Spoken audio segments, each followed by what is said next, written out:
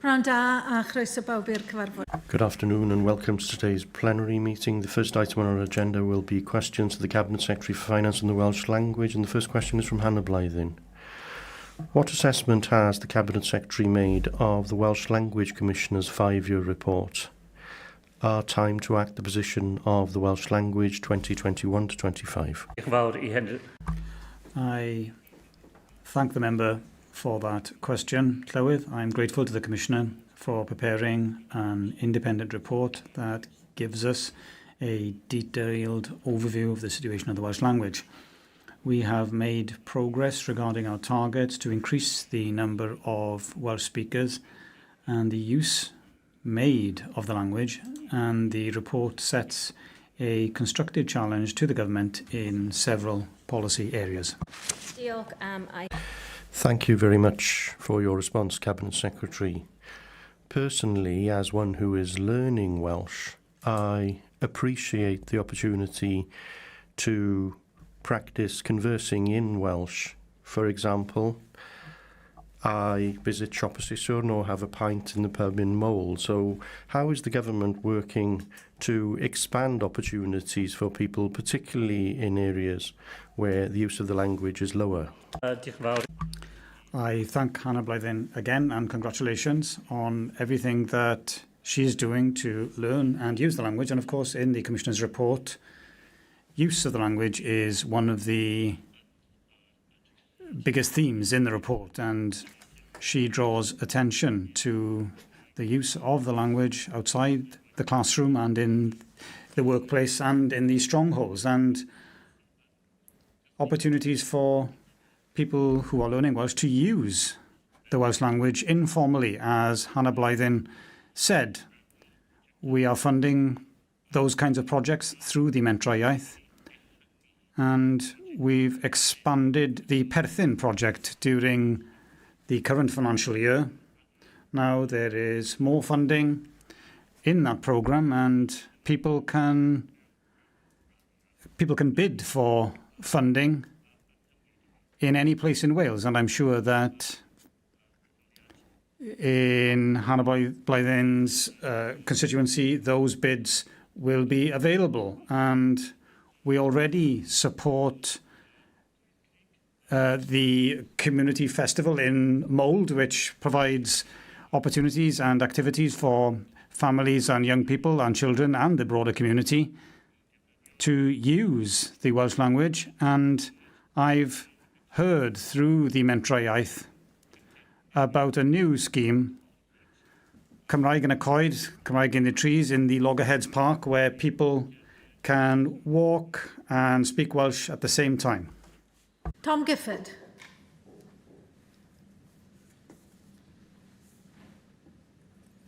Diolch, Llywydd. Cabinet Secretary, you won't have missed, like I didn't, the Reform Manifesto launch. What was of a manifesto that they had to launch, where Nigel Farage was asked specifically about the future of the Welsh Language Commissioner, and he stated that he would want to scrap what he called quangos.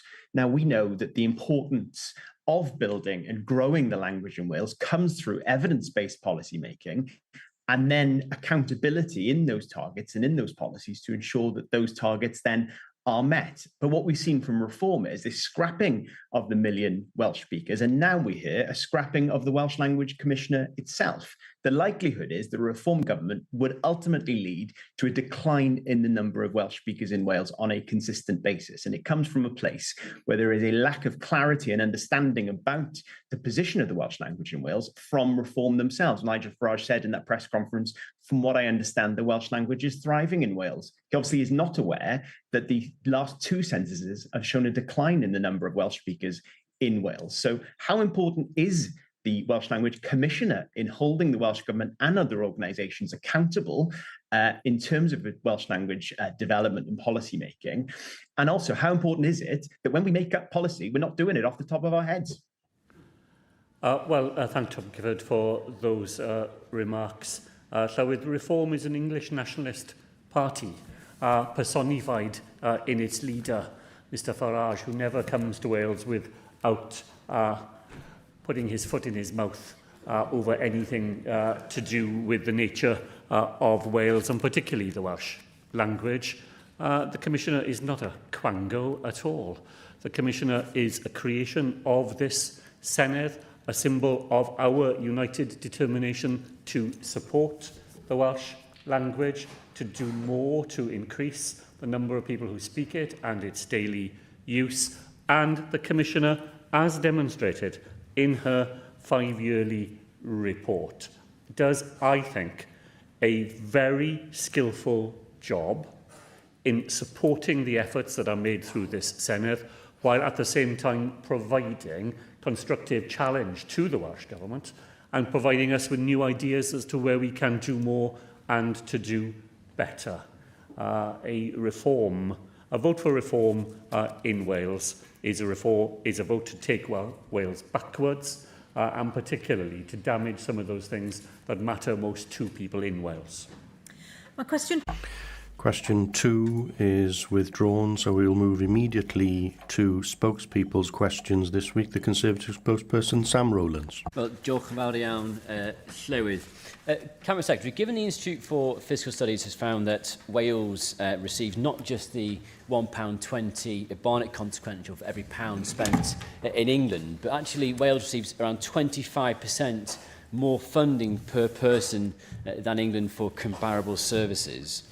Do you accept that the issue facing Wales is not simply one of amount of money coming from the UK Government, but it's about how effectively the Welsh Government is choosing to spend that money? With that proposition, I think it's a curious finding of the IFS. It's out of line with what official figures show, Treasury figures show, and it's certainly out of line with the Jerry Holtham report on comparability in Northern Ireland, which actually found that current comparability factors don't take account of a number of expenditures at the UK level, which if they are included, and they were in the Northern Irish context in his report, drove up the need for a more effective comparability factor to reflect the needs of that population. Whatever the debates about whether it's 120 or 125 or should be more, the proposition the member makes about the importance of how you spend money, of course, is something that preoccupies me in my job, in all my conversations. And thank you for your response, Cabinet Secretary. And a further report from the IFS yesterday has confirmed what we've been saying on these benches for years. And that's despite Wales receiving those high levels of funding per person than in England, health and education outcomes in Wales continue to lag behind the rest of the UK. And they cite examples such as school absence is still at 50% higher than pre-COVID, where in England it's largely gone back to pre-COVID levels. And they also cite that the average hospital stays are 40% higher here in Wales than over in England. So again, the issue is not about simply funding levels, but policy decisions and the way services are delivered by this Welsh government. And of course, at a time when that funding growth is slowing, it becomes even more important that every pound of taxpayers' money is spent wisely. Yet people across Wales continue to see examples of wasteful spending and poor priorities, while frontline services remain under real pressure. And of course, within this Senedd term, the decisions by Welsh Government have consistently been supported by Plaid Cymru and the benches opposite me here. And they've prioritised, along with you, non-essential initiatives rather than focus on improving those core public services. So whilst the Labour government has received criticism for some of these decisions, and Plaid Cymru tried to take the credit when things go their way, do you think Plaid Cymru have had the fair share of criticism around some of these decisions as well? Really not a question for me at all, Llywydd. Let me make a more serious point to the member, that the other side of the coin from the amount of money you have to spend is the need you are trying to match. And the reason why, throughout the whole of devolution and before it, Welsh patients spend longer recovering in hospitals than is the case in England, is because we have an older, sicker and poorer population here in Wales. The conditions that people present themselves in hospital require different sorts of treatment and sometimes longer forms of treatment than would be the case if you had a younger, fitter and better off population. So it's a curious absence in the IFS report as well, that while it does provide its own account of the money that is provided and the use to which that money is put, it simply doesn't attend to the differential need that drives those sums of money and lies behind those policies. Thank you, Cabinet Secretary. And of course, I recognise that this is probably the last time I'll be asking these questions to you in this capacity. And I just want to, whilst we have absolutely disagreed many times in terms of philosophy, political positions and probably policy very much so, I certainly acknowledge your principled position on different matters, which I may disagree from time to time, of course, your commitment to this chamber and to your part in the leadership you've shown over your time here. I wonder, as a part of your outgoing few weeks here, Cabinet Secretary, whether you would want to have any bits of advice for the person who's going to replace you in your position after the elections here in May.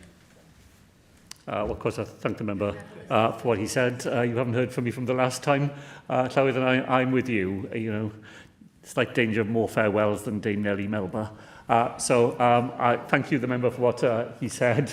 But advice to a successor, be bold, use the opportunity you have, know that the time you will have in any political office will be time limited, and be guided by your values. Do the things you do, of course based on evidence, but primarily because of the things that you believe in, the things that brought you into the job you do in the first place.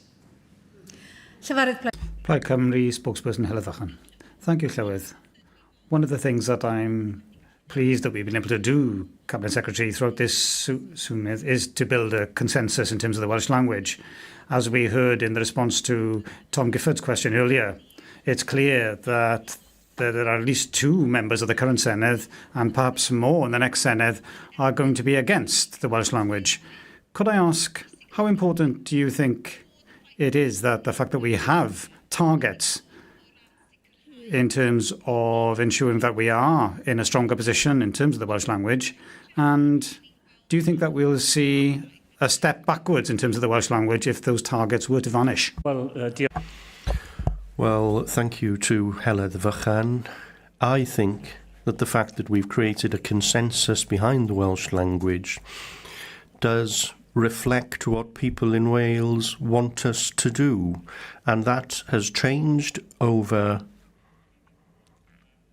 the time where I've been involved in the discussion. When I was growing up in Carmarthen, there was almost a daily argument about the Welsh language, and that didn't help anyone. Now, in this chamber, we almost all support the Welsh language, and that is part of the strength of the language in Wales today. Targets are important to that, of course. It helps us in terms of our ambition, and the targets that we have been agreed across this chamber. Now I want to see that continue for the future. Thank you. I do think that it's important that we don't see the Welsh language being treated as something to score political points in the future, and I'm pleased that we've managed not to do that during this Senedd term. If I could turn to another issue, namely the £14 billion of investment announced for rail, could you outline how you arrived at the figure of £14 billion, and will you commit to publish a note explaining this, as there was some ambiguity in the answers given the Cabinet Secretary for Transport on this during questions yesterday, as he admitted that the figure could be higher and could be less. I'm sure that you agree that it's important in terms of scrutiny and transparency that the Senedd does obtain detailed information in terms of how much money will be released and when. Well, I heard Ken Skates responding to questions on the floor of the Senedd yesterday, and I heard him explain the figures underpinning that £14 billion investment, and He and Transport for Wales have published a document that sets out where the possibilities for investment arise in the future. And I also heard Ken Skate saying that he would be willing to provide more information on those figures too. So, of course, I'm happy to speak to him and to try and get more details for members. But what the Cabinet Secretary for Transport said was that when you look to the future and you're trying to plan over a decade or more, then of course figures can change. It depends on many different factors, and today we can't anticipate everything that will happen in the future. Thank you for that. Of course, we do understand that, but when something is presented as there is £14 billion definitely coming to Wales, well, that's why we challenge that, because if I could quote you in 2019 in responding to announcements made by the Secretary of State for Transport at the time, is announced by the Secretary of State for Transport has seen a single penny of funding, and there is no clarity at all on next steps and timescales to live up to that second set of commitments. Well, is that same thing not true regarding the 10 billion of the 14 billion pounds that has been announced already? That's what we're trying to understand. Your government says that there is 14 billion pounds definitely coming to Wales, but that's not true from what we've seen here. It is completely fair, Llywydd. The previous government claimed, when it abandoned its plans to electrify the main line to Swansea, that it had a series of other plans ready to go that would compensate for the loss of the investment that they had promised.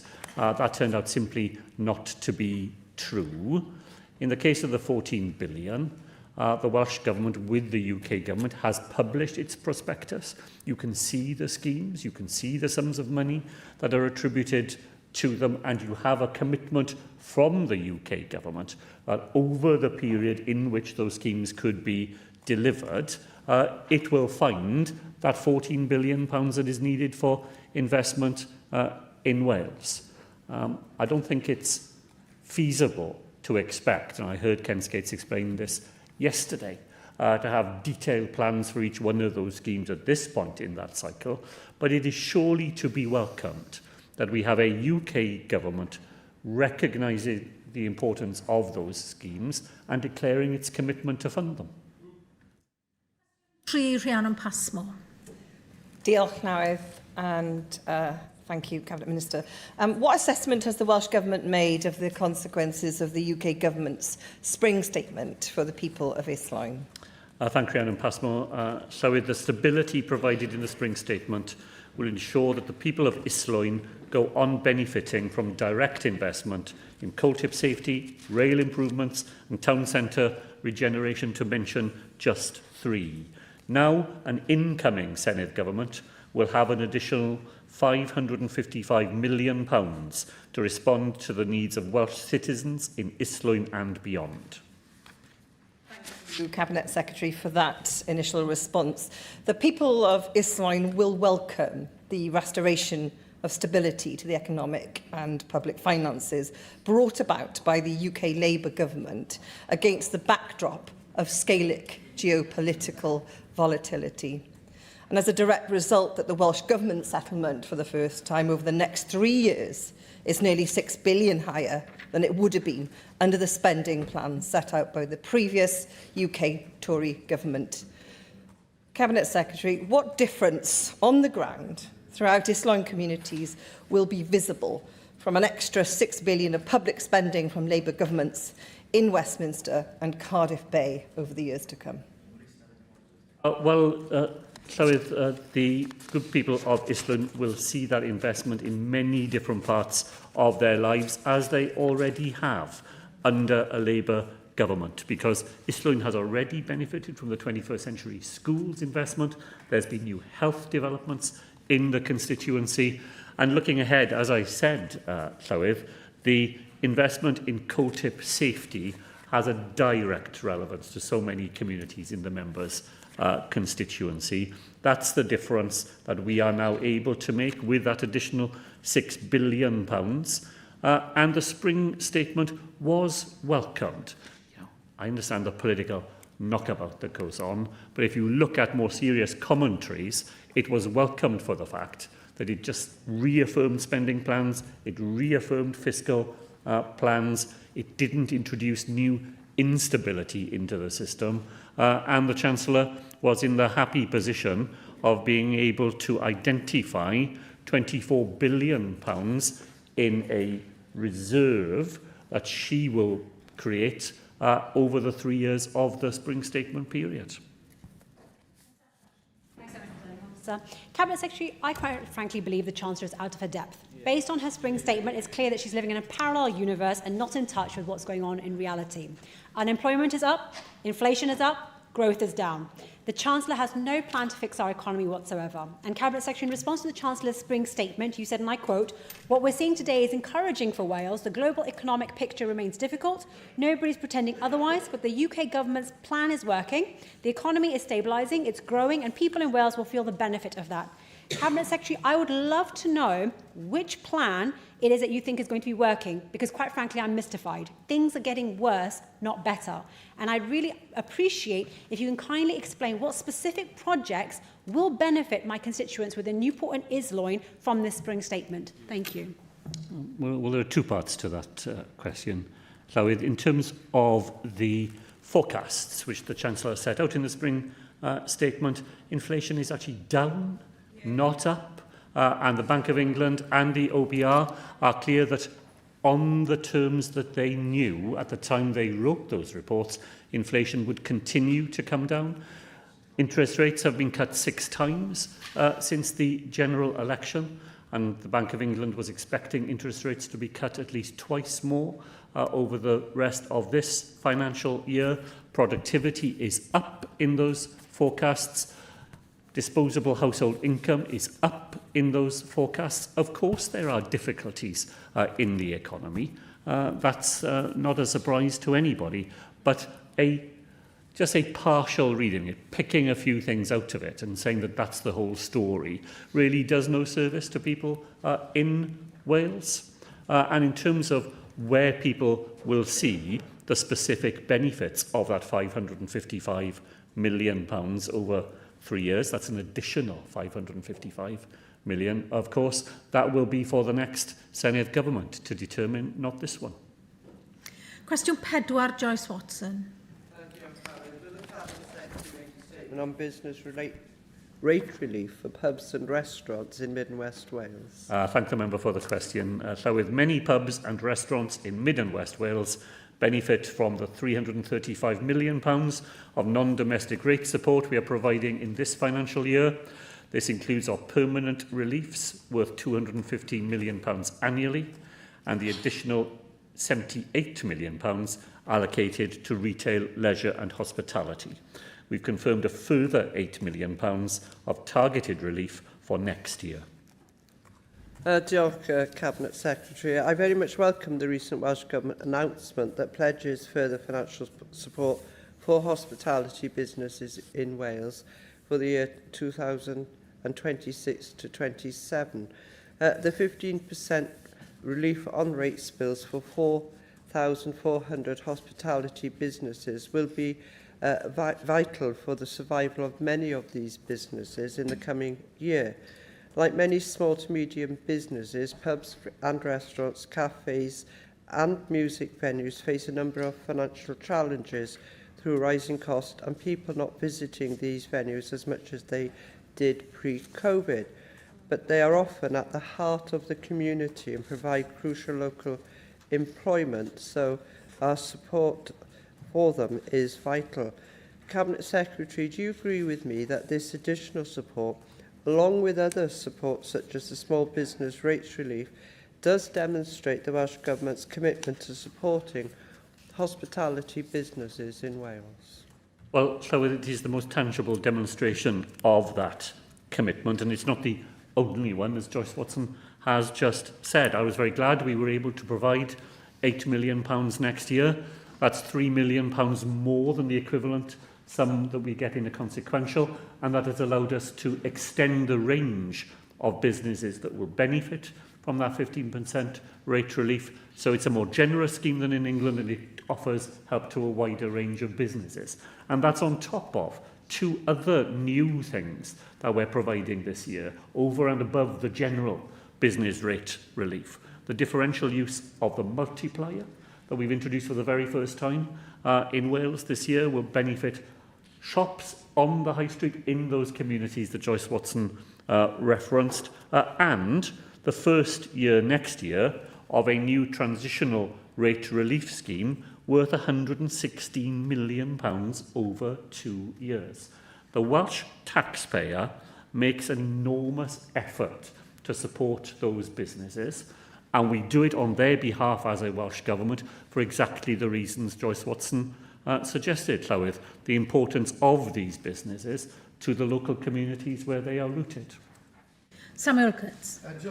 Last week I met hospitality businesses in Tenby, many of whom raised serious concerns about the impact recent changes to business rates are having on the viability of their businesses. Indeed, I've raised this with you on the floor of the Senedd before, Cabinet Secretary, and the mood was bleak. But one conversation particular stood out. A local business owner who now runs 3 businesses in the town told me that while their turnover has increased 4-fold, they were actually more profitable when they were operating just 1 business. That just can't be right, because entrepreneurs who take risks, invest in their communities and create jobs for local people should not feel that they are being penalised for growing their businesses and employing more people.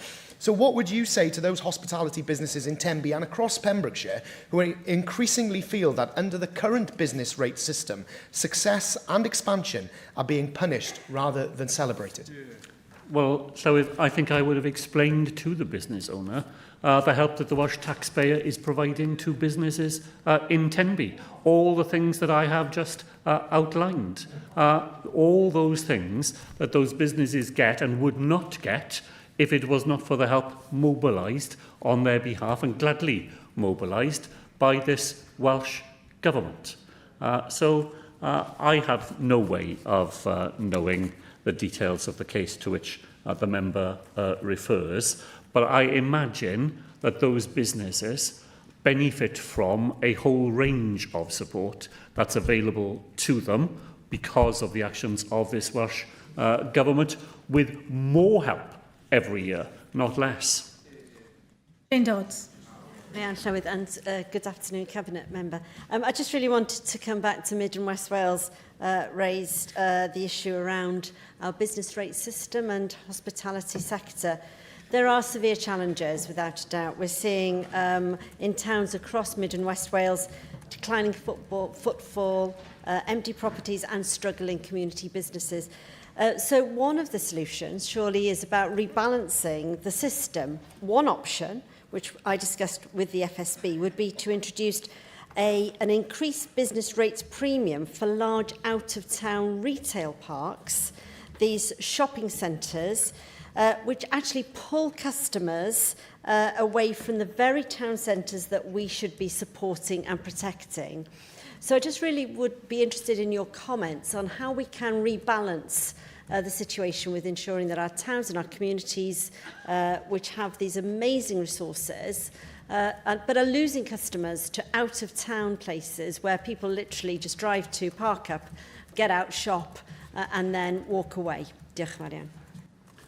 Well, Llywydd, I think I agreed a month ago in these questions with Sam Rowlands that there is a strong case for a fundamental review of the business rates system. The balance between in-town and out-of-town shopping is often raised in that context.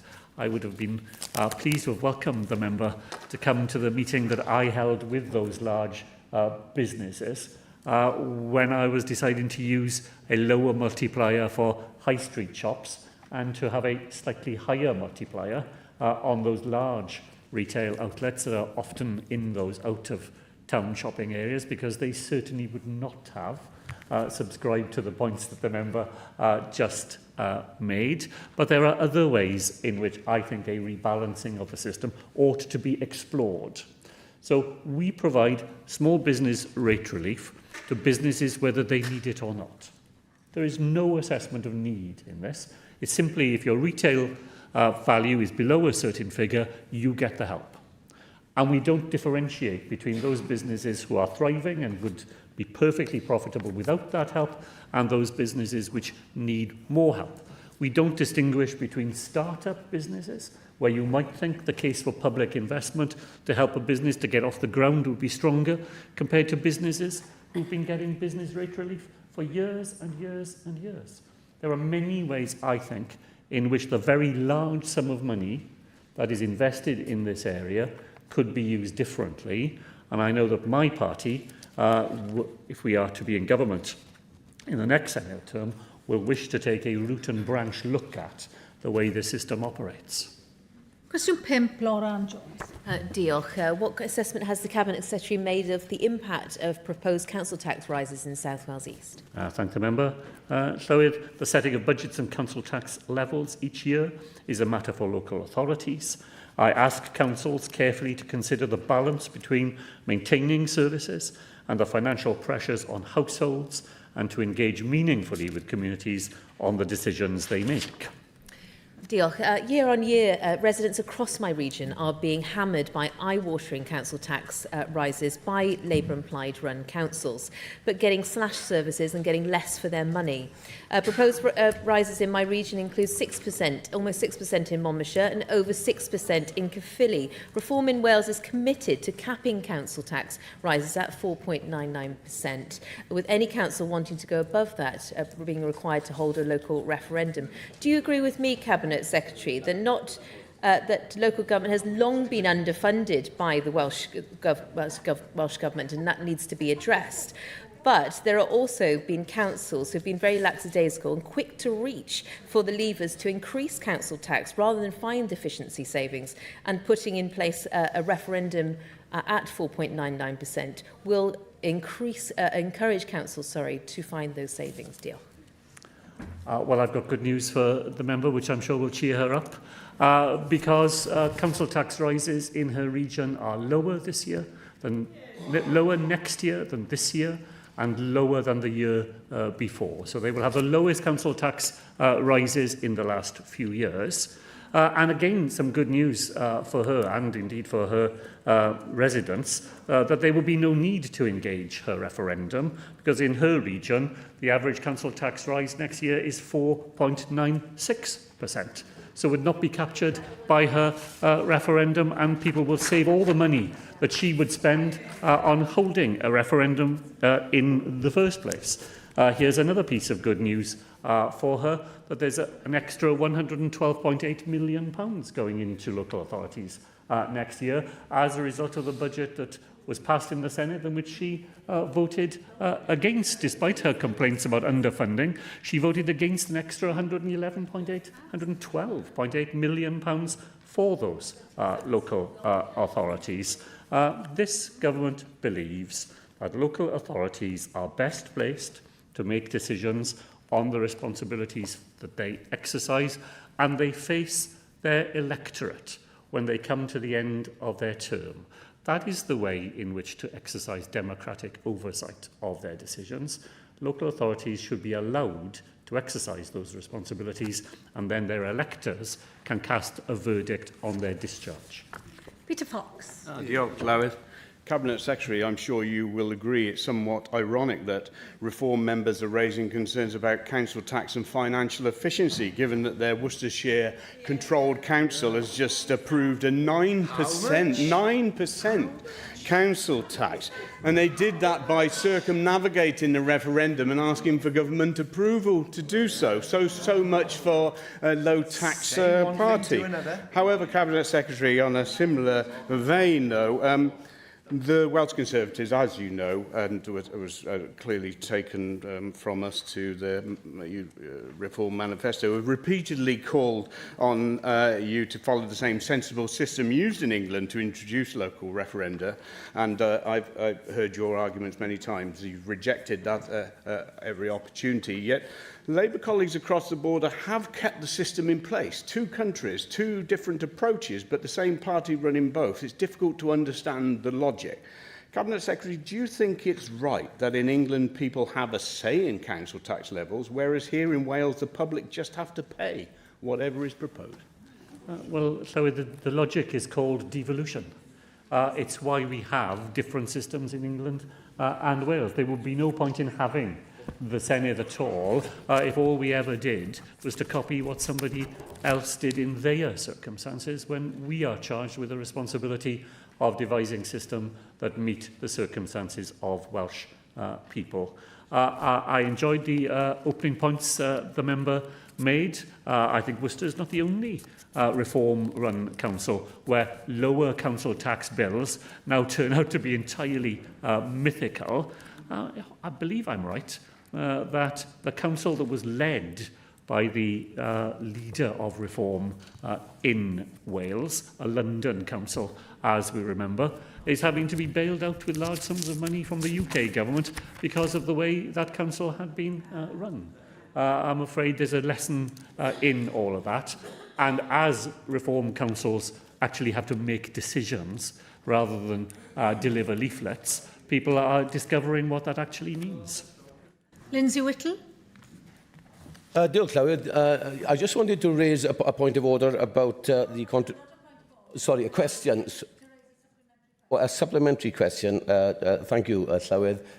It's about the council tax rise, which was referred to by Laura Jones, the increases what Plaid and Labour councils have undertaken in her region. There are, of course, no Plaid Cymru councils in her region and haven't been since 2016. And do you not agree that, in fact, had the deal not been reached with Plaid Cymru and the Labour Party, the situation in the councils in the South East and across the whole of Wales would be made much worse, much worse?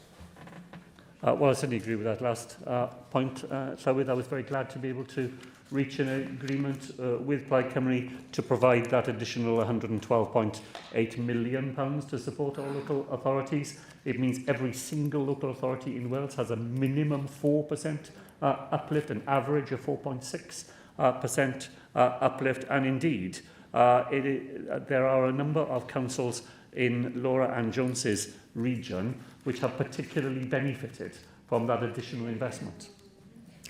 Cwestiwn 6, Andrew Ati Davies. Thank you, Presiding Officer. Will the Cabinet Secretary make a statement on the expected Barnett consequentials from the Chancellor's spring statement? Thank the member for the question. So, with the Welsh Government settlement over the next 3 years is nearly £6 billion higher than it would have been under the spending plans set out by the previous UK Government. It will be for the next Welsh Government to allocate the £555 million in additional funding contained in the spring statement, taking into account the needs and circumstances of Wales. Thank you, Cabinet Secretary. I appreciate you dealt with this at the last session last Wednesday in the urgent question, and that's what happens with the tabling arrangements when they catch you out. But I'd be grateful to try and understand how some of this money might be allocated for emergency pressures such as increased fuel costs and energy costs. You highlighted how the NHS, for example, in the last fuel spike had £80 million demand placed on it. Could you give us a taste of what we might be expecting if the energy spike continues in its current form? I thank the member for that question, because I think that is a really important new context for the spring statement. As I said in an earlier answer, the forecasts provided by the Office of Budget Responsibility were created before the war in the Middle East. That creates an entirely new context for the use of money from the spring statement. We know that Wales is as exposed as anywhere else to hikes in oil prices, to the impact on liquefied natural gas supplies, to the impact on fertiliser. Anywhere between 25 and 35% of the world's fertiliser supplies go through the Straits of Hormuz. And that ends up being additional costs borne by Welsh farmers, as it does in other parts of the globe.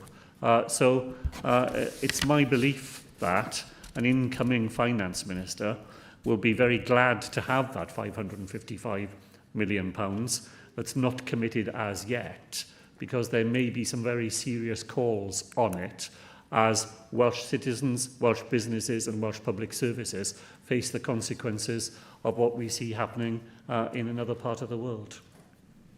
Julie Morgan.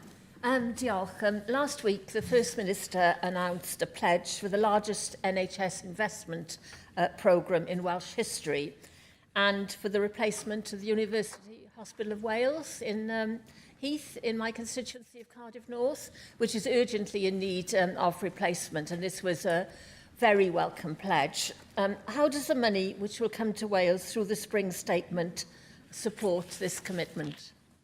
Thank Julie Morgan for that, and as a Cardiff Senedd member, of course, I share her welcome for the pledge to invest £4 billion in the health estate over the next Senedd term and to attend to the needs of the University Hospital of Wales. There is help, of course, in that £555 million towards those costs.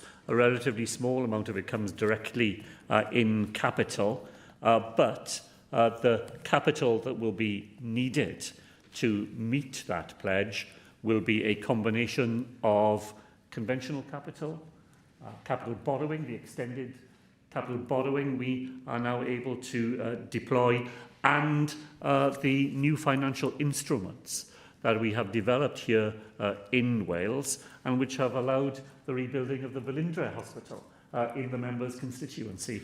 And I look forward very much to the next 4 years where we will see that combination of measures being able to support really important developments in West Wales, here in Cardiff, and of course in the Mae'r Hospital in North Wales as well.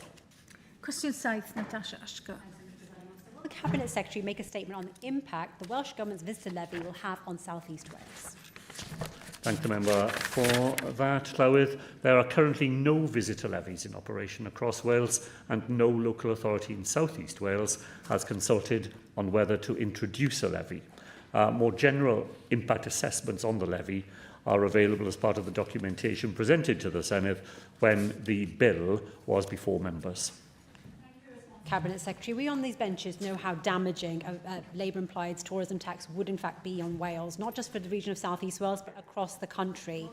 I can't believe I'm saying this, but in Newport it appears that there is at least one Labour politician with a common sense approach. The City Council's leader has distanced himself from this policy, confirming that the local authority has no plans to bring forward such a tax, which is a welcome relief for many. Newport has a lot to offer, and I believe we should be doing all that we can to promote the city to tourists, not just slapping them with taxes. So, Cabinet Secretary, how are you working with your colleagues in the Welsh Government to boost tourism in places like Newport? Because to me, it looks as though the Labour administration is doing all it can, in fact, to put people off from coming to Wales. Thank you. There is a great deal of nonsense talked in that question because it denies the basic premise of the visitor levy, which is that it is a permissive tax for each local authority to decide whether or not they would find that a useful tool to deploy in their areas. And if the leader of Newport Council feels it's not a useful thing, for him, that is every bit as good a decision as the leader of Cardiff's decision that it would be a useful tool in the Cardiff context. What has happened to the Welsh Conservative Party, Llywydd?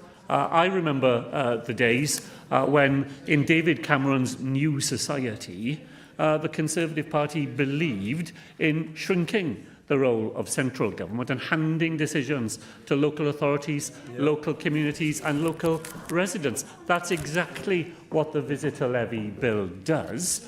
But now we have a Conservative Party in Wales that believes that it knows better than they do. Where local people have decided to do something, the Welsh Conservative Party will step in and tell them, in that big brother way, that they know better than they do.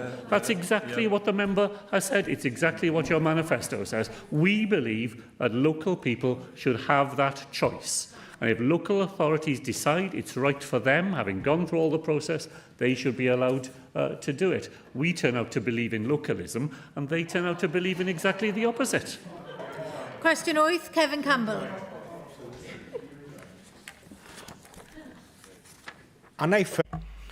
Will the Cabinet Secretary make a statement on the implications of the UK Government's spring statement for Mid and West Wales? Thank you very much, Kevin Campbell. The UK Government are restoring stability in the economy and public finances.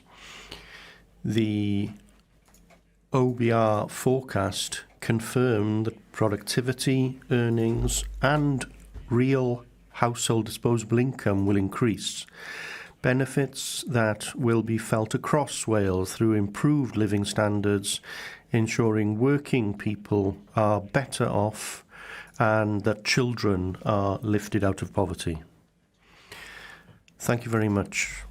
Of the UK Spring Statement refers to one area of particular concern, which you've referred to already in answer to Joyce Watson's question. It's around the support given to restaurants, pubs and other hospitality businesses in rural areas, which are vital employers and social hubs, yet they're facing rising costs.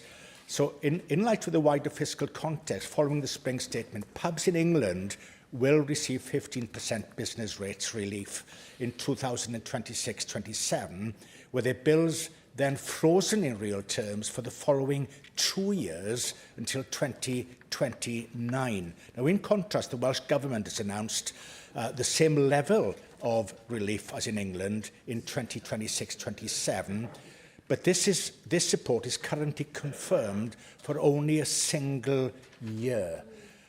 So given the pressures in hospitality businesses in my region and in light of the wider fiscal context following the Spring Statement, why has the Welsh Government chosen only 1 year of relief when England has provided multi-year certainty?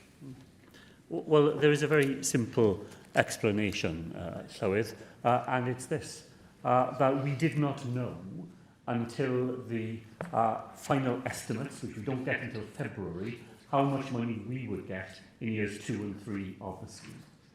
So it was impossible when we announced next year's plans to anticipate what we could do in years 2 and 3, because we simply didn't have knowledge of how much money we would have. We do know that now. We know it as a result of the Spring Statement. There is £5 million as a consequential of the scheme in England in the next financial year. As explained in my answer to Joyce Watson, actually in Wales we will spend £8 million next year, £3 million more than the consequential. In the second year of the Spring Statement we will get £8 million, and in the third year we will get £11 million. So it is now open to an incoming Welsh Government, knowing the facts, to make provision for years 2 and 3. We have only a 1-year budget for next year, so an incoming government would need to use the first supplementary budget of next year to extend the scheme for 2 more years. It simply wasn't technically possible at the time of our first announcement. It will be. Now we're in possession of the full facts. Question now, Gareth Davies and Ola. How will the Welsh Government ensure that money raised from the visitor levy will be invested in tourism infrastructure? Thank the member. The Visitor Accommodation Register and Levy Act requires levy revenues to be used for the purposes of destination management and improvement. Local authorities that introduce the levy must establish a partnership forum consisting of local tourism representatives, ensuring spending aligns with local tourism needs. Thank you, Cabinet Secretary. The Welsh Conservatives, as you know, as pioneers of localism, and those, but equally know this was a measure that was passed by a Labour-implied almost coalition in this Senedd, and the Welsh Conservatives have always been straight that we've always been opposed to this on behalf of our local tourism operators. With the levy due to being introduced from the 1st of April next year, at the point which local authorities will have the option of applying the tax, tourism operators and businesses that we represent across Wales are understandably seeking clear assurances about how that money will be raised and actually used. There is a real concern within the sector that the revenue raised could simply be absorbed into a wider local authority funding pot and used to meet pressures on other services.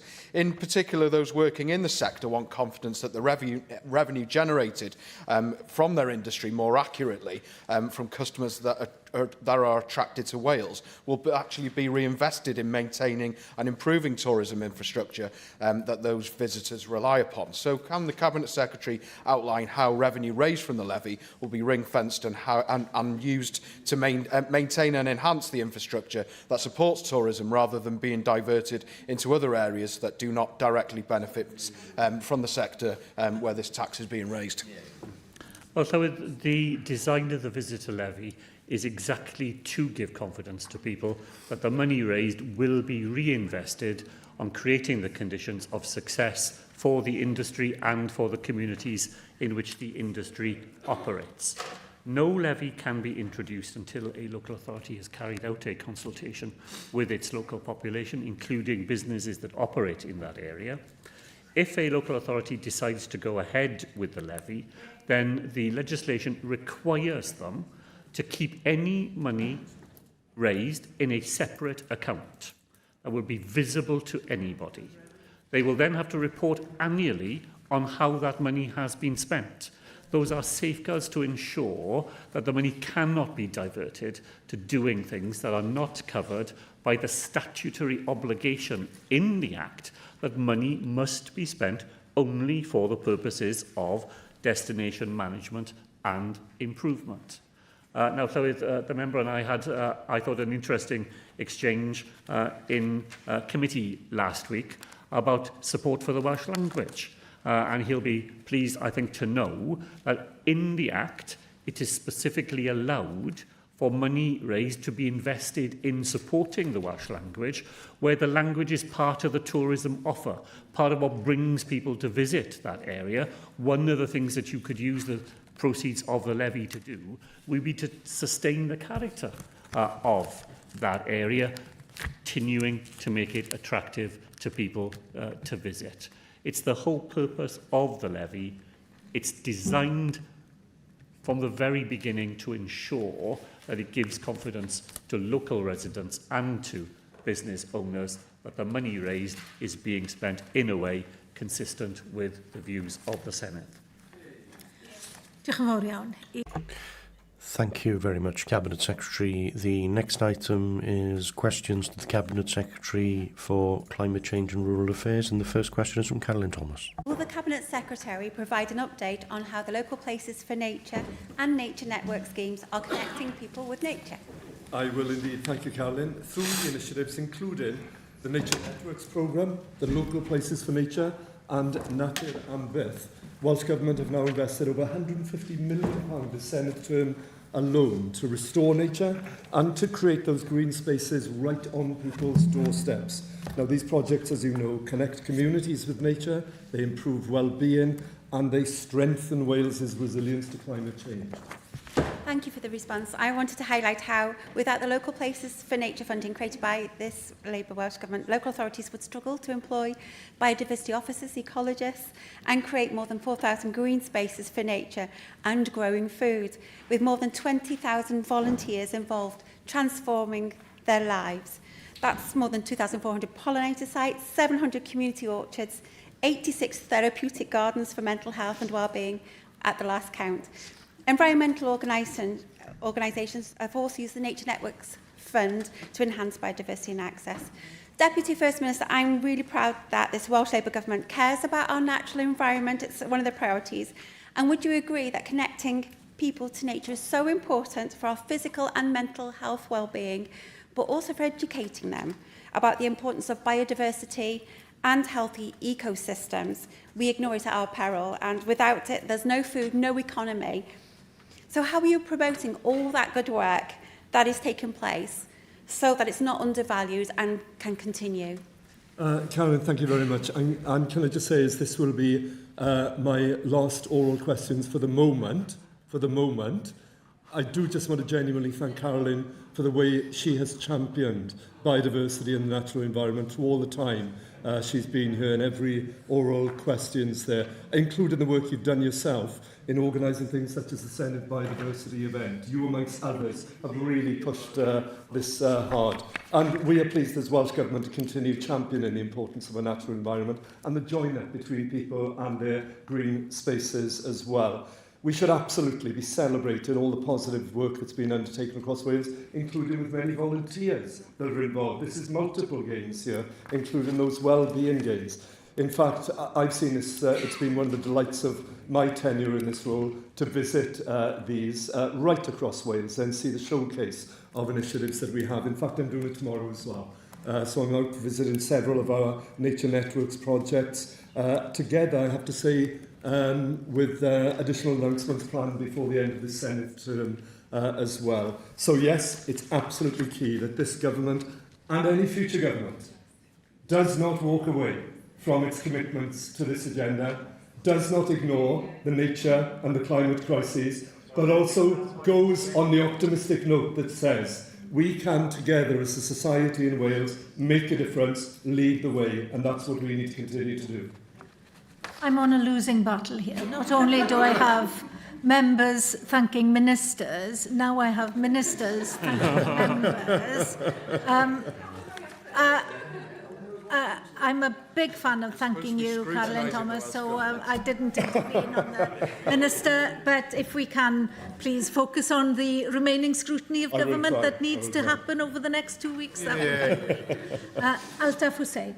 Thank you, Presiding Officer. I am privileged, and we are privileged, that we are here in Wales, where we are very near to nature. Cabinet Secretary, I'm sure you'll agree that with me that connecting people with nature should not be at the expense of nature and habitats. I would like to draw your attention to the creation of a butterfly garden at the Wellness Garden in Porthcawl.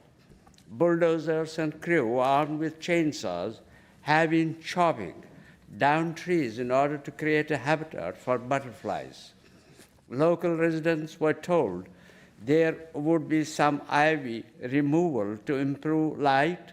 Instead, a large number of trees have been killed and tons of gravel imported to create footpaths for future visitors. Cabinet Secretary, how will the Welsh Government prevent local councils from carrying out this type of habitat vandalism under the guise of connecting people with nature?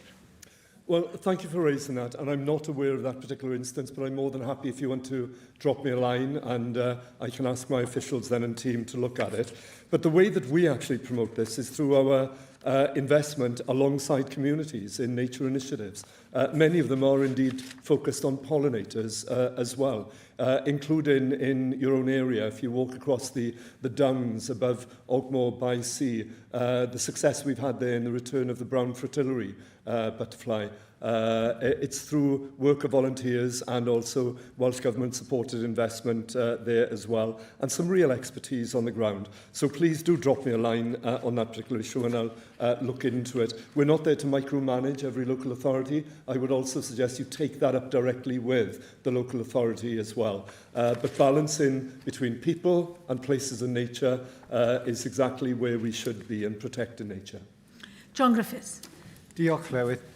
Minister, the Maindy area of Newport on the edge of the city centre was lacking in green spaces until an organisation called Green in Maindy came along with a hardy small band of volunteers, which thankfully have grown since. They've created several green areas by planting, areas where people can sit and rest and chat. And it's been an absolutely game-changing initiative for that part of Newport. Through local places for nature and partnership with Welsh Government, the local authority, small businesses and others. Their latest initiative is Maindy in Bloom, which encourages the creation of pollinator-friendly gardening and colourful gardening and would be judged in accordance with those criteria.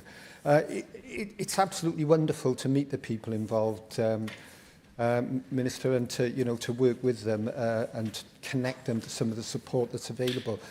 Would you join me, I'm sure you would, in congratulating their efforts and possibly coming to meet with them, if it's possible, to squeeze in another such visit in the limited time left in this Senedd? John, thank you very much indeed for flagging up the Green and Maindy project and Maindy in bloom as well.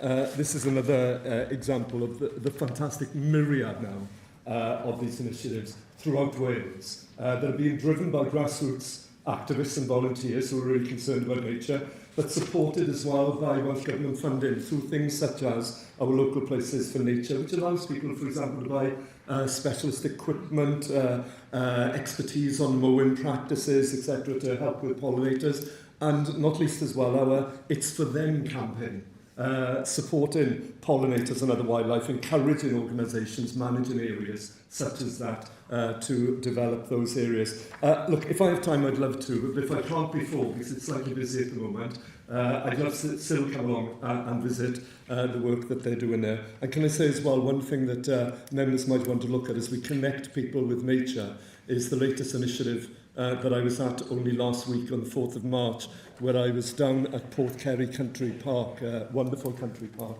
and we launched the first part of what will be the National Forest Trail, Llywodraeth Cymru, going from north to south with branches and routes going off through different communities, where you can have a woodland-connected walk throughout the whole of Wales. Let's keep on building on this, green building on this, so that we connect people with nature. Question 2, Joyce Watson. How is improving water quality in rivers? Thank you, Joyce. This Welsh Labour Government has the very highest ambition for healthy rivers and water quality in Wales. It's backed by an additional £56 million of funding in this Senedd term alone, and additional ring-fence funding for enforcement. 3 times as many of our rivers in Wales now achieve good ecological status compared to England, and we have had an 8% improvement since 2009, showing we can clean up our rivers. But too many of our rivers are still failing to reach good status. So our reforms going forward will tackle all forms of water pollution and deliver the clean rivers, lakes and our seas that Wales and the people and places of Wales deserve. Absolutely, and thank you for that answer, Deputy First Minister. And you know that water quality has been a political passion of mine for 19 years, from proposing legislation to reduce surface water runoff in my first term, to campaigning to protect beavers in this one. So I was delighted to follow the latest Water Summit and read the Green Paper on the future of water governance in Wales, which have really moved the dial with proposals for a new regulator to upgrade pipes and sewers and to limit the spreading of sewage sludge on land. It's bold, it's ambitious, but it will necessarily take time to deliver. Can you assure me that where action can be taken more quickly in tackling inappropriate spreading of sewage and septic tank sludge, as an example, that will be prioritised, because it's quite frankly killing our rivers? Joyce, I can absolutely guarantee to you that we've put in place the measures now to take forward at speed or the measures to tackle all forms of pollution, whether those are development pressures, whether those are antiquated water infrastructure, or indeed whether it's agricultural pollution as well. And we have said we will take forward Susanna Bolton's recommendations on the control of agricultural pollution, short-term, medium and long-term, and we will take them forward at pace. And whether it is me or somebody else in this position afterwards, we will need to hold that minister to account to take them forward at pace, because whilst we have 44%, 3 times as many as in England, of rivers in good ecological health, that is 56% which are not. And on that basis, we need to actually move forward at real pace. Peter Fox. Diolch, Llywydd. While I welcome any steps being taken to improve water quality across Wales, many people living near the Wye and the Us still feel progress has been far too slow. As we look ahead past May, it will be essential that new ministers continue to work closely with all stakeholders, including environmental groups, regulators, local communities, and crucially, the sectors whose activity interacts with these river catchments. I recently met the new Chief Executive of yw'r Cymru, Welsh Water, and it's clear there is a real willingness there to continue strengthening that partnership. The agricultural sector also plays a vital role in this discussion, and it is vital that they remain fully supported and engaged as part of a collaborative long-term solution. Cabinet Secretary, can you outline how the Welsh Government is ensuring this joined-up approach will continue? Yes, hallmark of the way we've approached this and the progress that we have made, but just saying, and I welcome what you're saying, there is much more to do. And we all have to be willing to get on with this going forward. And now that does mean working in collaboration with all the stakeholders within water catchments, including within the water catchment. It's why we put an additional £1 million we announced last last summer into the catchment initiative. Alongside UK Government to take forward initiatives there from the very top of the Y all the way down that catchment. But it's also why we have held the water summits, the two most recent of which focused on agricultural pollution, but working with the farmers, with landowners, to come up with all the solutions, technical solutions, working on a catchment basis solutions, but not avoiding the hard truth that we need to do this as well. And they've been good and strong and collaborative, and I would wish that as we go into the next term, we take that forward, because we need together to clean up our rivers. And just to counteract one accusation that comes on forward as well, I've never solely or primarily focused on agricultural pollution. I've always made clear we have development pressures with pollution. We have the antiquated sewer system. We want yw'r Cymru to do its role as well. And they have to step up and make the most of this billions of pounds of investment as well. And to get on with it now, not to wait for further down, now. That's what we need to make sure that we do now going forward. Delys Joel. Diolch, Llywydd. I'm really grateful that Joyce has raised this question because it's something of such vital importance. Pollution in our rivers is an issue that maddens people. It kills wildlife, it imperils health, and makes it dangerous for children to play near the water. Chemical waste is a growing problem with this, particularly forever chemicals, the rubbish that was dumped decades ago by companies like Monsanto that has leached into the ground and has contaminated waterways. I've raised concerns about Tillwyd Quarry near Ynysthi countless times. I do so again.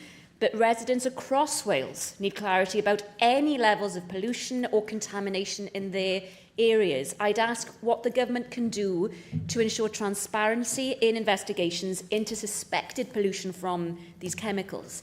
How can we ensure that local residents and councillors are kept as part of these processes, and how lines of responsibility can be made clear for clearing this pollution when lots of agencies are involved? And finally, do you agree that polluters need to pay for what they've done? Entirely, on that last point, entirely. We have to stick firm to the concept of the polluter pays. No matter how hard that is, we need to stick firm to that. Sometimes we have to get on for it while we chase those polluters. And we should be doing that as well. But you rightly flag up the emerging body of evidence now around what are termed forever chemicals and PFAs. This is a crucial area, and as we are more armed with the evidence of the damage that these chemicals can make, we now need to get on with taking the right action. I am very pleased, and thank you for pushing me today, but also previously on this, very pleased that we've taken a step forward with the UK PFAS plan. It's a good first step. It's the first ever comprehensive statement of the UK Government's approach to managing PFAS, with clear benefits for Wales and clear engagement with us on Wales, seeking to minimise the harmful effect of forever chemicals and supporting transition to safer alternatives as well. Now, this will look at tackling pollution at source, understanding further the evidence under PFAS, reducing ongoing exposure, and the coordination of action between governments, between industry, between wider stakeholders, and also what we do at a local level as well. And you rightly flag the issue here, because this is an emerging area that is causing concern. We need also to focus going forward on how we engage with communities on this. Not only what is in their local area, but also how we can tackle what is in their local area. So thank you for raising this. Jane Dodds. Diolch yn fawr iawn, Llywydd, and good afternoon, Dirprwy Prif Weinidog. We've had cross-party reference in this chamber to this particular issue, and I do thank Joyce Watson for raising this. And I do pay tribute to those environmental organisations who for many years, decades even, have been trying to draw our attention to the concerns that they have about rivers being polluted. And we've heard you say, haven't we, that we need to see polluters paying, but actually yw'r Cymru in 2025 had over 3,000 reported pollution incidents, yet saw little enforcement action against them. So really, there needs to be a tightening of regulations to ensure that polluters like yw'r Cymru need to have the consequences that are necessary. Just going back to those environmental organisations, I've been working with them to promote their Bill Dŵr Glân, which is a bill for clean water to come into the next Parliament and to work with the next Welsh Government. They want to see legally binding water quality targets and stronger discharge permits to ensure that polluters are properly held to account. I've said in this chamber before that I think targets for everything are the way forward. So I'd like to hear your response to having legally binding targets and ensuring that polluters do pay. Diolch yn fawr. Yeah, indeed. Thank you so much. I genuinely think this is one of the most exciting areas of policy at the moment because of some of the things that are already in train. One of those is actually the Green Paper, which we have now put out, which looks at a different type of regulation. Within the Green Paper, even though it's a Green Paper, it's set within what I describe as a Green Paper with white tram lines. It sets a direction of travel of a different type of regulation of the water sector in Wales. Type of regulation that is not the failed experiment of the 1980s that we're still living with, of that form of economic regulation. A regulation that will look at affordability for customers, that will look at doing the proper investment that we need in the Victorian infrastructure that we have, but will also address environmental issues as well in cleaning up our rivers and good drinking water quality and so on.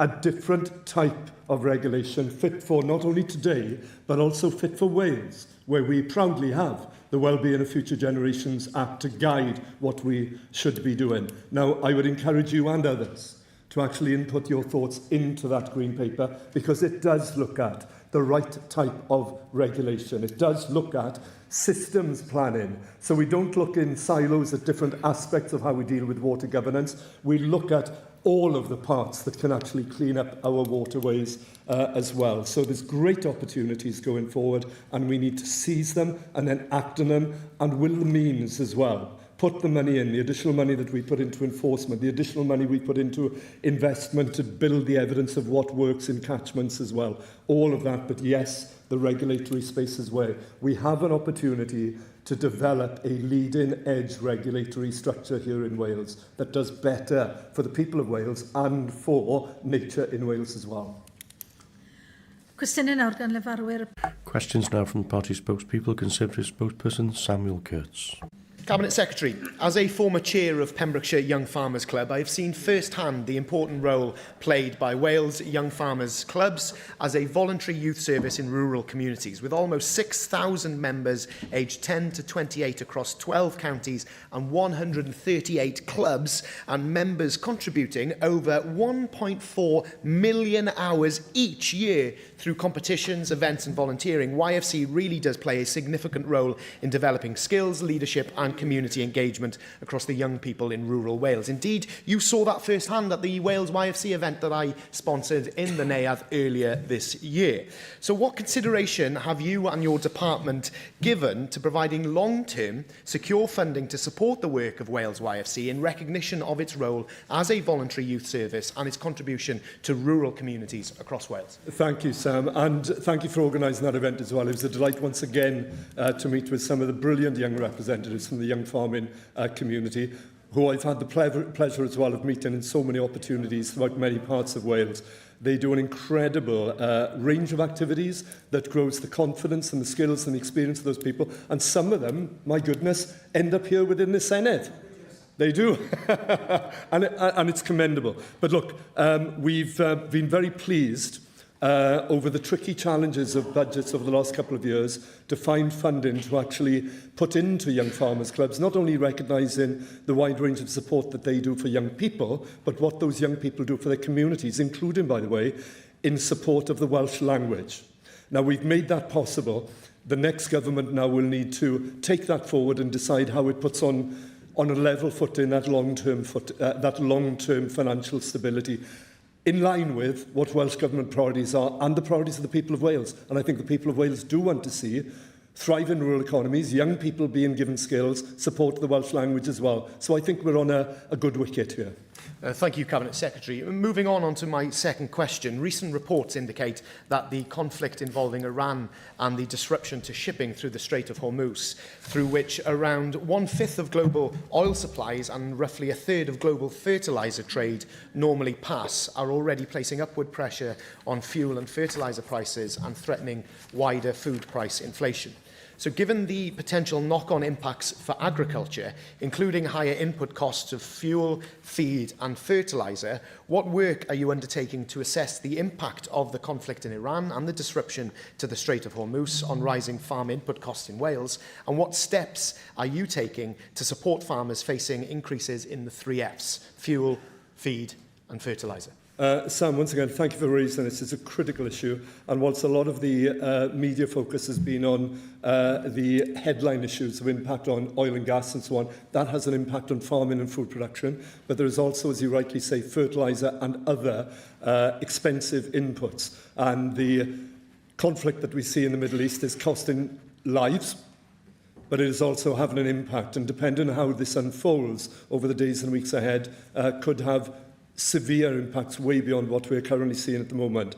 But yes, my officials are already working with the counterparts in the UK government and with other devolved governments to understand and to closely monitor the input costs. We are doing that work now, not least as part of our ongoing work with the UK Agriculture Market Monitoring Group.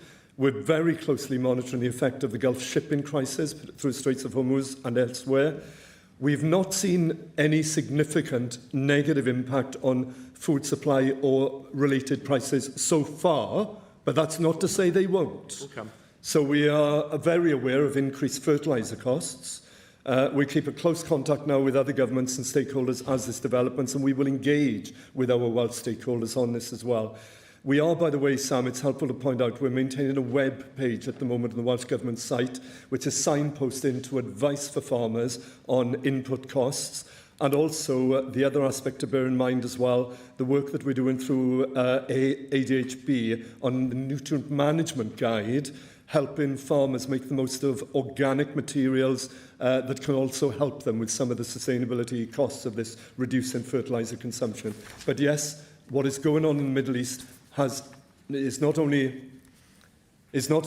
dangerous in the cost to lives and the region itself, including British citizens who are currently out there, but it has much wider implications, and we need to keep a close eye on it here in Wales. Thank you for that comprehensive answer there, Cabinet Secretary. Now, moving on to my third and final question to you this parliamentary term. I supported the introduction of the Genetic Technology, also known as Precision Breeding Act of 2023, but the Welsh Government opposed the legislation and the Senedd withheld consent at the time. Now, the Act now enables the use of regulation of precision breeding, not GM, in England, while Wales has not adopted a similar framework.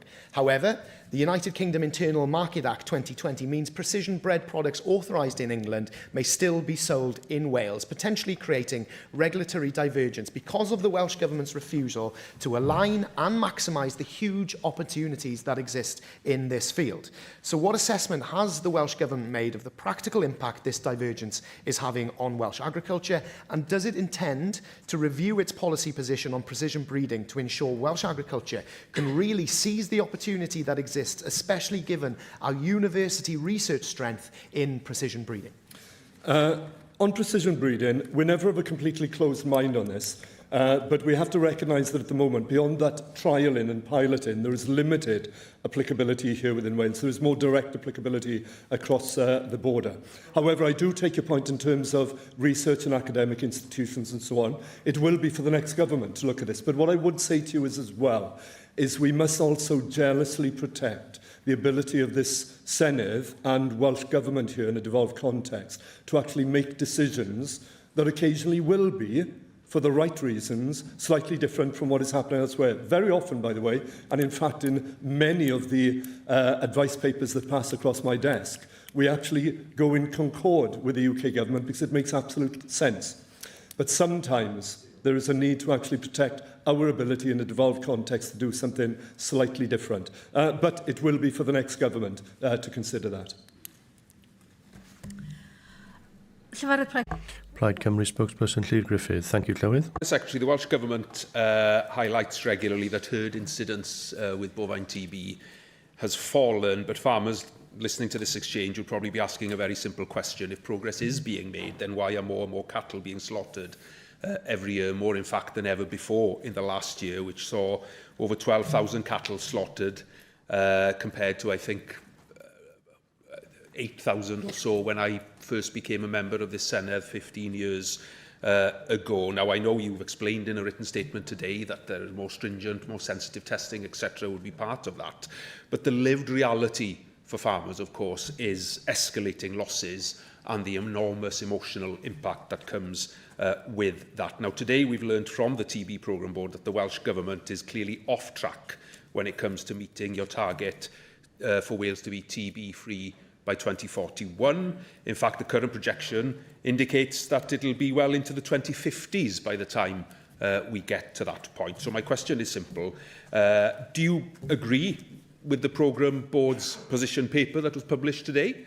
And will you admit that the current approach and the current strategy is clearly not delivering because you're not going to meet your target? Well, the first thing to say is, and I've often been accused of being the eternal optimist on a range of policy areas, but we can actually make a difference. And you are right in saying the number of cattle we are now slaughtering is higher than it's been.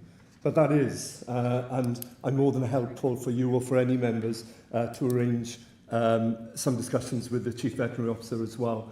It's evidenced by the increased and more sensitive testing that we are doing. And it is, even though it is tragic in terms of the numbers being slaughtered, and the impact on the mental health and well-being of not just the farmer, but the farmer's family and the community is massive. And I've spoken to so many, including Llywydd, with yourself out on farms, sitting down with farmers here in first hand, what the experience is like. It is not joyful at all. It is a miserable experience, particularly for those who are in perpetual cycles of testing and slaughter and so on. So we have to go further. But I was saying I'm often accused of being an eternal optimist. We are doing some really good stuff that is showing actually over the border the way of doing it.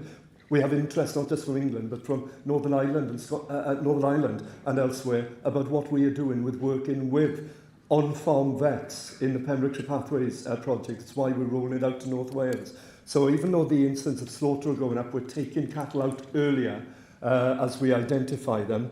We are also having progress on managing herds themselves with farmers, not being done to, but with farmers, and that has to be the way that we go forward. So we are having, what we are seeing is lower levels at the moment of herd incidence, which is good. So we're managing to stop it more.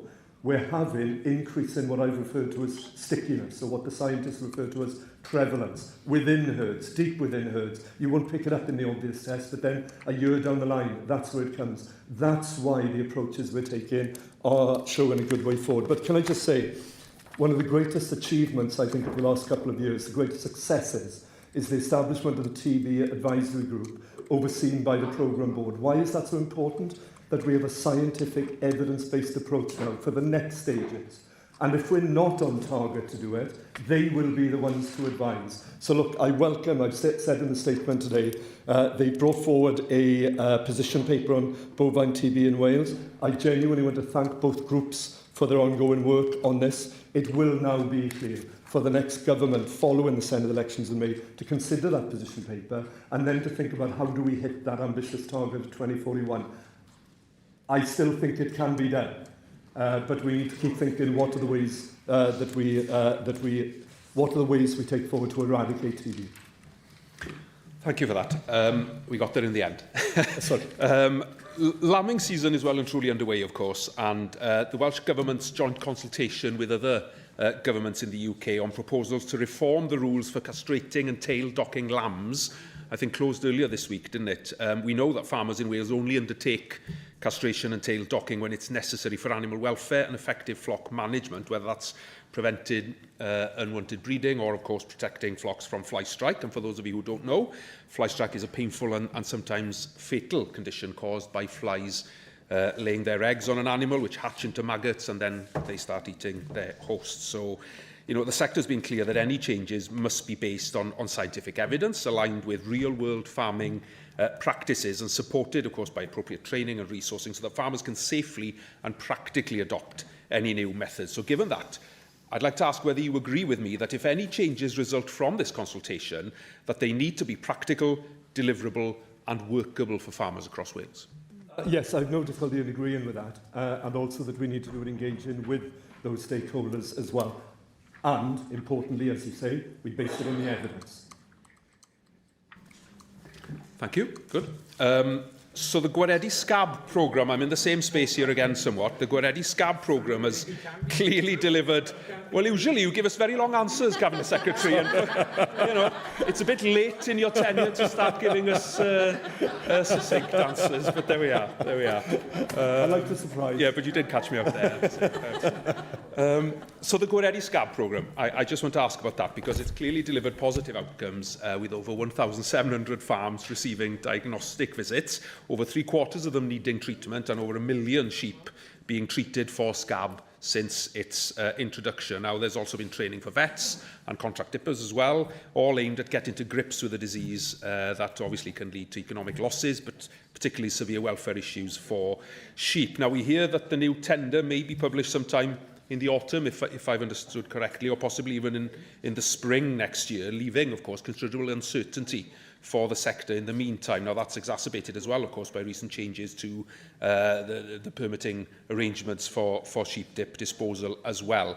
Now, the nature of the work, of course, means that you really need to keep up momentum and bear down on scab, otherwise you risk losing the gains that you've made in recent years. So can you clarify whether the government is intended to commit to continuation of the Gwaredu Scab programme, and when can farmers expect a clear and confirmed timeline for the next phase of support? Yes, thank you, Claire. So we will commission an independent review to assess the effectiveness and the long-term benefits and the sustainability of the outcomes achieved to date. And I think this has been an excellent initiative, I have to say. So the findings of that review will provide that essential evidence base to help inform the scope and the structure and the priorities of any successor programme. But I'm in danger of repeating myself now. This will fall to the next government to do. And in saying that, Llywodraeth, and at the risk of inciting your anger here, can I just thank all front-bench spokesmen for their engagement with me at orals over the last 2 years. Much appreciated, all. Diolch yn fawr. Members for the engagement with you once, and that will be done and dusted. That's what we're going to get. Question 3, Andrew Arty Davies. What action is the Welsh Government taking to improve profitability in the Welsh farming sector? Thank you, Andrew. The Sustainable Farming Scheme supports farm profitability by promoting sustainable and efficient food production and by investing in soil health, grassland management, animal health, habitats and woodlands. The scheme supports more productive, resilient farm businesses. This is, of course, supplemented by our rural grant schemes to help farmers invest in their businesses. And I declare an interest, obviously, as a partner in a farming business. Cabinet Secretary, the pressures that are going to be put on farm profitability by the events in the Middle East are huge. The Conservative spokesperson touched on this, but what's important is to make sure that we understand what the Welsh Government is doing to support the sector, make its case to the UK Government, both from a Competition and Markets Authority side of things, because we know that there is price gouging going on in fuel, in fertilisers. I mean, the amount of times I've had the explanation to me that the book has been closed on fertiliser purchasing and then reopened 24 hours later with 150, 200 quid put into the price of fertiliser. And that fertiliser was made prior to the events in the Middle East. It is vital that the government here uses its best endeavours to amplify the concerns of the agricultural community in that price gorging, but also making the case to the UK Treasury to assist in any measures they can to secure food production here in Wales and the rest of the UK. Because with those price increases, there is inevitably a drop in production, because to start that tractor, to put that fertiliser on, is going to cost considerably more than most people were anticipating at the start of the year. So can you give us an idea of what you're doing as a government to bring that information together and amplify it in the corridors of powers at the UK government level, because it's with their firepower that we'll be able to address some of these pressures? Yeah, thank you, Andrew. I don't want to repeat the points I made to Sam earlier on, which are on record about our engagement not only with the UK government, but our involvement with the UK Agriculture Market Monitoring Group as well. That will continue. But it's worth pointing out, to supplement the answer I gave earlier to you, to inform you a little further, Andrew. The ADHB are also involved on sector-specific analysis. So looking at the potential impacts, and at the moment it is potential impacts on, for example, cereals and oilseeds, the dairy sector, beef and lamb and pork sector. So they do in that sector by sector analysis. It is worth pointing out that, as you rightly say, fertiliser is one of the big areas of concern. Fertiliser costs typically account for about 15 to 20% of the costs on any average farm. Farms vary enormously, but 15 to 20%. Oil, of course, and oil prices could have a major impact, including on issues like red diesel, but also, by the way, on things such as on-farm plastics and wrappings and so on, as well as oil-heated homes in rural areas. I think it's something, it's 2% off, it's 98%. Of farms actually use red diesel in one form or another. But it's also the Straits of Hormuz as well, and the delay of supplies coming through that machinery equipment as well. So, Andrew, we're keeping all of this under close scrutiny, and we will engage with the sector as well as UK Government. Question 4, James Evans. Diolch, Deputy Presiding Officer. How is the Welsh Government supporting the agricultural sector in Brecon and Radnorshire? Thank you, James. We're supporting a sustainable, productive agriculture sector in Wales and in Brecon and Radnorshire through the Sustainable Farming Scheme. In the Powys region, farm businesses have received over £60 million in basic payment scheme payments for 2025, and with further assistance available through the rural investment schemes and, of course, advice via the Welsh Government-supported Farming Connect. Thank you for that, Deputy First Minister. What is becoming clear through the Sustainable Farming Scheme now being open and what we're seeing through the Ready Reckoner is that large landowners and organisations who have large areas of habitat land are gaining massively in terms of financial benefit from the Sustainable Farming Scheme, while farmers who are producing food without the level of habitat land are not receiving the same level of support. With all the geopolitical issues going on in the world at the moment, Cabinet Secretary, do you think it's not right and timely that we reprioritise the Sustainable Farming Scheme to prioritise food production and increasing livestock production in Wales to make sure that we can support food security in this nation and support our farmers across our country? Well, just first of all, I think you're factually a million miles away from being accurate. Because actually the support is very much targeted at small and medium-scale farms in Wales. There will also be, by the way, of course, in things like Ffermio Bro and the integrated landscape scheme that we put forward, the opportunities for farmers on a grand scale, including common land farmers and tenant farmers in the upland, to come together on a grand scale, join together and get additional funding. I noticed, by the way, and can I just commend you, even though reform itself has turned its back on the nature and climate crises, you have contributed towards recycling in your manifesto, your policies, your MPs and your MSs, so credit to you on that. But actually, if you were to scrap the Sustainable Farming Scheme, which I understand is now your manifesto priority, that would be complete uncertainty, complete instability, and it would be a travesty for those farmers who have worked so hard with us in proper engagement to actually put this together. So your current proposals to actually overhaul the SFS just puts complete uncertainty back into it. So you'll have to explain that to your farmers in your constituency. Question 5, Jonathan Saunders. Diolch, Deputy Llywydd. How is the Welsh Government improving food security in Wales? Thank you, John. The Welsh Government policies work right across the supply chain to promote food security.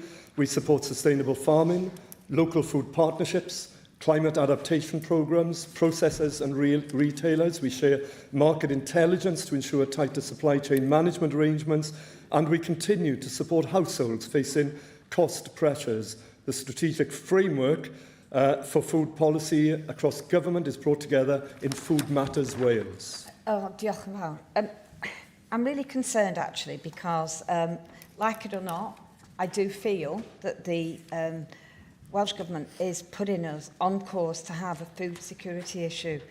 And when you look now that most of our farming land is being taken up by different projects, we've got the Alomom solar farm that will affect 660 acres of grazing land, Llanwen solar farm, 250,000 solar panels, and we now learned that we've got 94% of chicken from Thailand and Brazil being served in my constituency to our school children. Even before, even before the Middle East bombings, we've got food security issues already. We're seeing empty shelves in our supermarkets. Now, you failed to support Peter Fox's Food Wales bill. There is a lack of focus on food security, prioritising other measures such as tree planting and solar farms. Food processing sector needs stronger government. We've got falling livestock numbers, and we've also got regulatory and tax burdens facing our farmers. Will you, at some stage on your government, realise that this is a serious threat now, since the, certainly since the bombings? And will you ensure and guarantee to us that we're not going to see a food security issue anytime soon? In answer to that question, Gemma, thank you for that. First of all, tree planting and renewables on farms and for farms have their place. I have farmers in my constituency who power their farms through renewable energy. I have farmers who are planting trees for actually cover for their livestock and for their sheep in the hot weather that we now have. But what we are doing is promoting local food networks. So the community food strategy and the local food partnerships strengthen local supply chains and resilience throughout Wales. You will have seen, it's happening right now and has been for several years, people like Harlech in North Wales, people like Castell in West Wales, who are actually working with local procurers, small-scale producers, to get their food onto the tables in our public places, in our hospitals, schools and so on, but also onto supermarket shelves. Our current awareness campaign, called Rooted in Wales, goes at consumers to encourage them to eat seasonally, locally produced food, to strengthen food security while protecting the environment. And Dipro Llywydd, I can see you staring at me, but it's real of help to Janet, honestly, real of help. In Conwy itself, the Conwy Food Partnership, funded through Welsh Government, describes its purpose as working towards a more resilient local food system, improving access to nutritious, affordable food. Good luck to them, because they've been undertaking public engagement to shape their strategy in the work plan only recently this spring. So support them. We're doing it. With a bit of Welsh Government support and grassroots initiatives, we're getting there. Question 6, Gareth Davies. Thank you very much, Deputy Llywydd. How is the Welsh Government supporting efforts to provide permanent solutions to fluvial flooding in Denbighshire? Diolch, Gareth. This year, the Welsh Government provided risk management authorities with £1.6 million to investigate and develop and construct 15 fluvial flood alleviation schemes. I just got their fluvial flood alleviation schemes across Denbighshire. Next year, we will provide £3.1 million for 22 schemes, which we estimate, Gareth, will benefit over 1,000 properties in the local authority. Appreciate that response on your alliteration, Cabinet Secretary. Many communities across Denbighshire continue to experience repeated problems with fluvial flooding from local rivers and tributaries.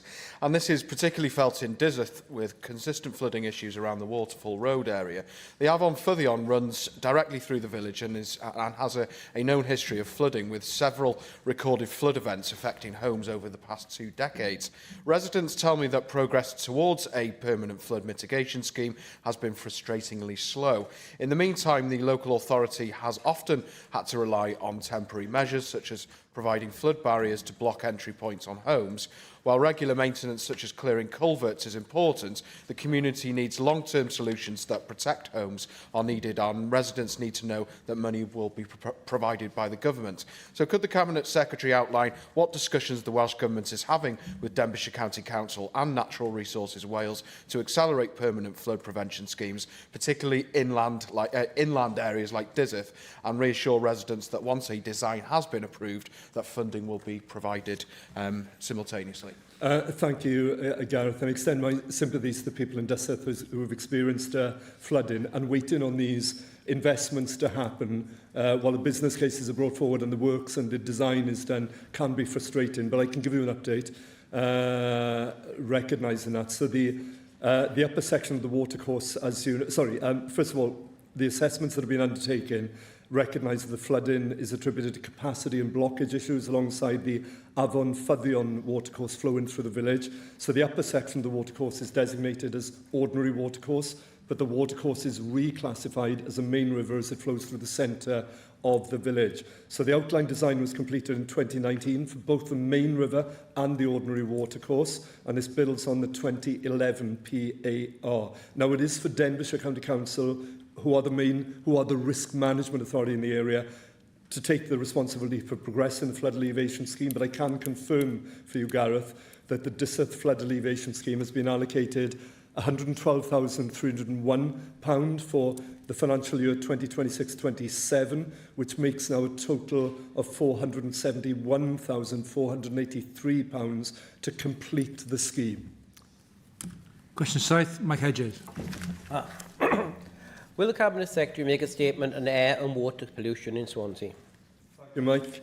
Protecting public health and improving air quality and safeguarding rivers and coastal waters are central to our work in this Welsh Government. We're committed to working closely with our local authorities to deliver this for the people of Swansea and for the rest of Wales. Thank you for that answer. But starting with water pollution, I and many of my constituents are concerned about raw sewage entering the River Tower from the Trebanos treatment works.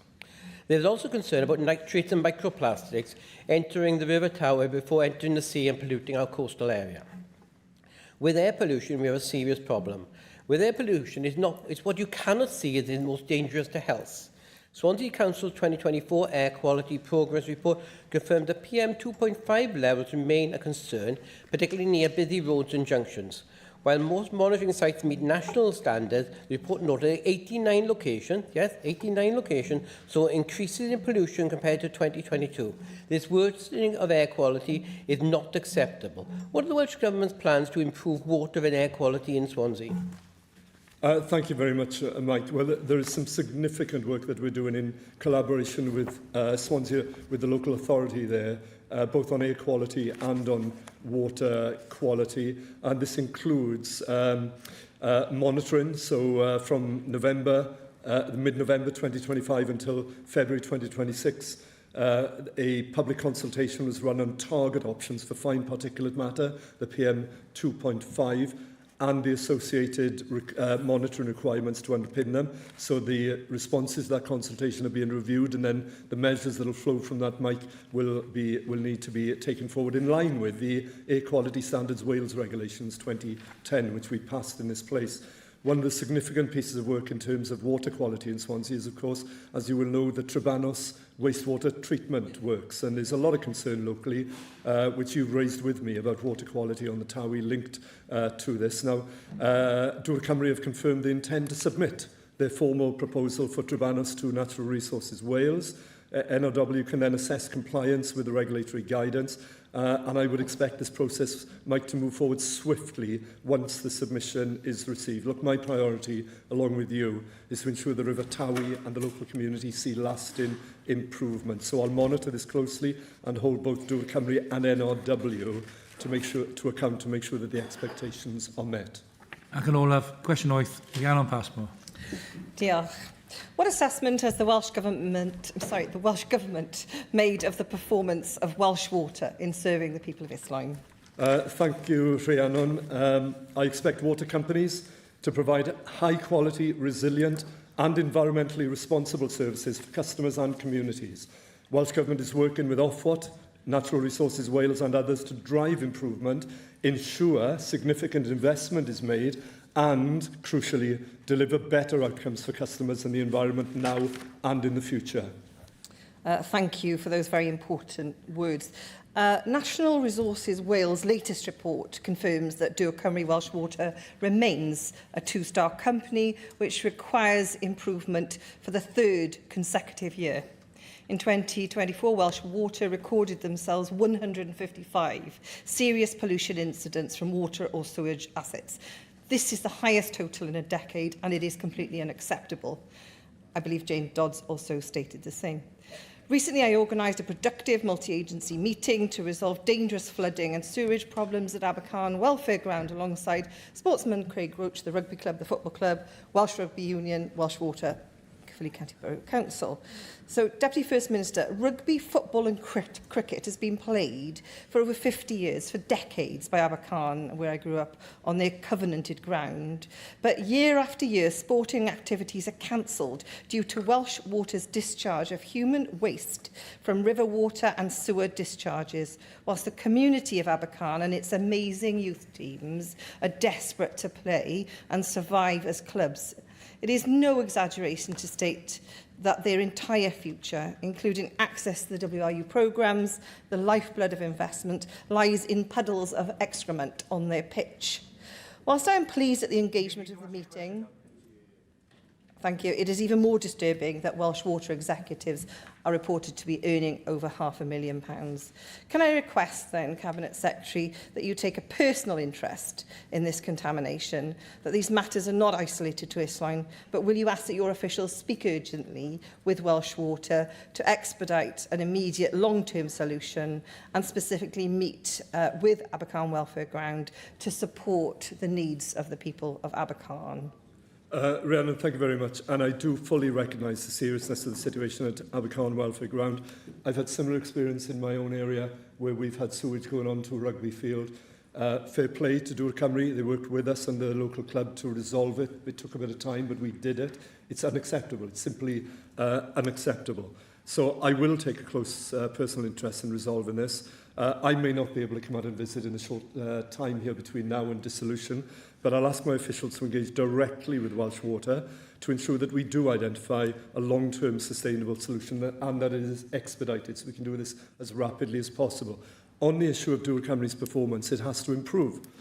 Ofwat's latest performance assessments show that yw'r Cymru falls short on key commitments, leakage, supply interruptions, pollution reduction. We've been consistently clear that this level of underperformance is not acceptable for communities in Isline or, frankly, anywhere elsewhere in Wales. So we will hold them to account, both the company and regulators, to account on delivering the improvements for customers and the environment. We will continue to push for measurable progress on behalf of the people of Isline and also on the people of Wales. And again, I would refer you and others to our green paper, Shaping the Future of Water Governance in Wales, which we launched. It is a once-in-a-generation opportunity to shape a modern, resilient system of water governance for Wales.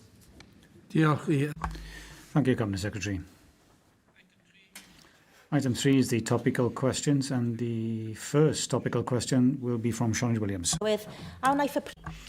Will the First Minister make a statement on the cost of living implications on Wales of the conflict in the Middle East?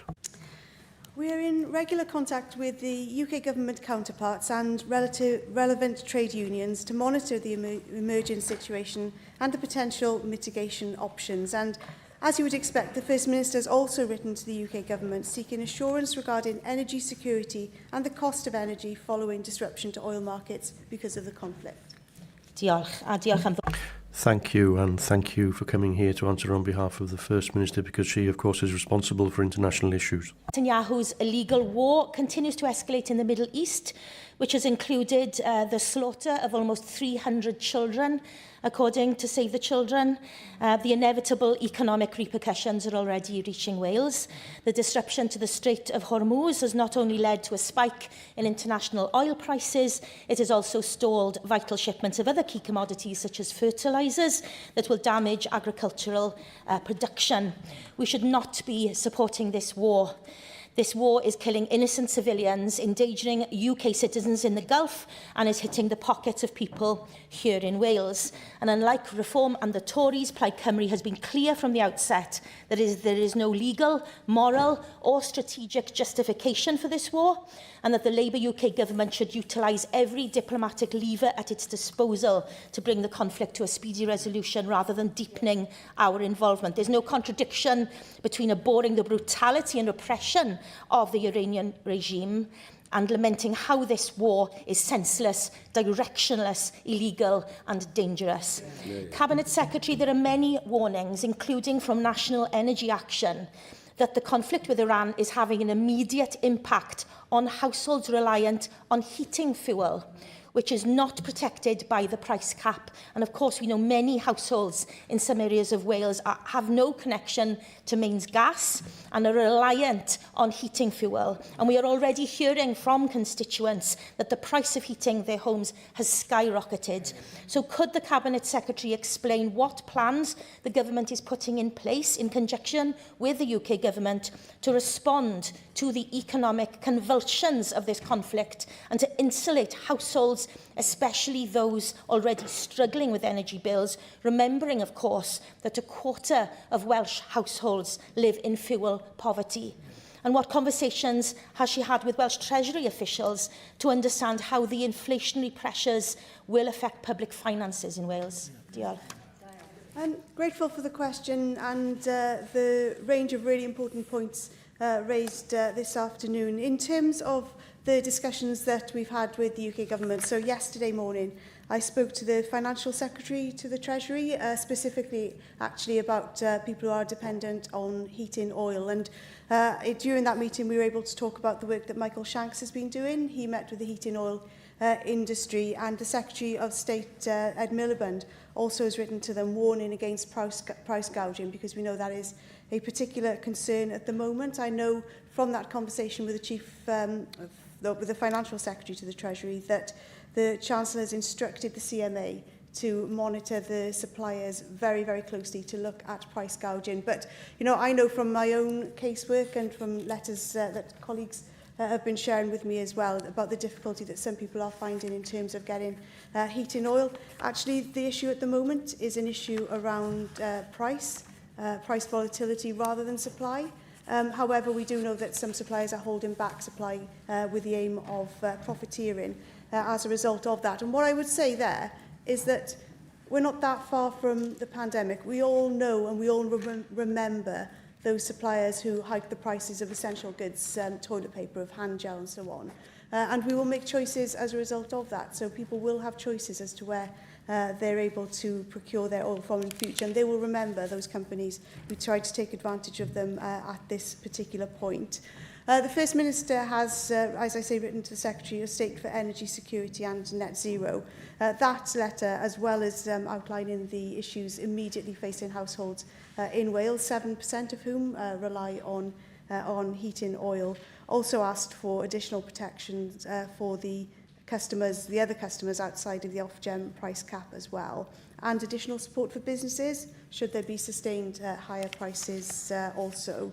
So I would say the cross-government working at the moment is very good with the UK Government in terms of sharing intelligence, in terms of trying to make sure that the industry itself acts responsibly. And I've also got a meeting tomorrow to engage further with businesses, following my meetings yesterday with CBI, FSB and Make UK, with a trade advisory group. So that brings together key sectors from agriculture to the automotive sector to discuss issues in relation to trade. It's very timely that we're meeting tomorrow, and no doubt I'll be able to ascertain their latest views on these particular issues and the challenges ahead. But as I say, at the moment, lots of the issues are around price volatility rather than supply, but of course, in the meetings that we're having with the UK Government, both at ministerial level and official level, we are planning for a range of outcomes depending on how wide the conflict goes and how long it lasts. But to echo the points which were made, we all absolutely hope for a speedy resolution. Thank you, Cabinet Secretary. The second question will be from Hannah Blyden. Will the Cabinet Secretary provide an update on what action is being taken to tackle the impact of deepfakes in respect of this year's Senedd election following recent news reports? Media regulation is reserved, but the Welsh Government is working closely with the UK Government, the Electoral Commission, the police and other partners to safeguard the integrity and security of the Senedd election, and with civil society and the Electoral Management Board to improve the supply of credible information to voters. Diolch, I can't, sir. Thank you for that response, Counsel General. I've raised previously the question on the use of so-called deepfakes on well-known social media platforms, particularly in respect of the fake sexualisation of girls and women, and called out for what it is, technology-facilitated violence against women and girls. And now a BBC article has set out the very real threat to our devolved democracy from overseas content farmers using AI to create social media posts about UK politics. The same article states it uncovered examples of AI-generated videos falsely showing Welsh politicians in compromising situations. I'm not going to go into the details on these because I do not wish to provide any further oxygen to the perpetrators nor cause additional unnecessary distress to those targeted. But the risk is very much sadly real, with the videos having the potential to have a detrimental impact on devolved politics and indeed on politicians on a very personal level too. You know, just because whoever is sharing the image is stating that it's fake or it's clearly satirical, it doesn't make it okay. It is still as equally abhorrent and absolutely unacceptable. And in my beliefs, sharing such things should make you just as culpable as creating it in the first place. So, Councillor, I welcome what you said about working with partners such as the Electoral Commission, UK Government and the policing. Are you able to further elaborate on that in terms of what pressure to put on governments elsewhere? Because we know this is not a Welsh-specific problem, it is a global problem, and the concerns about the EU level. I do very much believe, I know it's not for you now, Councillor Jenner, but for a future Senedd, I think more work needs to be done to look at actually what we can do within the parameters that we do have here, in terms of actually how we can do our own processes and standards around it. Like you say, media regulation is not devolved, but if you could set out further what has been doing on this with those partners, because it's not just dangerous and destabilising threat to our democracy, it very much risks further dividing communities and doing both irreversible individual and institutional damage. Diolch. Yes, diolch, Hannah. I think we can all agree that the way that high-quality deepfake materials can be easily created and disseminated is a real worry for us all, especially those of us who care about democracy and truthful competition of ideas and policies. And I completely agree that there is a really worrying misogynistic aspect to many of these deepfakes, and we're all aware of cases here in Wales and in Northern Ireland in particular of female politicians having fake pornographic images created of them, which is particularly abhorrent. We are working closely with the Electoral Commission and other partners to prepare for the elections in May. Our Electoral Management Board is supporting returning officers and their teams, and that includes police involvement in security planning to make sure that it's as fair and open and honest and transparent as possible. The Electoral Commission recently briefed the Cabinet Secretary for Housing and Local Government on its new deepfake monitoring technology trial, and that's providing valuable intelligence to us as well. We also welcome the UK Government's Online Safety Act, which established a new regulatory regime to address illegal and harmful content online. Ofcom is now the regulator of online safety, and the UK Government has said it's prepared to do a lot more, including in response to the creation of deepfake images. We recently had the example of the Grok AI to go by. We've also shared candidate security guidance with all political parties in Wales, and further guidance is available on the Gov.uk website and the National Cyber Security Centre website. The National Cyber Security Centre is also offering briefings to candidates, political parties and other local authorities. And the First Minister did mention this yesterday in FMQs, but I just want to reiterate the point, because I really would encourage all political parties and candidates in our upcoming Senedd election to take up the offer of security briefings from the police and the NCSC. I think it's a very important piece of information, and everybody should know how to make sure that their candidates are safe and that people are getting the right information. And then in addition to that, we've got enhanced resilience planning structures within the Welsh Government, and that helps us ensure robust coordination with UK partners to support the security and integrity of the Senedd election. And in fact, the Cabinet Secretary for Social Justice is today attending the Defending Democracy Task Force, which is part of the deep joint working between the Welsh and UK governments on the secure delivery of the May elections. She's actually gone up to London today. Because we take it extremely seriously, and the UK government is taking it extremely seriously. And obviously here in Wales, the Senedd elections are in the forefront of our mind, but there are elections right through the UK, including in the big metropolitan areas. So this is a matter of serious concern to all of us. And we're making sure that the new elections information platform, which the Electoral Management Board has just launched, it's at vote.wales, if you're interested in looking at it, ensures access to reliable and accessible information about the elections as well. Yes. I'm so very grateful to Hannah Blevin for bringing this matter to our attention. I have seen a number of different Facebook pages, for example, being circulated and copied and shared in Blaenau Gwent, which presume to demonstrate certainly a right-wing propaganda with names such as Proud to be British, Life of a UK British Lover.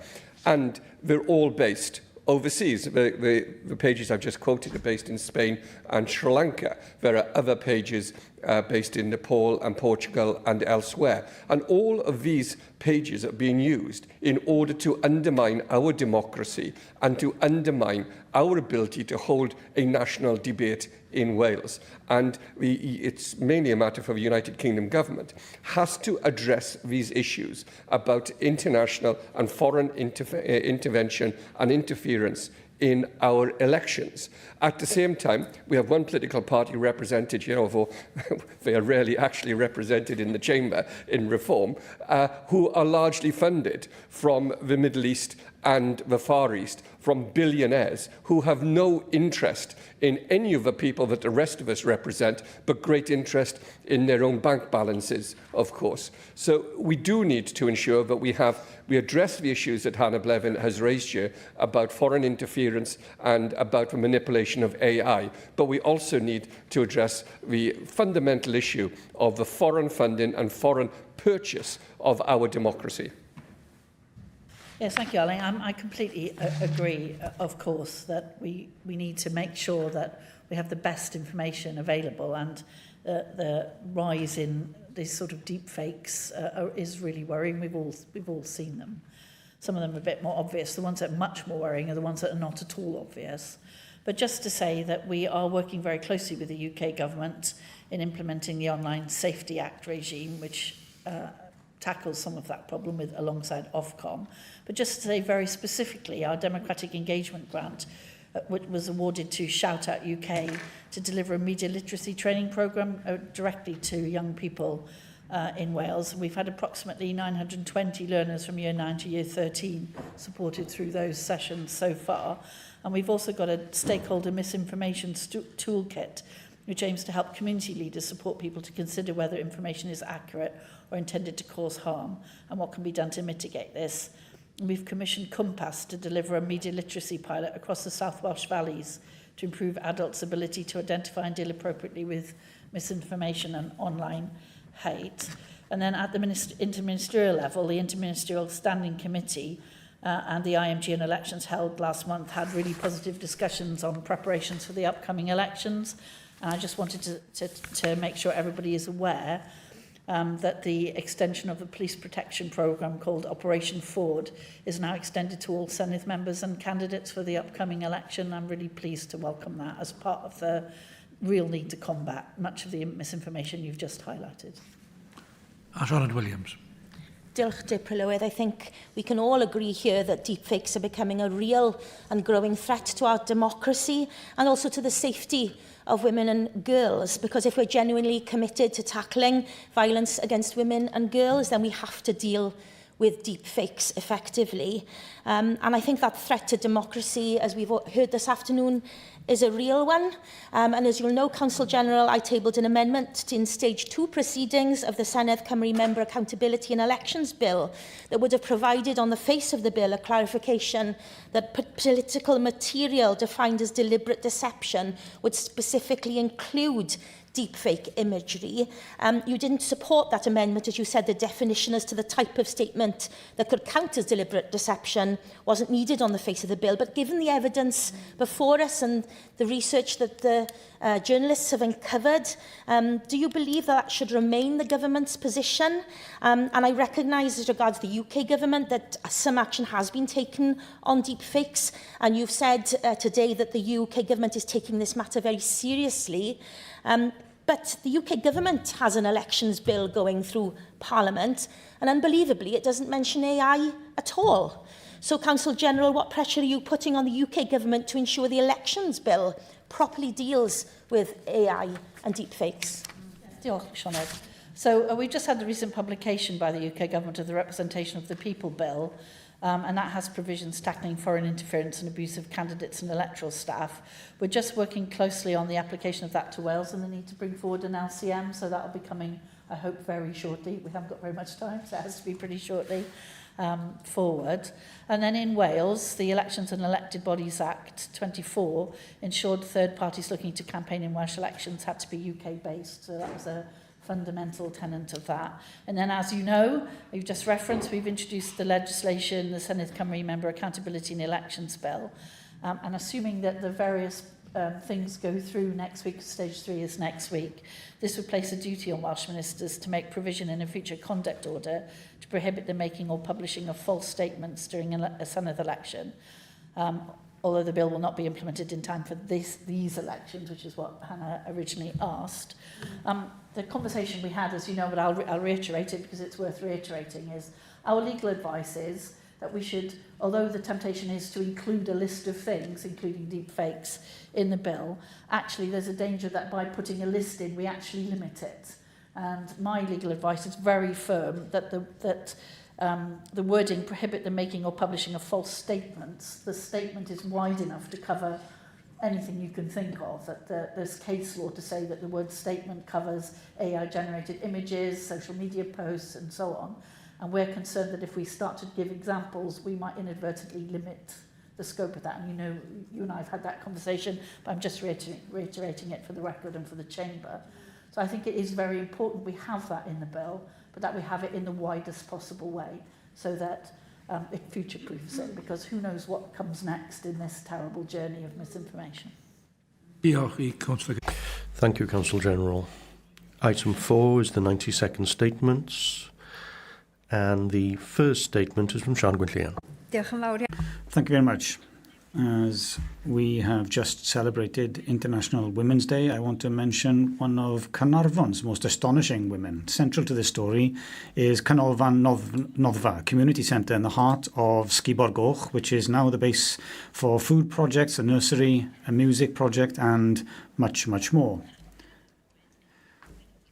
Canolfan Noddfa was originally a chapel, and this is where the story of Emily Roberts, or Sister Emily, comes into play. Emily was a member of Forward Movement, and the women of that organisation sought to live in disadvantaged areas in order to establish Sunday schools. That's how Emily Roberts came to live and work at the Sgubor Goch estate in 1955. At the outset, she would take the children to chapels in the town, but she soon came to believe that there should be a chapel on the estate itself, in the middle of Sgubor Goch. And in 1956, she heard that the Wesleyan Zinc Chapel in Porthmadog was closing, and she arranged to have it transported to Caernarfon and installed where Noddfa is today. And a more permanent building was opened there in 1966. If it was not for the vision of Emily Roberts, Noddfa would not exist today, and the local community would be at a loss without all of the good work that has taken place there during the last 70 years. So let us thank Sister Emily for her vision, and let's wish a very happy birthday to the current Canolfan Noddfa on its 50th anniversary this year. Sioned Williams. Diolch, Dir Prylywydd. Last week, I had the privilege of attending the unveiling of a blue plaque to actor and director Ray Milland, following a successful application by Jonathan Davis, chair of the Neath Antiquarian Society, to Neath Port Talbot County Borough Council's new blue plaque scheme. Born Alfred Reginald Jones, he grew up on Dalton Road in Neath before moving to Cardiff, and he initially served in the armed forces, but a chance meeting with silent movie star Estelle Brody changed that. He pursued his interest in acting with limited success at first. When he moved to America, he slowly began to gain more and larger roles. While many of his early roles were in the romantic comedy genre, he began appearing in more action-orientated films at the onset of the Second World War, giving him the opportunity to expand his range. The shift towards more serious, dramatic roles culminated in the 1945 film The Lost Weekend. His performance earned him Best Actor at the Cannes Festival, at the Global Golden Globes, and at the Academy Awards. He was the first Welsh actor to win an Oscar. Over the span of his career, he starred in nearly 200 films, alongside some of the most recognisable names of Hollywood's golden age: Grace Kelly, John Wayne, Ginger Rogers, Lana Turner, and many more. For a man who has 2 stars on the Hollywood Walk of Fame and paved the way for generations of Welsh actors in Hollywood, it's striking that for most of his life and for long afterwards, he remained little recognised in his own hometown of Neath, a situation that is at long last beginning to change. Jane Dodds. Diolch yn fawr iawn, Dir Prylywydd. Ac I dilyn o Thank you very much, Dir Prylywydd. And to follow on from Sian's statement, I also want to celebrate International Women's Day and talk about a woman from Brecon, if I may. Anne Morgan was Brecon's first female mayor and the first woman in Wales to hold mayoral office in 1910. She took office at a time when most women did not even have the right to vote. She was a committed public servant, a campaigner for women's political participation, and a champion of education and social reform. Through her work in the temperance movement and her dedication to community life, she demonstrated that public service is about improving the lives of others. Her election more than a century ago was a milestone for Brecon and for Wales.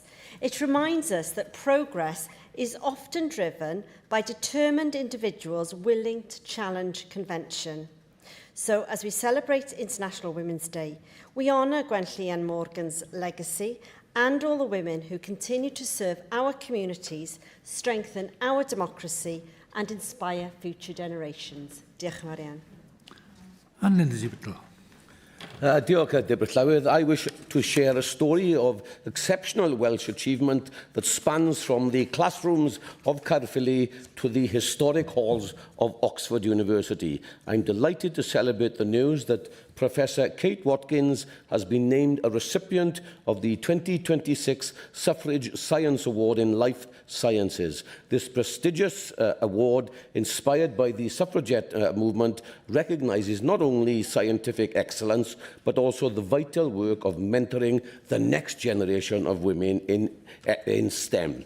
Kate is a true product of our local community, a proud daughter of Caerphilly. She was educated at St Martin's and St Elan's comprehensive schools in the 1980s. And from those local roots, she went on to read natural sciences in Cambridge, and she now serves as a professor at Oxford and is the Dean of St Anne's College. It is a journey that proves talent is everywhere, even if opportunity isn't always. But behind every great scientist is a foundation of support. I know that her parents, Christine and Mike Watkins, are watching her success with immense and well-deserved pride.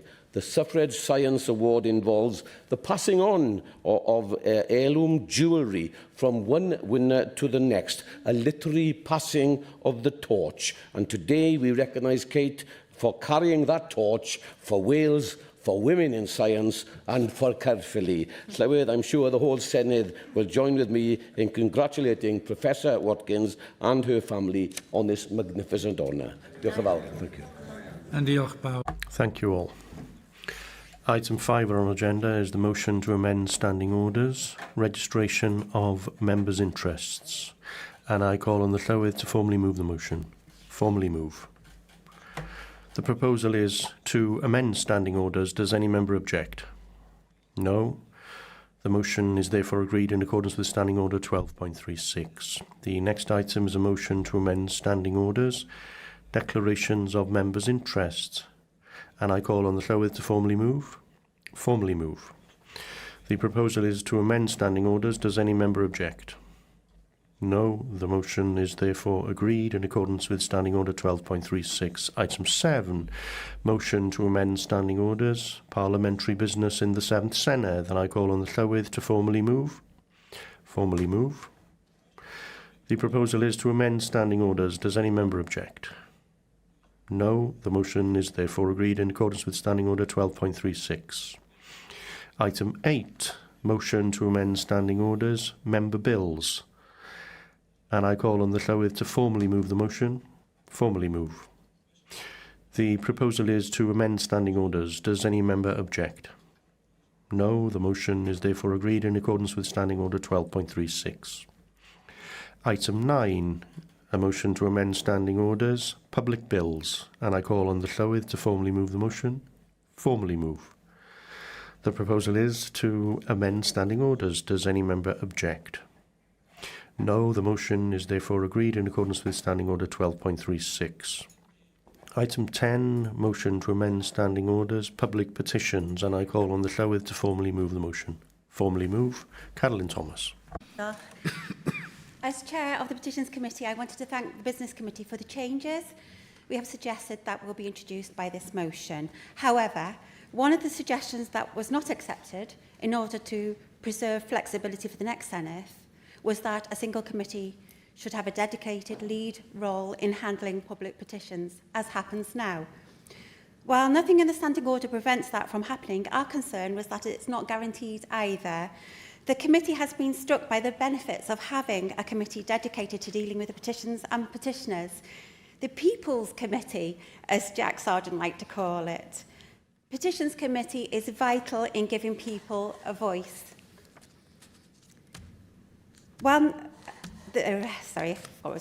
During this term, there have been occasions where having a committee that doesn't have to scrutinise budgets and legislation, as the subject committees do, means we have been able to respond in a more agile manner to issues raised by petitioners. We've done some inquiries, we've had some great debates with action and results as well. It will be up to members of the next Senedd to decide how to allocate responsibilities to committees. We would encourage them to ensure that a committee for petitions is established at the earliest opportunity, and I just wanted to put that on public record. Thank you very much. I call on the Llywydd to reply. I was doing so well in getting these standing order changes through until that, however, from the Chair of Petitions. And just to agree with everything you've outlined as the Chair of Petitions, the Business Committee does accept and support the fact that the Petitions Committee, since its inception here, has been an excellent contributor to the work of this Senedd. And some of the finest debates I've chaired in this Parliament have been from the Petitions Committee, and it has played a role in exercising change as well. The point of differentiation, of course, between the Business Committee and yourselves as a Petitions Committee is on whether the next Senedd and future Senedd should be mandated to create a Petitions Committee, or, as in most cases on committees, be free to establish its own pattern of committees. So that's the point of differentiation. I think we would all be united in thinking that hopefully the next Senedd will develop further the practice that this Senedd has in having a petitions committee, but as you said, it will be for that next Senedd to decide on that, and it is not precluded from doing that by the standing order changes before us today. A question. The proposal is to amend standing orders. Does any member object? No. The motion is therefore agreed in accordance with Standing Order 12.36. Item 11 is next. Debate on the Economy, Trade and Rural Affairs Committee report. bringing home the harvest, supporting the Welsh food processing industry, and I call on the chair of the committee to move the motion, Andrew Davis. Thank you, Deputy Presiding Officer. And when you wait for one bus, then two buses come along. We've got two debates from my wonderful committee today, so I'm sure everyone's going to be enthralled by them. They are then. But I'd like to thank you, Deputy Llywyd, for introducing me, and I move the motion on the debate on the order paper today. We make excellent food here in Wales. The Welsh food sector is something we can be truly proud of. It is big business too. Nearly 1 in 5 Welsh jobs are in the food and drink supply chain, and the sector generates around £7 billion of gross value added every year. It is also an ambitious sector, and there is plenty of room for growth. With the right government support, the industry could achieve even more. Processing is often where the most economic value is added to the food and drink products we consume. So we wanted to look at ways we could improve the offer here in Wales and to grow capabilities and to keep more of the value added here in Wales. The report sets out a vision for a resilient, sustainable and thriving Welsh food processing industry. It makes 6 recommendations which we believe will help create and secure jobs, increase the GVA for our food sector and build those strong local supply chains. The first recommendation is that the next Welsh Government must coordinate an approach to the food system, including creating an overarching and holistic strategy for the whole food system.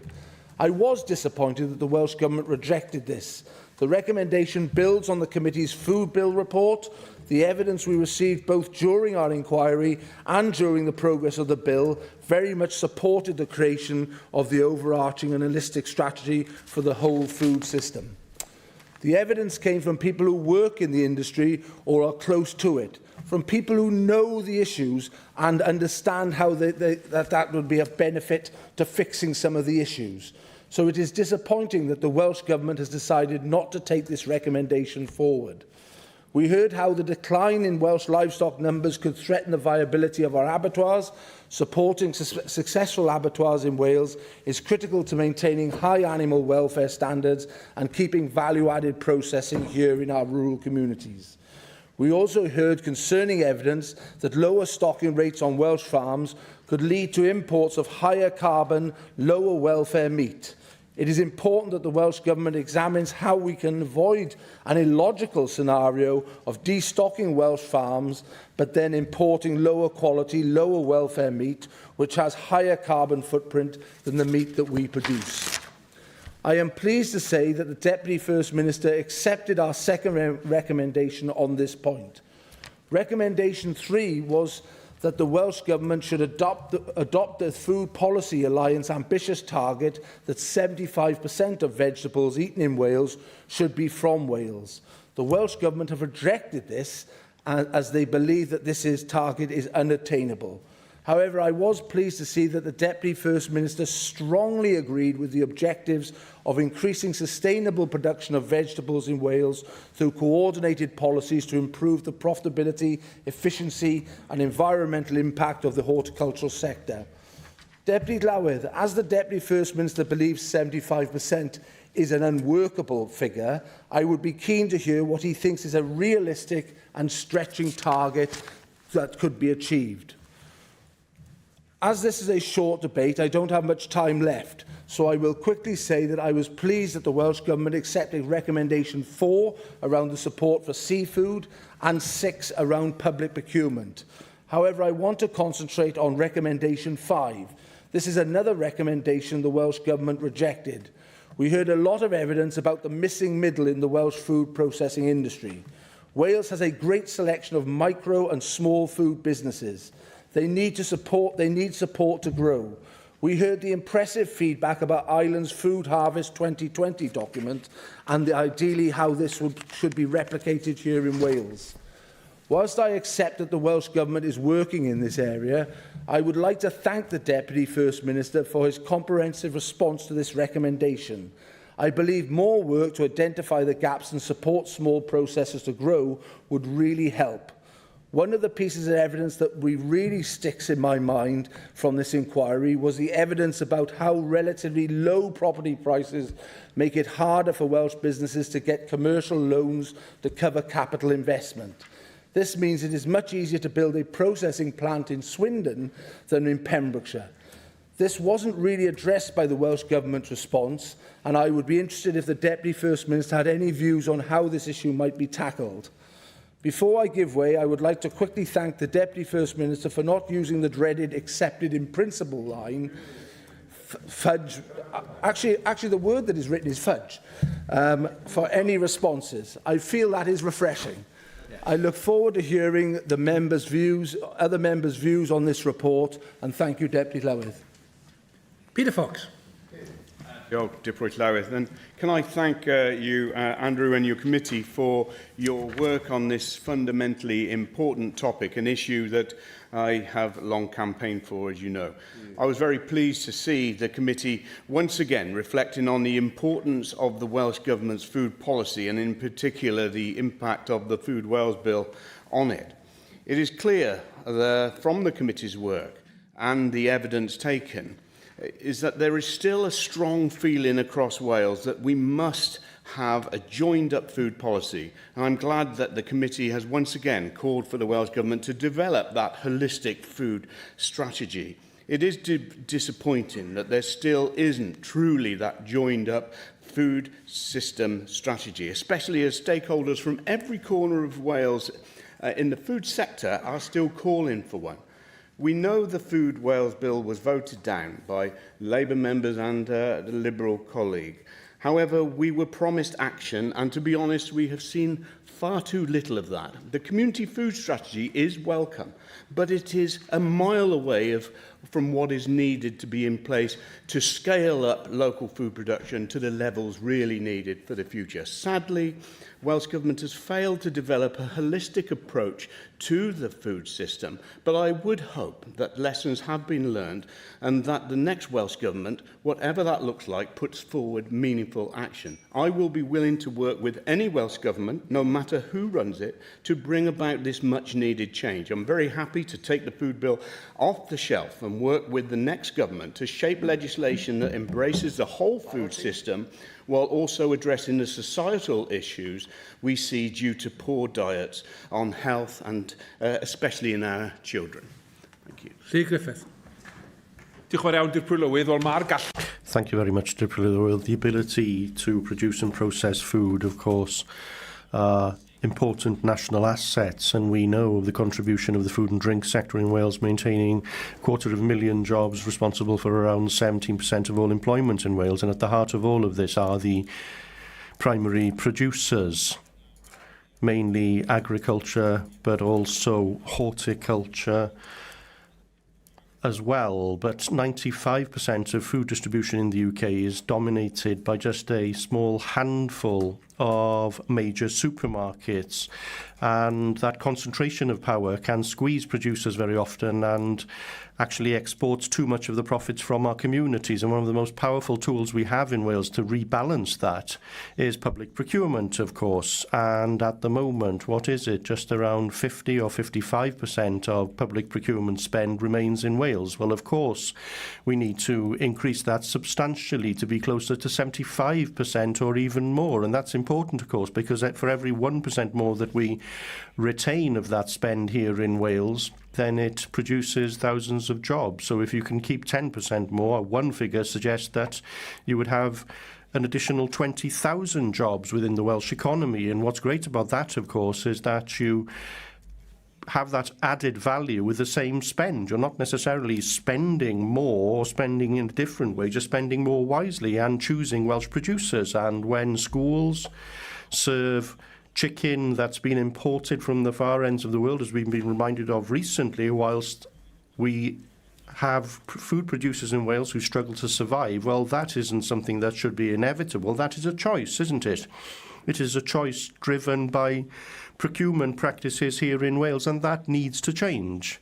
But of course, procurement reform must go hand in hand with strengthening production capacity, and that includes local slaughterhouse and regional processing, so that value stays in Wales and that our supply chains are shorter and therefore more resilient and more sovereign. The sector needs A network of local and regional facilities that can keep animals moving through the system efficiently, and investing in processing helps retain more value in Wales. It supports shorter supply chains. It reduces, as the Chair mentioned, the amount of food that we need to import from the other side of the world. So it brings with it then an economic benefit, an environmental benefit, and certainly a benefit in terms of animal welfare and production standards as well. So we should be grasping those opportunities with both hands. Now, the report references concerns about the pressure that falling livestock numbers places on slaughterhouses and meat processors, particularly those maybe who are already, some of them, operating on tight margins. And we need to work with the industry and processors to develop strategies in response to those challenges. And I was at the launch recently of a report by NFU Cymru on how suckler beef production delivers multiple economic, environmental, social and cultural benefits for Wales. And the report examines the reasons behind the decline of suckler cows in Wales and sets out recommendations to safeguard their future. And, you know, the government needs to consider options on that front, certainly. And similarly, we need greater ambition when it comes to growing the horticulture sector in Wales. Now, we've already heard reference to the Food Policy Alliance Cymru's target of 75% of vegetables consumed in Wales should be produced here sustainably. Now, that is a target we can aim for, you know, albeit, you know, it won't be achieved overnight, but certainly I've always said there are too many people in this world trying to get halfway up a mountain and making it. You know, if you aim for the peak, you might not get there, but you'll get further than halfway. So there's a lot of good work already happening in that space, and we need to build on it. Successful projects such as Welsh Veg in Schools initiative, which brings with it, again, the economic, environmental and health benefits we all want to see. But similarly, a modern, sustainable and resilient seafood supply chain as well for Wales, from catch to plate, with career paths, you know, skills opportunities for new entrants as well. Now, all of this is even more important, of course, given a global food system that's becoming increasingly turbulent, as we've heard with the previous topical question. And as well, of course, in a post-Brexit era where many of our biggest international markets are more difficult to access.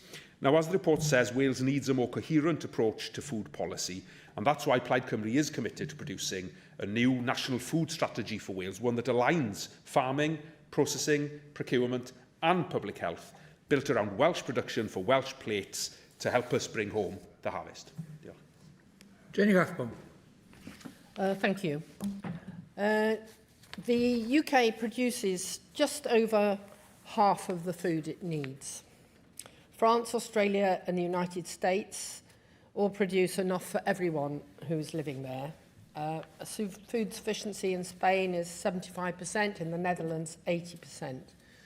In Britain, we import nearly all our fruit and half of our vegetables. I think it's important to see Britain as all one in the event of a catastrophe such as is developing in the Middle East, because obviously there's plenty of trading that goes on across our island. But we have to point out that our domestic production of fruit and veg is concentrated in the east of England, which is also particularly vulnerable to both flooding and drought. Our rural areas are mainly growing food for supermarkets instead of necessarily our nearby cities. So we know that, for example, eggs laid in North Wales are transported to supermarket depots in England to put in egg boxes marked made in Wales and then brought back to Wales. If petrol and diesel prices are going to rise, as most people are predicting, this will no doubt considerably increase the cost to the consumer.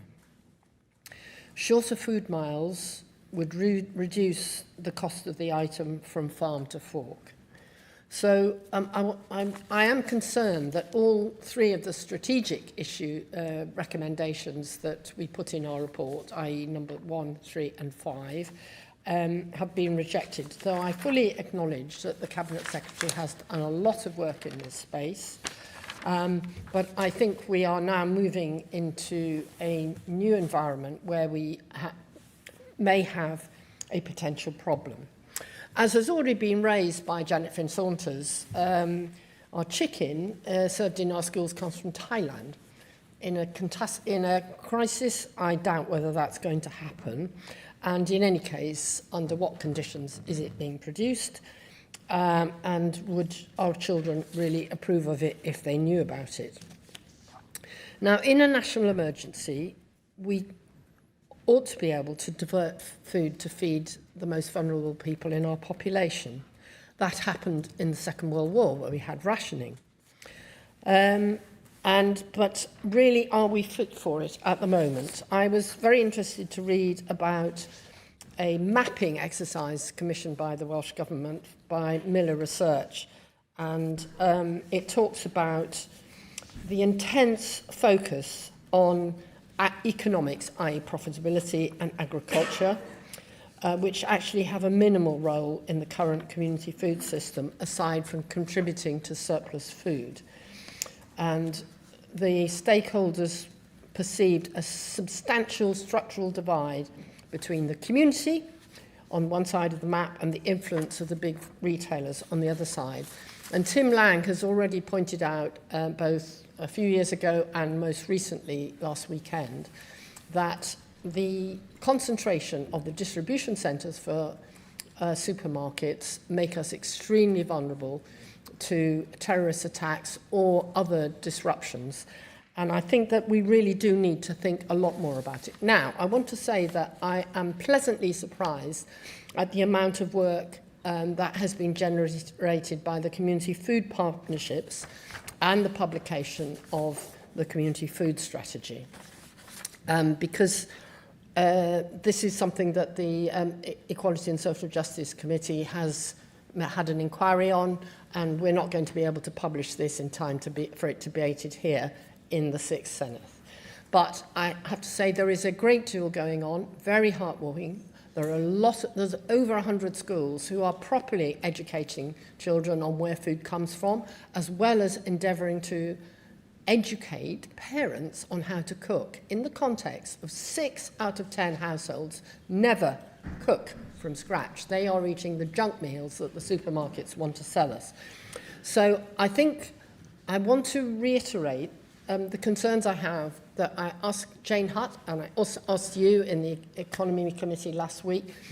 What mapping has been done by the Welsh Government on those communities that are least resilient because they have less volunteers, less on-the-ball schools? What are we going to do about if we really do start seeing supermarket shelves being made empty and food simply not arriving into Wales? So I look forward to hearing the remarks from the Cabinet Secretary. Samuel Kurtz. Diolch, Llywydd. Wna I ddechrau gan gweud gair... Thank you, Llywydd, and I will start by thanking the chair of the committee. Of this committee. I think I'm speaking on behalf of all members of the committee, where the chair's expertise in this field really came to the fore in this inquiry and made it our job as committee members far easier. And I think the clerking and research team were grateful for that expertise as well, because I think this report has come off the back of a lot of good work already done by Peter Fox and his bill, the food bill. And that groundwork, and I come back to this, Cabinet Secretary, how you, in this old chamber before this extension, stood there as a backbench and said this is a government bill in response to Peter Fox's food bill. You are now a government minister, a deputy first minister no less, and I was so hoping that you would have brought forward some of the good work that had been done by Peter in that inquiry and through the work that he'd done in his food bill. And it's interesting to hear Ller's commitment from Plaid Cymru to bring forward Peter Fox's food bill. Should they be successful, we would do exactly the same, because this is fundamental to how we feed our nation going forward. And I've been involved with the community food partnerships in Pembrokeshire led by Senedd, cutting the ribbon on a number of vending machines with them, which has been great to shorten the miles between food and the consumer. But I think there's an opportunity missed there about how we anchor those food producers and those food growers and manufacturers in those areas so that that supply chain is far more resilient. I think we do have to look at the Irish model. The Irish have done incredibly well out of this. What they've done is hitch their wagon on some very good, successful processes, and that's where the success has come from. By having fewer who are more nimble and able to maximise the opportunity, that's where the Irish have been successful, because we know that food raw produce leaving Wales to be processed across the border, the value added is being done elsewhere and we're not seeing the return of it. So I will commend the Welsh Government for their investment in Pembrokeshire Creamery and bringing something that we do incredibly well, which is growing grass and producing dairy product, bringing that processing nearer to where that product is made, and that has helped reduce the number of wheels under the tanks taking that dairy product up the M4 and out of Wales to be produced, to then be brought back for Welsh consumers. So I think that's something that really needs to be commended, and more examples like that. That's where there's a successful business in Blasetyr in their brassicas that they grow alongside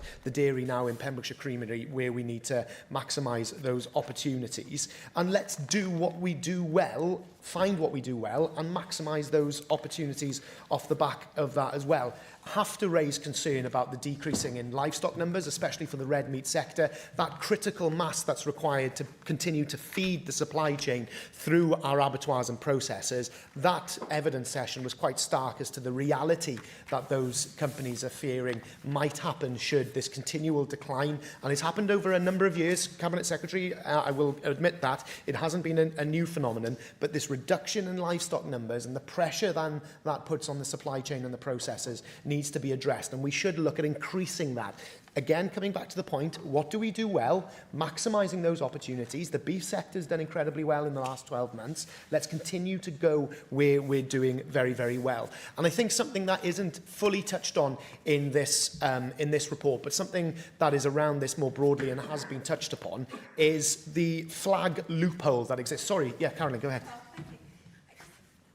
Just to understand, if you keep increasing livestock numbers, doesn't that mean an increase in slurry, an increase in needing more food and more fertiliser as well, or having to contain them? Because I hear about large farms where they have in Pembrokeshire we've got 2,000 cattle inside a shed.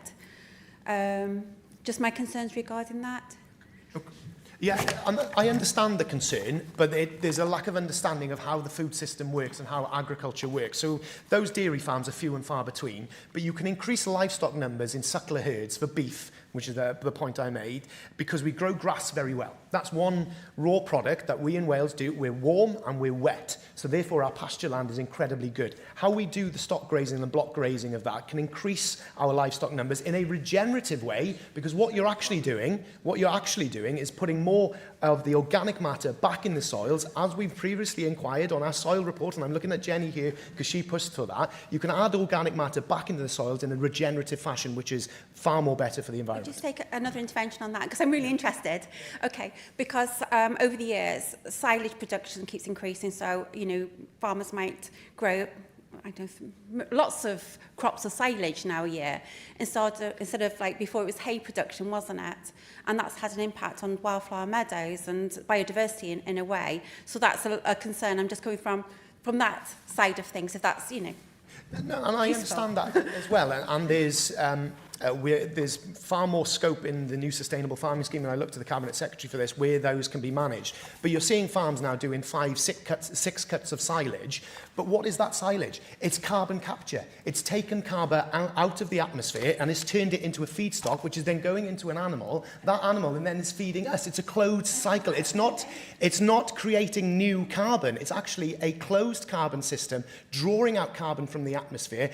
And if you've got proper deep-rooting things like a red clover and other grasses, you can store that carbon in the soils by closing that carbon loop. That's what grass is really good at. That's why grass is at the forefront of the carbon sequestration panel that the Cabinet Secretary set up, looking at this for the sustainable farming scheme. That's a really good option. I'm going to continue with the blessing of the show, just to close my remarks, because I've gone over time with the interventions and I'm grateful for it. But I just want to say that we are so good in Wales at food production. We're just not very good at adding the value to food. That's where the opportunity exists, in growing the economy, as Theo rightly pointed out, in turning that raw product into a sellable commodity, which is the value added, retained in Wales. We have an opportunity to do something really amazing there. And then the final point was closing that flag loophole, where food can be packaged and assembled in the UK and therefore have a Union Jack put on it, even if its product from outside the UK needs to be shut. There's a campaign led by Victoria Atkins and Robbie Moore in Westminster at the moment on closing this loophole. Cabinet Secretary, I'd really appreciate your views on whether you are supportive of that. Diolch yn fawr, Llywydd. The Cabinet Secretary to contribute. Yw'r Davis. Thank you very much, Llywydd, and thank you very much to the committee and the committee chair for doing this important work on their inquiry into food processing, and thank you for the opportunity to respond. As we've put in our response as well. First of all, food processing is critical to the Welsh economy.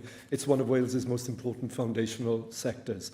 It supports businesses across the supply chain, contributes towards local prosperity and food security. I'm deeply proud of the sector's achievements.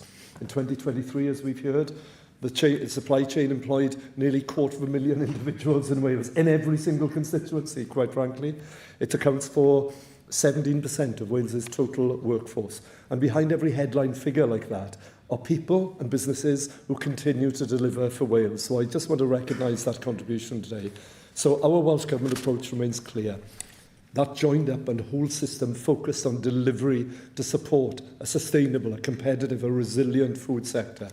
So let me now respond to each of the committee's recommendations and some of the points that have been raised. And can I say, and acknowledging the kind remarks of the chair there, where we disagree with the committee, we make it clear, but we disagree respectfully, and we've tried to be clear also where we support as well. So the committee proposes an overarching food strategy. Now, look, that decision can lie with the next Welsh Government, yet what we already have is a coordinated approach for the whole food system, and much of it, by the way, is reflective of the themes that were picked up in Peter Fox's bill originally. We've moved on and we've done things since then. So the vision for the food and drink industry provides a strategic vision on sustainability, productivity, skills, innovation, market development, and that's complemented by the Sustainable Farming Scheme and the Community Food Strategy. These pieces come together. The Food Forum provides the coordination and the oversight right across government departments.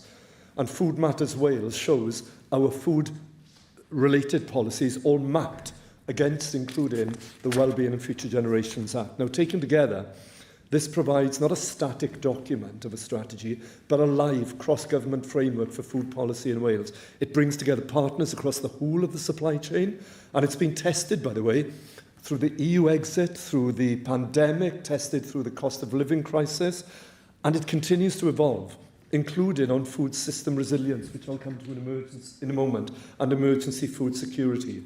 There will be, by the way, members, an updated Food Matters Wales document, which will be published later this month, as we've previously agreed within the Senedd. I just want to refer to the Tim Lang piece that has been mentioned, and it's particularly pertinent in terms of the conflict we currently see occurring.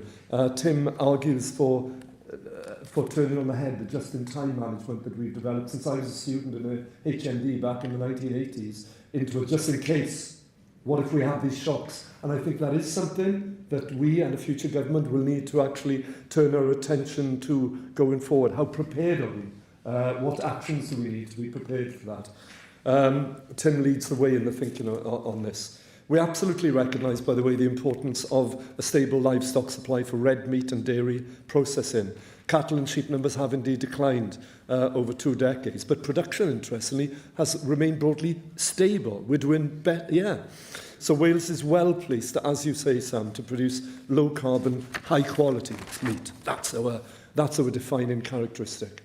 Now, the Sustainable Farming Scheme encourages efficiency and emissions reduction, including actions on age at slaughter and sire registration, supporting productivity and competitiveness. We don't support reverting to an old-style head-edge scheme, but we do agree it's essential that sustainable Welsh meat underpins our domestic processing capacity and continues to access strong markets both within Wales and far beyond. Increasing the visibility in domestic supply chains will complement the sector's long-standing success as a major exporter. We should be proud of that. And we do, by the way, share the ambition to expand horticulture. But what we cannot do, as we've said in our response, is commit to a target to produce 75% of the vegetables consumed in Wales, given our seasonal and climatic realities. Progress, however, is being made. The latest planning guidance supports business growth, and Welsh Government capital schemes for horticulture startups and agricultural diversification deliver investment in infrastructure and equipment for horticulture.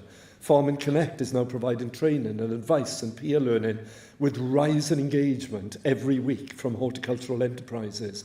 And public procurement, as we've said so often, also plays a key role. So initiatives such as the Welsh Veg in Schools shows how coordinated demand can stimulate local supply chains, but we do need to do more as well. And you talked yes, I will give that. You talked about seasonal climatic reality. With polytunnels, you can produce vegetables 11 or 12 months of the year. Indeed.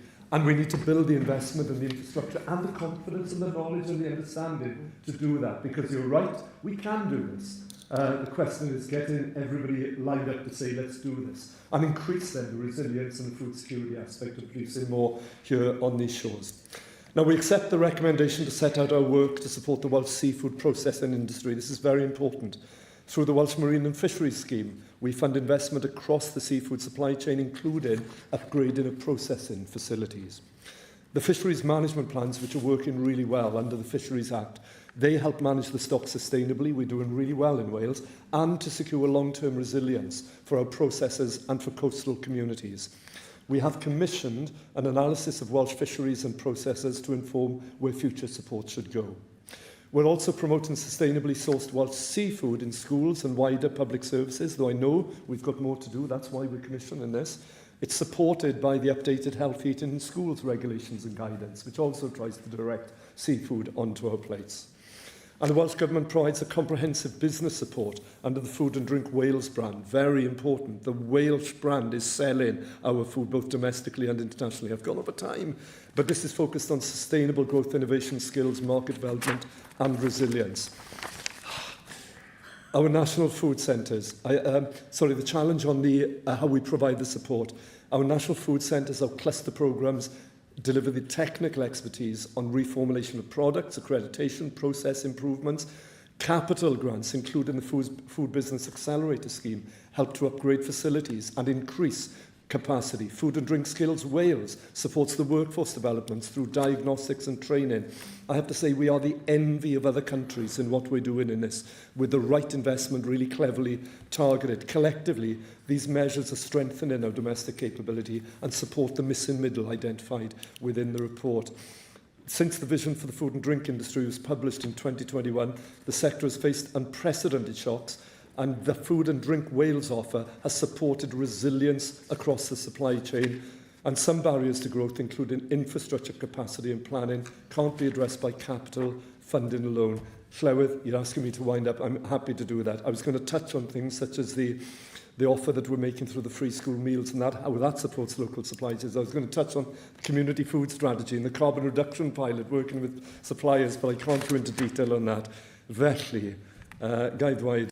Therefore, may I say that the committee's reports identifies challenges and opportunities. The Welsh Government continues to be committed to a food processing industry that prospers and is sustainable and resilient, supporting businesses, assisting communities and providing for Wales today and for future generations. Thank you very much. The Chair of the Committee to reply, Andrew Davies. Could I thank everyone who took part in the debate this afternoon, and in particular the Cabinet Secretary. I don't think anyone is not enthused by what we're doing here in Wales with adding value to the food. It's just that there's so much more we could be doing and capturing that value here in Wales. And the Cabinet Secretary, in fairness to him, highlighted, and I in my opening remarks highlighted the scale of the operation we're talking about. We're not talking about some cottage industry. We're talking over 200,000 jobs involved in the food processing sector and £7.2 billion worth of value at the moment. This is a huge opportunity for Wales, and whoever sits at that bench after May, I hope will embrace this report and embrace its recommendations.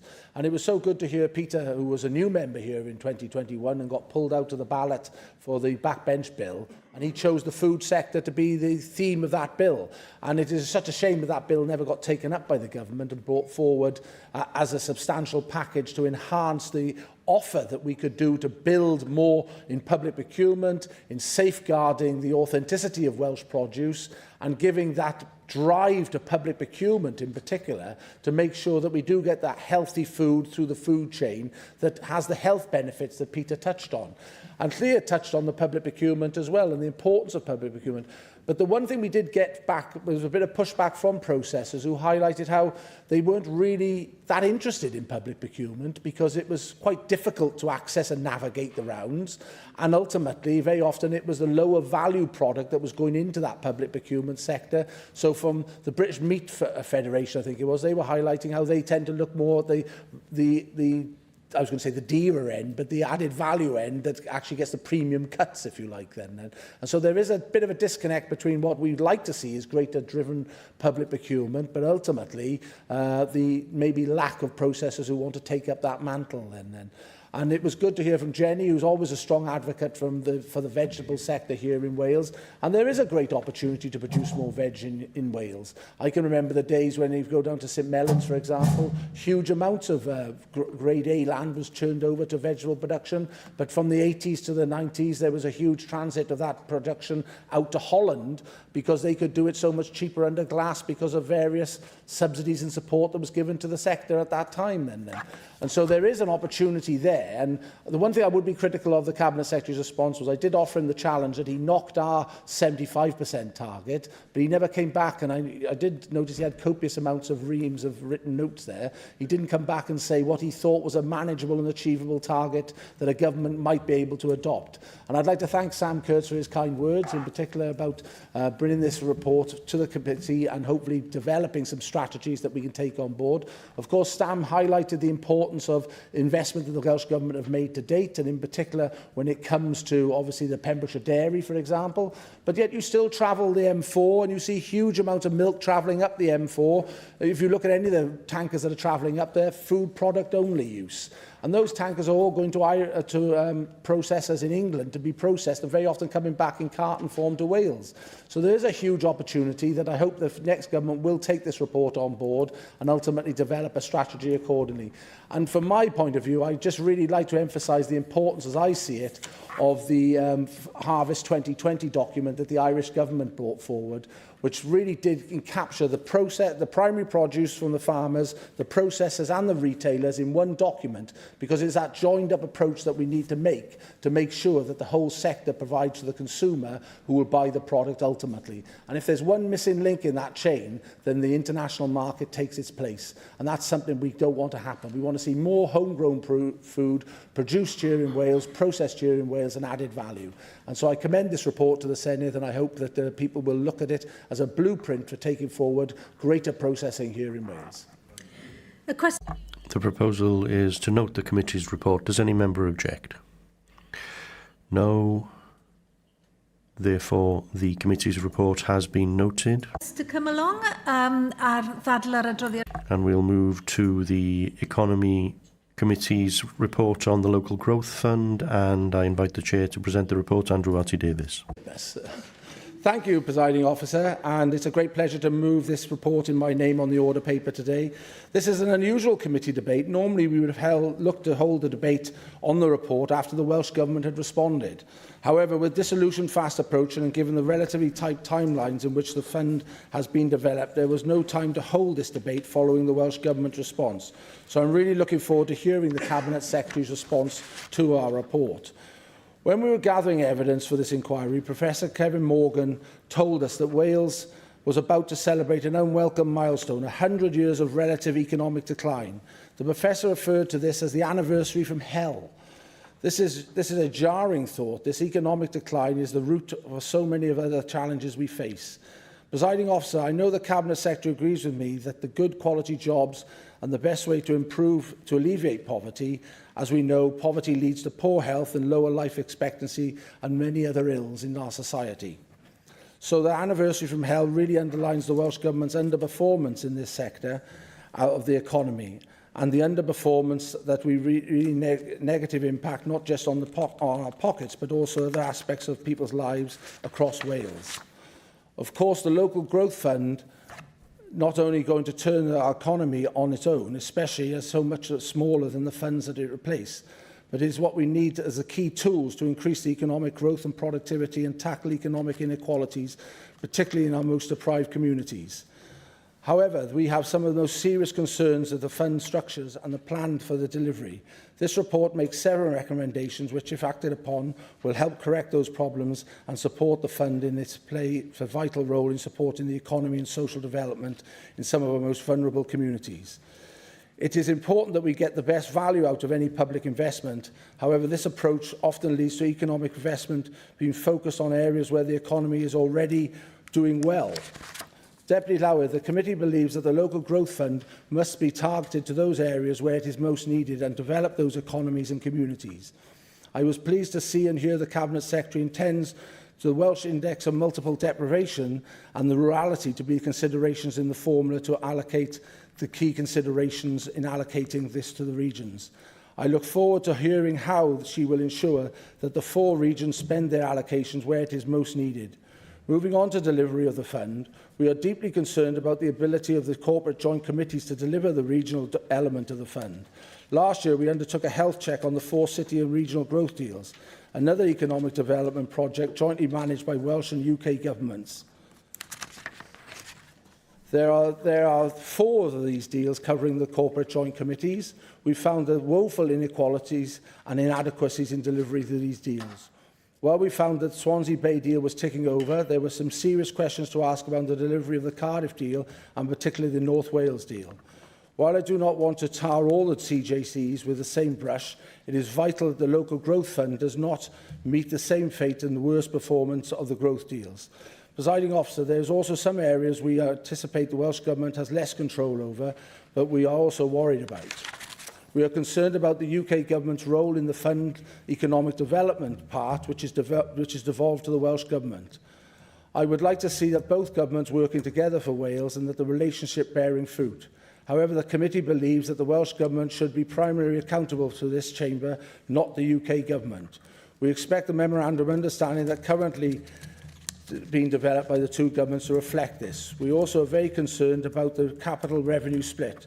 We heard that it was hard to deliver good quality capital projects with 3 years timeline. We also heard that the shift to the mainly capital fund will put many skilled jobs currently funded via the Shared Prosperity Fund at risk, and we are concerned about the loss of expertise that would result from these job losses. Last week, the spring forecast included increased revenue funding for the next Welsh Government to spend. The Industrial Communities Alliance have suggested it should be used to top up the revenue side of the local growth fund. Whilst naturally there will be a variety of calls for this funding, I would be interested to know if there has been any discussion with the Cabinet around using some of this money for this effect. Whilst we understand that the UK Government role and the capital revenue split are issues where the Welsh Government isn't the final decision maker, Welsh ministers must push the UK Government hard on both these issues. Thank you, Presiding Officer. I look forward to hearing the members' contributions this afternoon and particularly look forward to hearing the Cabinet Secretary's response to this report. Luke Fletcher. Llywydd, and of course, as we always do, I'd like to thank the Chair for his work in chairing those meetings, fellow committee members, those who gave evidence, and of course the clerks for bringing this all together. I think the first thing to say is that the evidence the committee received during this inquiry was highly critical of the local growth fund itself and the parameters for its delivery, and those criticisms were entirely fair. Many contributors told us that the programme we now see bears little resemblance to the ambitions that were originally discussed and that this programme has been set up to fail. And I think it's hard to disagree with that conclusion when you take into account the time frame for delivery, which is frankly laughable given the objectives of this fund. Now, it goes without saying, and the Chair referred to it in his contribution, that the issue that dominated the committee's discussions was the proposed capital revenue split. The committee heard strong warnings that reversing that balance risks undermining the delivery capacity that has slowly been rebuilt over recent years. After more than a decade of austerity, many local authorities and partner organisations had already seen their economic development capacity significantly reduced. The Shared Prosperity Fund allowed some of that capacity to return because the revenue funding enabled organisations then to recruit people with the skills needed to design and deliver those programmes. The concern now is that that sharp shift toward capital is already triggering redundancies. And along with the jobs themselves, that experience, networks and institutional memory will also then disappear. That loss of capacity is particularly troubling because all economic development programmes, regardless of how they're designed nationally, are ultimately delivered locally. The people who understand their communities, their local economies and the barriers faced by businesses and workers are the people responsible for making these programmes function in practice. Without that local expertise, even well-funded programmes will struggle to deliver meaningful results. The committee therefore emphasised that retaining those skills and that knowledge must be a central priority as a new programme is implemented. And recommendation 3 is particularly important here and must be carried out by government. Funding programmes do not deliver outcomes on their own, people do. The bottom line is that we cannot afford to lose the knowledge, skills and institutional capacity needed to deliver gains on the ground. There was also significant scepticism about whether you could actually get transformative capital projects and whether they can actually be delivered within that 3-year timeframe currently proposed for the programme, within the programme. And of course, again, the Chair referred to that in his opening. Major capital schemes, and I don't think I need to tell people in this chamber, require time for planning, they require time for design, consultation, procurement and construction.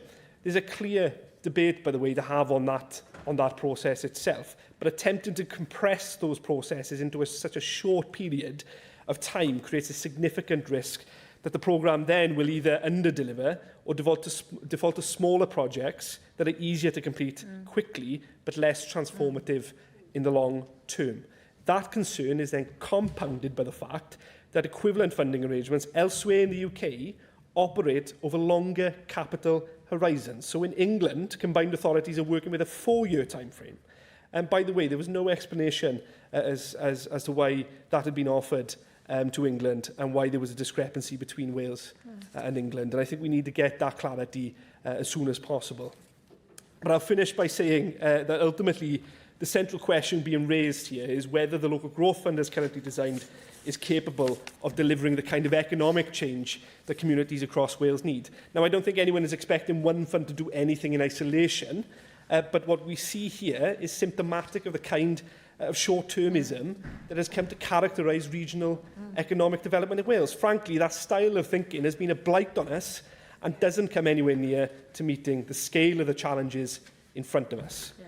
Now, I think the challenge for this Welsh Government and the next Welsh Government is to demonstrate how the big concerns will be addressed, how the fund will be integrated with wider economic development efforts and how the capacity needed to deliver it will be protected.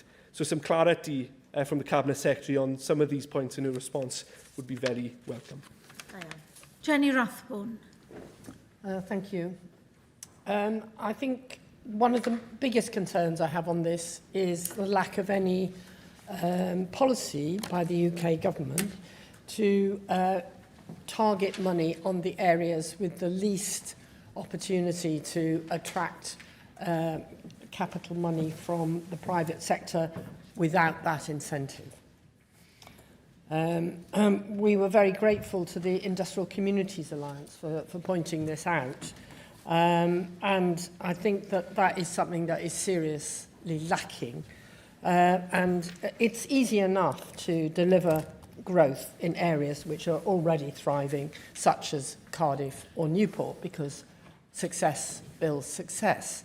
But one of the things that we were looking at when we were discussing the growth programmes in the Cardiff Capital Fund and the other growth funds was the lack of attention to bringing up those communities which are the poorest in Wales, and there doesn't seem to be any strategy on that. For example, the Pride in Place funding, which was top sliced from the money that's left for the local growth fund, is only going to be awarded to one area in a local authority, and it means all the other areas will get stuffed. You know, that they get nothing out of this. And it feels like a very, very brutal way of doing things, and not at all the collaborative approach that I think we've always taken in Wales.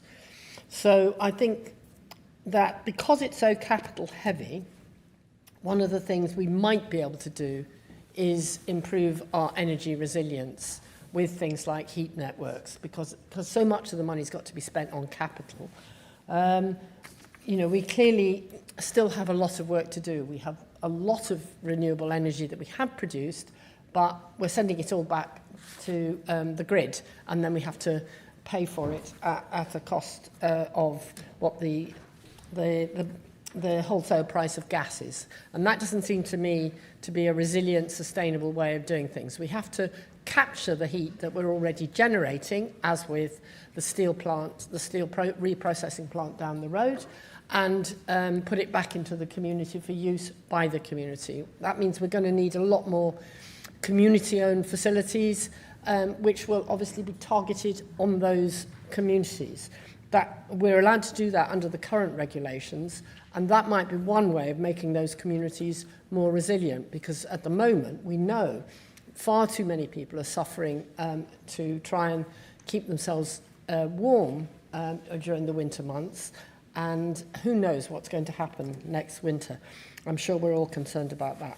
So I think that there is always going to be opportunities here, and we need to seize them. But at the end of the day, we have to bear in mind that this is half what we used to get from the Shared Prosperity Fund, and therefore we need to be very mindful that we spend it wisely. I have to say, I will once again say that you can spend very small sums of money very cost effectively. So a mere £70,000 from the Shared Prosperity Fund was dedicated in Blaen y Gwent to a breastfeeding programme, and got 2/3 of all mothers breastfeeding within a very short amount of time. £70,000 is nothing in terms of public spending. It's a huge amount in terms of individual households. But that's the sort of strategic thinking that we're going to need to have now that we have less money, in order to try and target our most deprived communities, to ensure that they're not just having to come into Cardiff and Newport to get work if they're in South East Wales, but that we are spreading the wealth across all our communities. Do you agree that we used to have that sort of funding under the European? We did, and we also have.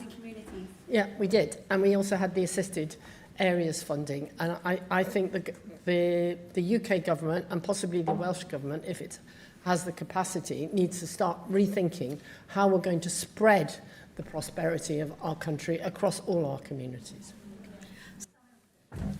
I'd like to put on record my thanks, as Luke Fletcher has done, as another member of the committee, to the chair, the clerking team, and all those who gave evidence. And I think, conclusion, and I'll quote from the report here, we are disappointed with the large reduction in funding received by Wales through the LGF compared to the previous economic development schemes, as this means there will be less money to invest in and support our most vulnerable communities. I think that says it all, really, as to the situation that we find ourselves in with the local growth fund. And I think Luke is absolutely right. The evidence that we had as a committee was hugely critical of this scheme. It's as if nothing has been learned through the SPF funding, which was a quantum more funding than the LGF is. No lessons have been learned at all. That split between capital and revenue is already putting pressure on local authorities, losing that expertise.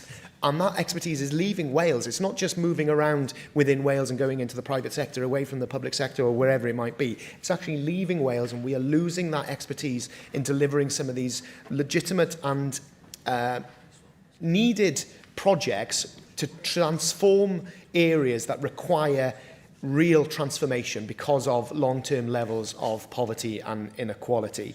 And I think that's something that really is, I'd welcome the Cabinet Secretary's view on this, as to how under this scheme, under the way that is played out, she envisages those challenges being approached and those hurdles being overcome, given the evidence and the strength of the evidence that was received in this committee, which thinks that it can't be done. So I'd welcome the Cabinet Secretary's view on that. And to come to a point as well that's mentioned in the Chair's forward in the report, and we discussed in committee in the private sessions, was this idea of Treasury orthodoxy when it comes to spending a pound of the taxpayers' money. And we see this in England with the UK, with His Majesty's Treasury, and we see this in Wales as well. There's this anticipation and want and desire to spend £1 in an area where you're always going to get a quicker and a greater return on that investment, rather than what offers a greater socio-economic impact. And I think that orthodoxy needs to be challenged. We see a whole host of investment always going into the southeast of England. We see a host of investment here in Wales always going into the Cardiff area. That's great for those areas, but for the constituents that I represent and those communities that come up on the Welsh Poverty Index, that really says nothing to them, that they're feeling seen and needed, and their needs are being addressed under the current system. So I think that's something that we all can do, is push forward on that challenge to the Treasury orthodoxy as to how that value of that pound is spent and that return on it.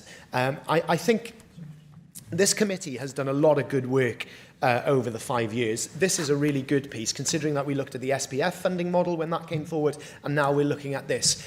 But it's as if it just sat on a shelf and collected dust, and that's something that I found really frustrating in my time here. This good work that is done by a committee, the time taken to collect evidence, to come forward with recommendations on a cross-party basis. And I know that this design has come from a UK government, so they may not be reading what we come up with in our rhetoric committee, but still, that good knowledge that was collected under the SPF inquiry that we did should have fed into what the future local growth fund looked like, but sadly it hasn't, and that's why that conclusion that I opened with is so damning. Diolch, Dybryd Lwys Owen. Dybryd Llywydd. I'd like to reiterate what Samuel Kurtz has just said, and to thank the committee for this very important report. It'd be a real shame if it does just gather dust, because it's incredible how you delivered this in such a short time frame, and I congratulate the clerks of the committee for that, to be able to turn this around with very clear recommendations and concerns, of which need to be more widely understood, in my view, because last month YouGov ran a poll which they say showed widespread public confusion when it came to the responsibilities of this place and of the Welsh Government. One question found that less than half of the public correctly identified the Welsh Government as being responsible for economic development. However, in this case, I don't think the 30% who incorrectly answered Westminster to this question were just simply misinformed, because it is complicated. As this report and many other issues have shown, Westminster retains huge power over economic development, and we saw that alluded to in First Minister's questions yesterday. The committee report describes an unacceptable level of control that Westminster retains over local growth fund. As a result of Westminster's control over the capital and revenue spending of the local growth fund, we are already seeing people being served with redundancy notices. The beginning of what has been warned will be hundreds of job losses. This is so that more money can be put into capital investment, even though multiple stakeholders warn that there simply isn't the time frame to plan and deliver capital investment projects. This is impacting ordinary people. This cannot be called economic development when people are losing their jobs because of it, nor is it a result of decisions and responsibilities of this place and of the Welsh Government. It is economic chaos delivered by Westminster. No wonder many people living here don't think economic development is the Sened's responsibility. It is clear that Westminster doesn't think it's the Sened's responsibility either. If we are to see change, this is a story that needs to be communicated beyond this chamber.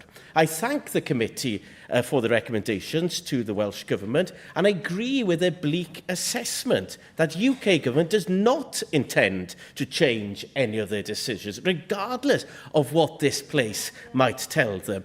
This is a story that should therefore be conveyed as much as possible to the people of Wales, so that they understand more of what stands between them and prosperity.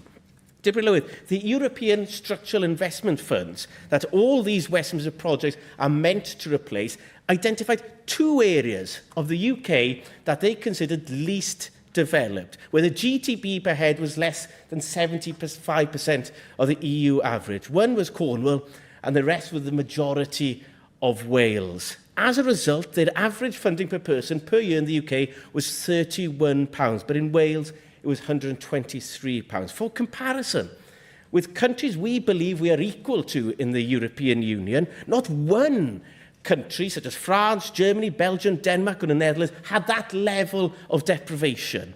The majority of Wales were considered on this low level of development, not seen anywhere else across North-West Europe. This is the level we are seeing here in Wales. The EU is still investing in the most underdeveloped areas still within the EU. Having left the EU, Wales is left with far, far less development funding overall, and that is a fact. And that funding now has multiple purposes and limits as defined by Westminster. Functionally, that means that our most deprived areas will be getting relatively more deprived and face more inequality year on year compared to the most deprived areas of the European Union, which are still being funded by European structural funds.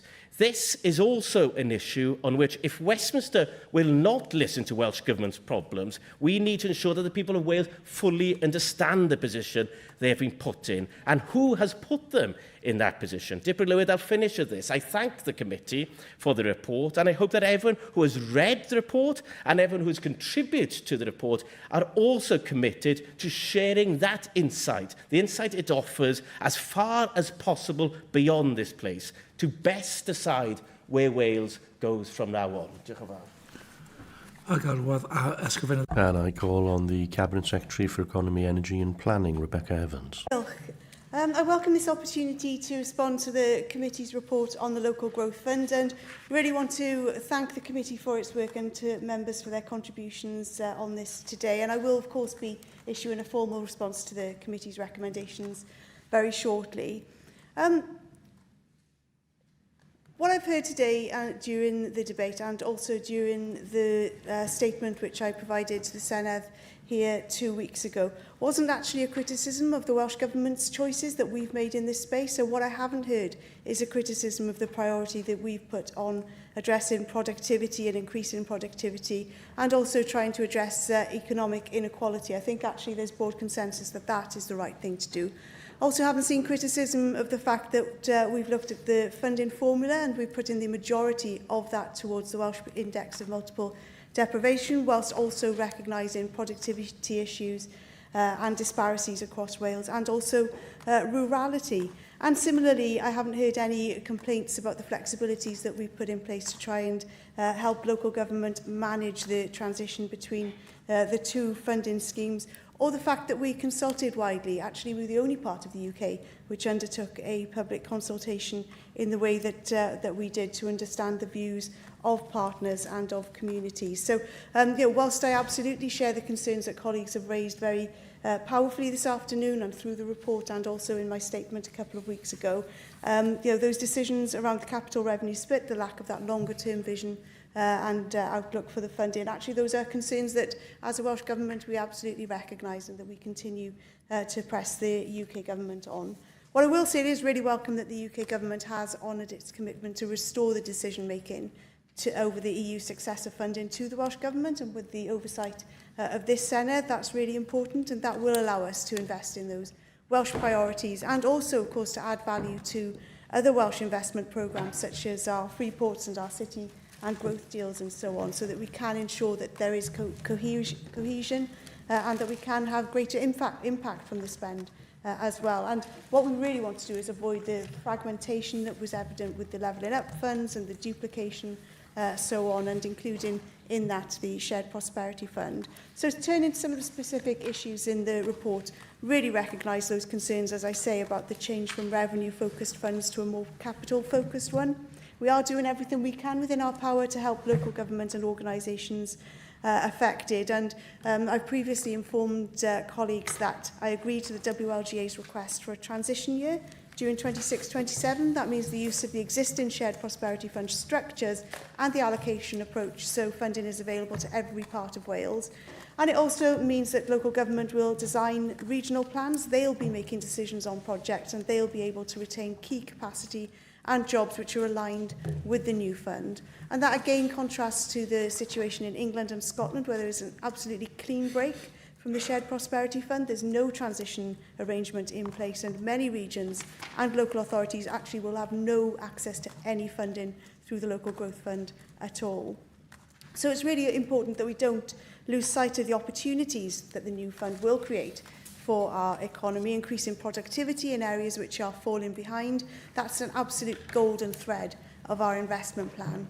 And the fund's key investment objectives will enable support for capital investments, including in areas such as research, in innovation, in strategic business premises and sites, and also the enabling infrastructure for energy and transport. And all of that will work alongside the revenue support available to increase demand-led skills and support for people who are currently economically inactive to help them into work. So from lessons learned and international best practice, a regional approach is really key to delivering the outcomes that we want to see through this fund. And CJCs have been established to do exactly this, to underpin and strengthen regional collaboration.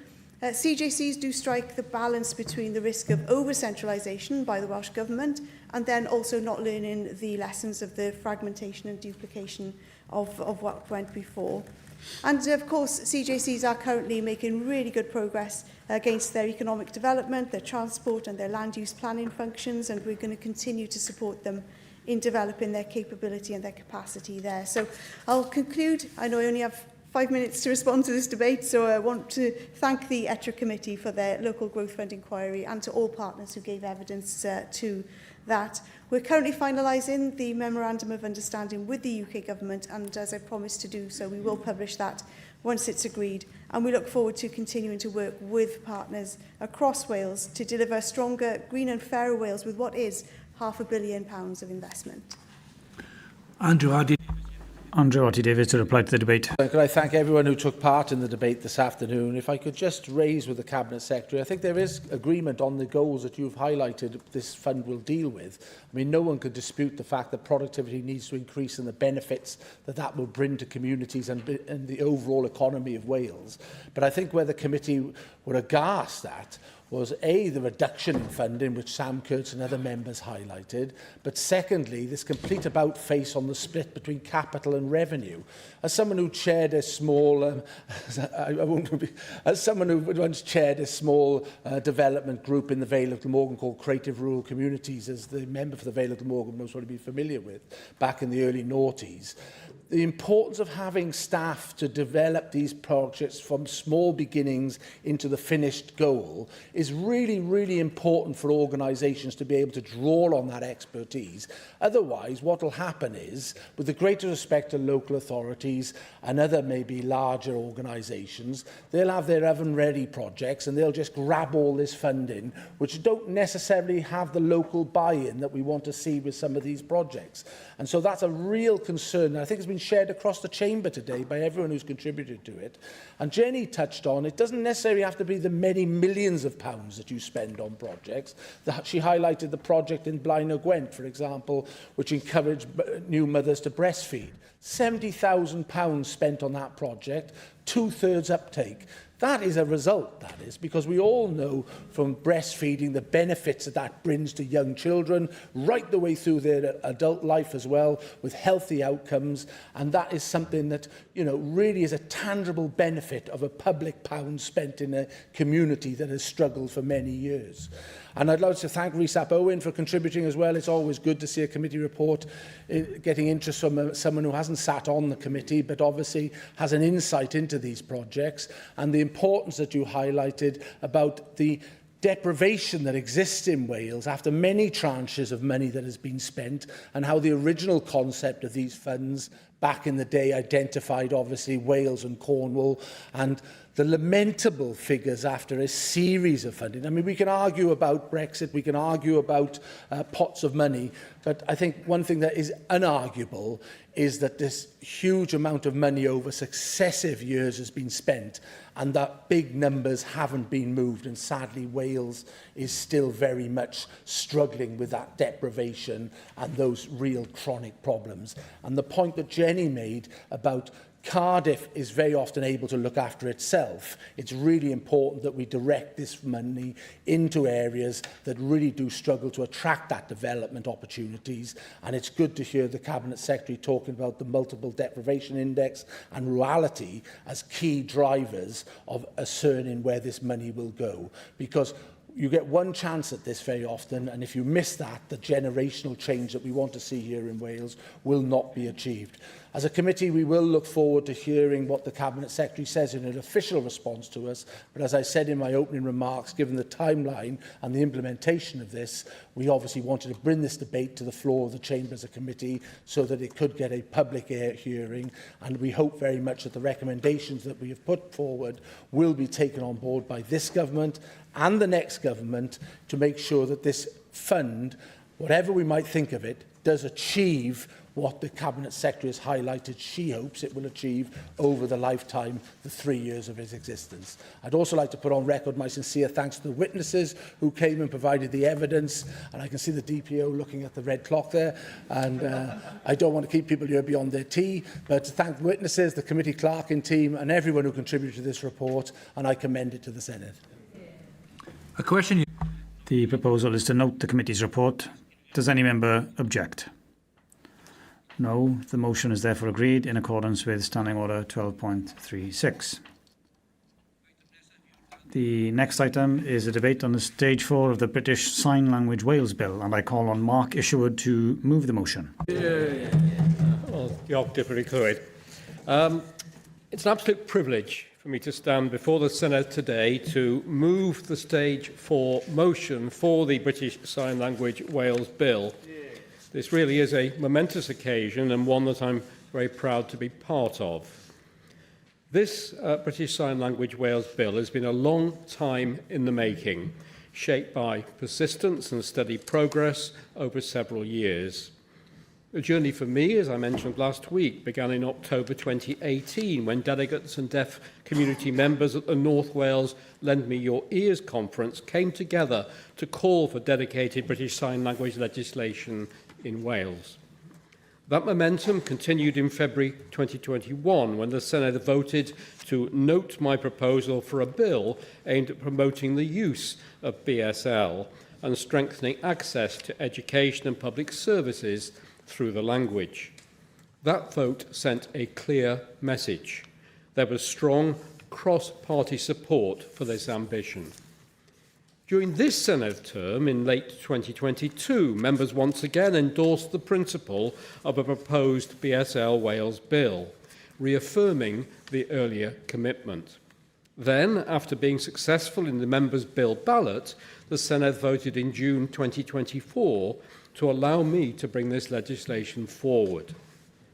I'm delighted, therefore, to now stand here today at the bill's final stage and thank everyone who has contributed to this. To all the individuals and organisations who took part in the campaign and the consultation and the focus groups who helped shape the legislation. To the Equality and Social Justice Committee, the Finance Committee and the Legislation, Justice and Constitution Committee, together with their committee teams, for their valued approach to Stage 1 scrutiny. To the Equality and Social Justice Committee for their consideration of amendments at Stage 2. To both the bill's clerking team and my own staff who have worked tirelessly.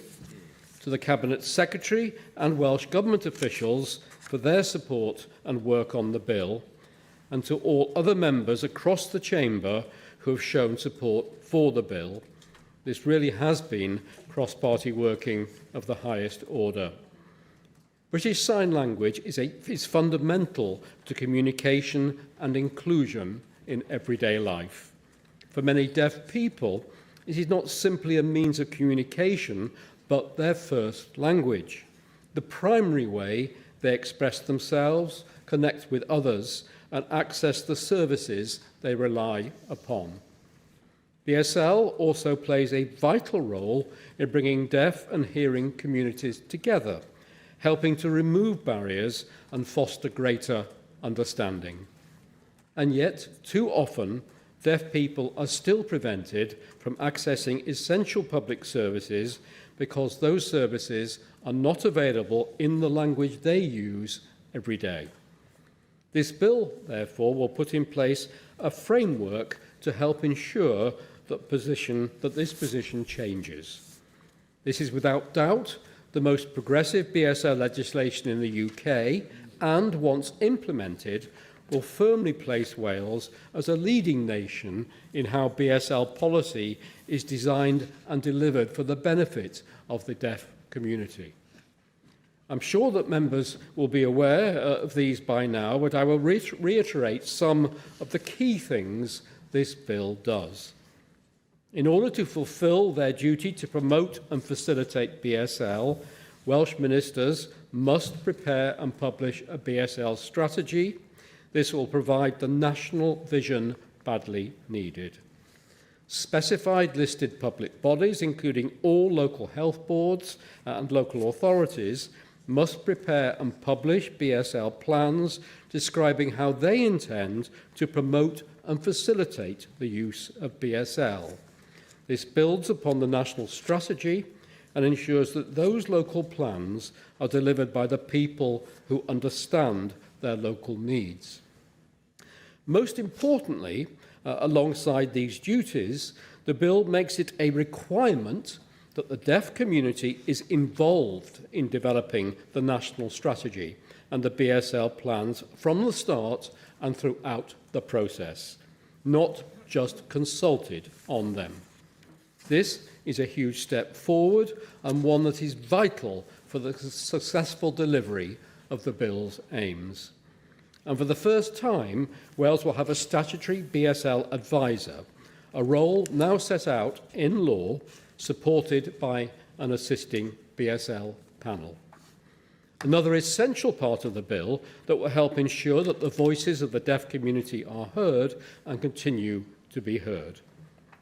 Deputy Presiding Officer, Deputy Cloydd, as you've heard me say many times, this legislation is vital. The importance of the legislation is highlighted by the overwhelming support I've received from members across the Chamber, from government and from the wider community. It has been my honour to bring forward this bill, and I ask members to continue their support and vote for the bill to be passed by this Senedd today. Diolch yn fawr I chi gyd. Thank you all very much. Senedd Williams.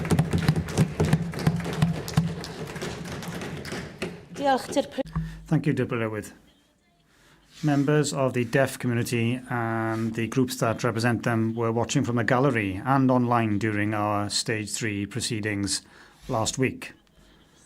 And this was facilitated, of course, through the provision of BSL interpreters. And some of them told me afterwards how powerful it was to see such commitment across the parties to the deaf BSL community, and to see how members' understanding and recognition of BSL has developed and deepened during the scrutiny process, and the inequalities and the disadvantage that the community faces. So the passage of this bill is the first step in the process of ensuring that that continues, and that the huge amount of work that needs to be done actually starts. They're watching now, and some of them are in the gallery, and I know that they're watching through the live stream in the yw'r Centre across the way, and it was a privilege to celebrate with them today and to congratulate them on the hard work and the perseverance and their patience as well in campaigning tirelessly for their linguistic rights. And of course, we also want to pay tribute to Mark Isherwood for putting his nose to the grindstone. It has been an experience that I will never forget in terms of working on this bill, and it has been an important lesson. Collaborating with the deaf community on a cross-party basis with Mark and the Cabinet Secretary has really shown how we, through our Senedd, can be progressive and ambitious by coming together for the benefit of the people whom we represent, particularly those who haven't had the attention that they should have had for far too long. Plaid Cymru has therefore been proud to support this bill, and we will also be proud to continue to support the work that will follow on from it over the coming years, because expectations have been raised by this bill, and this bill is a promise that must be kept.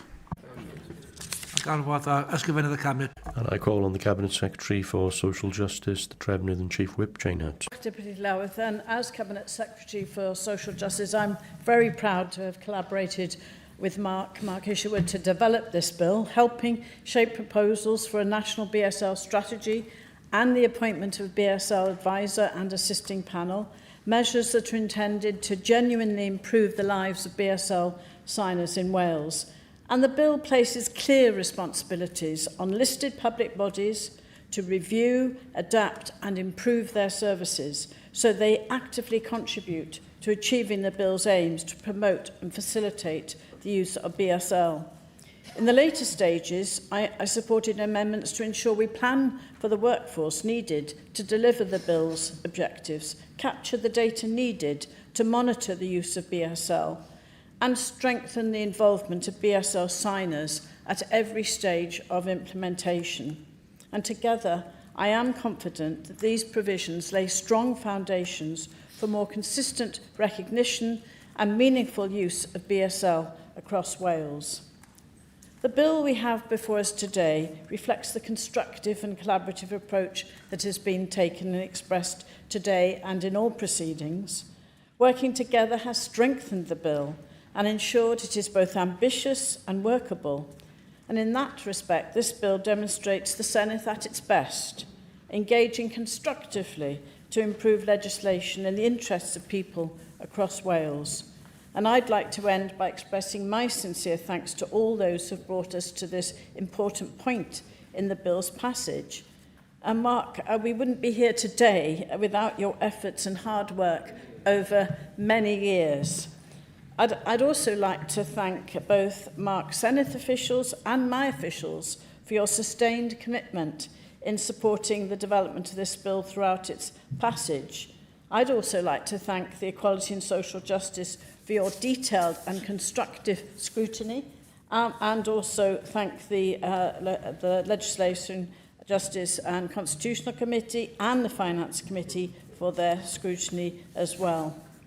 But most importantly, the BSL signing community, representative organisations, public bodies, academics and other stakeholders who've engaged so openly and thoughtfully throughout this process.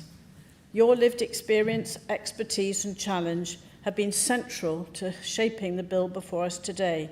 So this is an exciting moment, one that allows us to turn ambition into action, commitment into change, and legislation into lasting improvements for BSL signers across Wales. Diolch yn fawr. And I call on Mark Isherwood to reply to the debate. Well, again, thank you, everyone who's contributed. I've already addressed the positive, consensual, collaborative way we took this forward. After some initial hiccups that some of you may remember, I remember raising this in the chamber repeatedly and not initially getting necessarily all the support that we ultimately achieved, and I'm very grateful that we were able to adopt that common position and move forward on that basis. You referred to the Senedd team. I have to say there are representatives of them upstairs, so again, thank you to you in person. And many representatives, I believe, of the deaf community, both here and across the way, as we heard in the Earth, where I and possibly others will be joining them shortly to celebrate, including, I understand, a coach load from North Wales brought down by COS, the Centre for Sign Sight Sound, for which I'm patron, and it was many of their members at that conference I referred to in 2018, alongside deaf academics who set the ball rolling. So it's very positive, appropriate that they should be here as well. But I'm conscious also that some of them have to travel back to various parts of Wales tonight, having travelled here, I believe, from every corner of the nation. So it's great that they're here to celebrate subject to your passing this, and it'll be wonderful to meet them shortly. So I won't go on. Again, diolch yn fawr, and again, I hope you will all see fit to support this when it comes to the vote.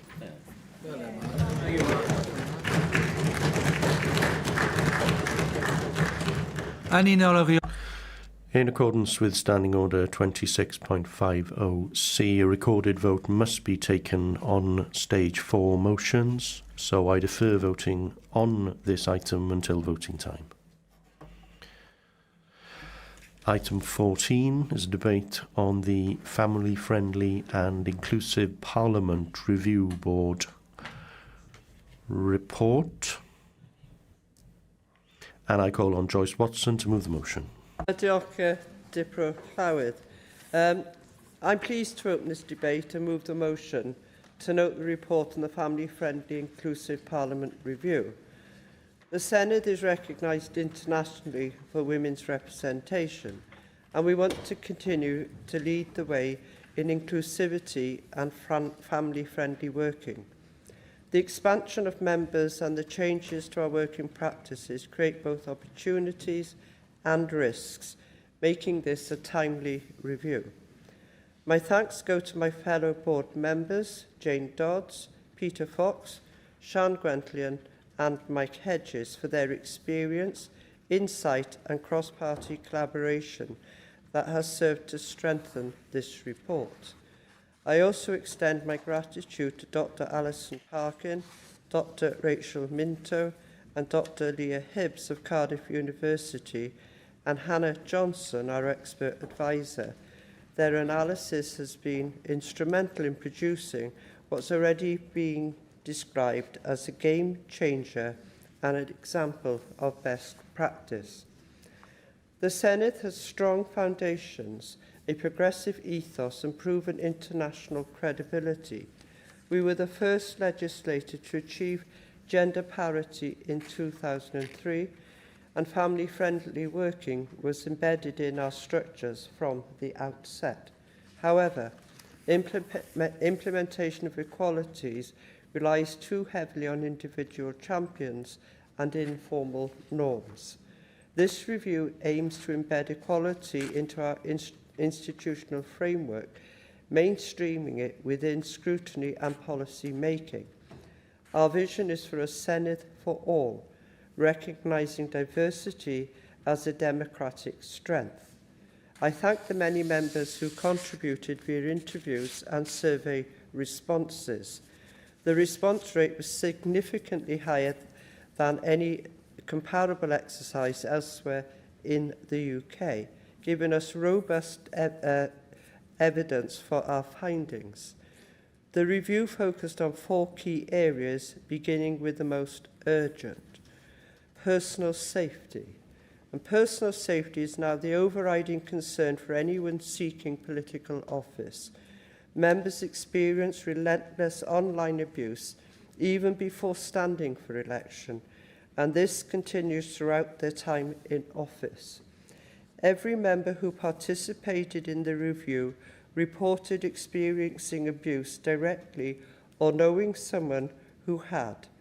The level of hostility is rising, particularly for women, whose abuse is often gendered. Some members said it influenced their decision not to restand. This abuse affects not only members, but their staff and also their families. Staff are often on the front line dealing with hostile emails and social media activity. That's not what they signed up for, and it's affecting staff well-being, recruitment and retention. Abuse also limits how and where members work. Members know they face more hostility when speaking on equalities issues, and some are now restricting what they say. Others are reducing or ceasing in-person constituency surgeries due to security concerns. These pressures risk deterring future candidates and narrowing the diversity of people willing to stand.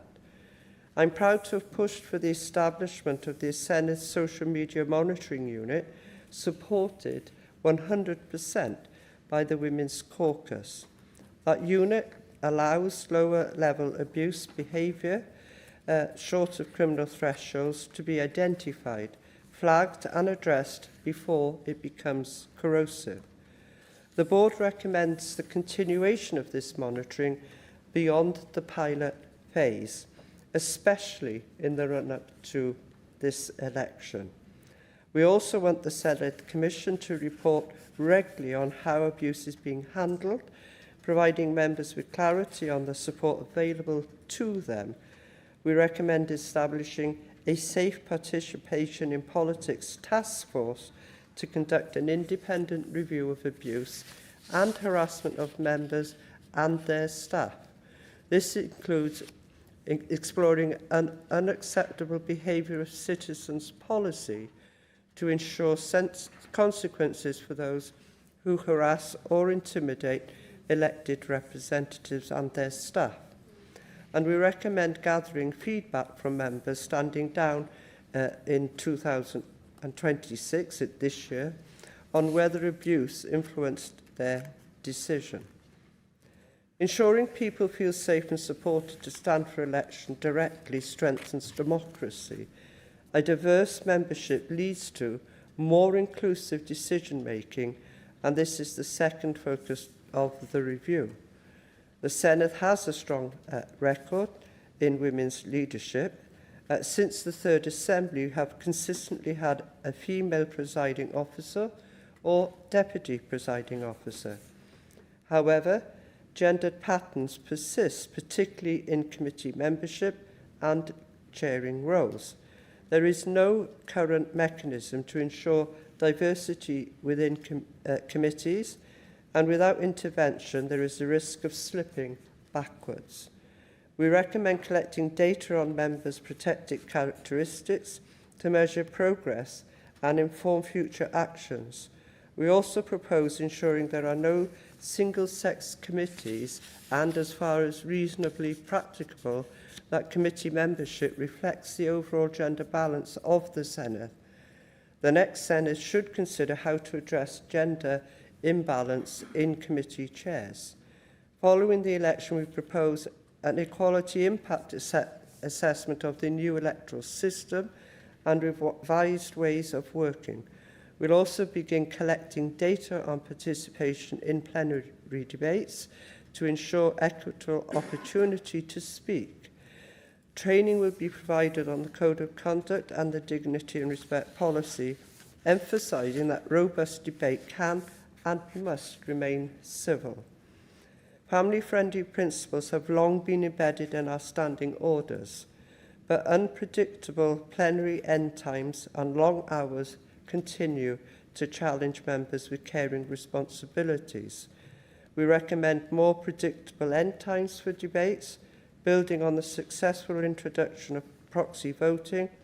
We also propose developing a procedure for members to leave plenary in emergencies without their absence affecting legislative outcomes due to pairing difficulties. Hybrid participation has been particularly valued by members, balancing professional and personal commitment. We recommend safeguarding the ability to participate online and ensuring it has parity with in-person participation. We welcome the Senedd Commission's introduction of a Members' Hub, a one-stop advice and support service, and recommend evaluating its impact along with the revised determination on pay and allowance to ensure they adequately support family-friendly working. The review identified inconsistent advice on maternity and paternity leave. We recommend developing an agreed policy on leave length, procedural arrangements and cover, involving close discussions between political groups, the Senedd Commission, Business Committee and Remuneration Board. There is a recommendation for provision of a locum cover for members who are temporarily unavailable, that it be explored. We also believe that on-site childcare creche provision is essential and overdue. We are the only UK Parliament without one. Childcare provision provides a clear signal of the type of institution that we want to be: accessible, inclusive and family-friendly. Options must be explored in the first year of the next term. A more diverse Senedd leads to more equitable outcomes for the people of Wales. Since devolution, we've committed to promoting equality of opportunity, and we want to strengthen that, those founding principles. We recommend embedding equality considerations into standing orders and standing practice. At present, there's no requirement for Equalities Committee. We propose establishing both a dedicated Equality Committee and a formal Women's Caucus in standing orders. Committees should scrutinise equality evidence systematically, supported by training, data and specialist expertise. When scrutinising bills, committees should give equal weight to equality impacts as they currently do to financial implications. The Welsh Government should inform committees when legislative equality impact assessments are published. I've long advocated for the use of gender budgeting tools such as gender beneficiary assessments. Regular training will help ensure those approaches are used consistently, including through mainstream reviews of the programme for government. I look forward to hearing from members and from their remarks and the Llywodraeth's response to the 4 areas: equality, mainstreaming, representation and participation, abuse towards members and working practices. Llywodraeth, this is the Sened's first report of this kind, a gender-sensitive audit. It draws directly on members' experience and the expert work of Cardiff University. The solutions we propose are cross-cutting and practical, spanning standing orders, committees' work, standard of conduct, electoral procedures, and the support structures provided by the Senedd Commission. Effective implementation will depend heavily on the Commission's ongoing leadership. We therefore recommend retaining a Commissioner with responsibility for equality of opportunity, supported by a senior official dedicated to delivery. Above all, we recommend establishing an implementation board to oversee and drive progress. We must not allow this report to gather dust. If we want a truly inclusive Senedd for all, we must secure the institutional changes needed to carry on the work. Peter Fox.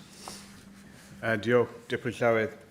I was pleased to be able to serve on this cross-party board that oversaw this family-friendly and inclusive Parliament review. And I'd just like to begin by thanking Joyce Watson for the constructive way in which she led this work, and also fellow members for the collegiate way we approached the various areas. Since the early days of devolution, the then Welsh Assembly and now Senedd Cymru has taken pride in being a parliament that seeks to be accessible, representative and family-friendly. Over time, the Senedd has introduced a number of practices, whether that is proxy voting for parental leave, hybrid participation in proceedings, or practical support for members with caring responsibilities. These achievements should be recognised. But the purpose of this review was not simply to reflect on past progress. It was to ask how we make sure those principles are properly embedded in the way the institution works in the future. Institutions evolve, membership changes, expectations from the public change as well, and if good practice relies only on informal arrangements or individual champions, there is always a risk that progress can be lost over time. Many of the recommendations in this report are therefore about strengthening the structures and systems that support an inclusive Parliament, whether that is how we organise our business, how committees consider equality in their scrutiny work, or how the Senedd continues to support members with caring responsibilities. The report also addresses that important issue we've already heard about that unfortunately affects politicians across all parties and all levels of government, and that is the increasing level of abuse and intimidation faced by many in public life. If we want people from a wide range of backgrounds to consider standing for election, they must feel that the public service is something they can undertake safely and with dignity. The recommendations aimed at improving monitoring, support and protection for members are therefore an important part of this work. This is a substantial report with many recommendations following much debate. I was pleased to contribute to the work, and I support the overall aim of ensuring that the Senedd remains an accessible and welcoming place for people from all walks of life. However, there were a small number of recommendations that I expressed reservations during the review. For example, the review recommends, as we just heard, the creation of a new implementation board to oversee the delivery of these proposals. Now, my own view was that the work we undertook was very much intended to be a task and finish review, and as such, the responsibility for taking forward the recommendations could naturally sit within the existing structures of the Senedd. That said, I understand the intention behind the proposal, which is to ensure the work continues to receive attention. There are also recommendations that move into broader constitutional questions. For example, the suggestion that the Welsh Government should seek additional legislative competence under the Government of Wales Act. Members will understand then that I approach questions about further constitutional powers with some caution, and that reflects the position of my group also. And finally, on the business of the question of hybrid participation in Senedd business, the report itself in a footnote reflects the view I expressed during the review. I support retaining the option of virtual participation when it is genuinely necessary, for example, because of illness or caring responsibilities. But my view remains that the default position should be that Senedd business is conducted in person, which I believe reflects public expectations and recognises the value of personal interaction in parliamentary debate and scrutiny. That said, where virtual participation is necessary, it should absolutely be treated equally. None of those things detract from the overall value of the work that has been undertaken. The Senedd is approaching a period of significant change, particularly as we move forward to the new expanded 7th Senedd. So it is appropriate at moments like this to step back and consider whether our structures and ways of working are fit for the future.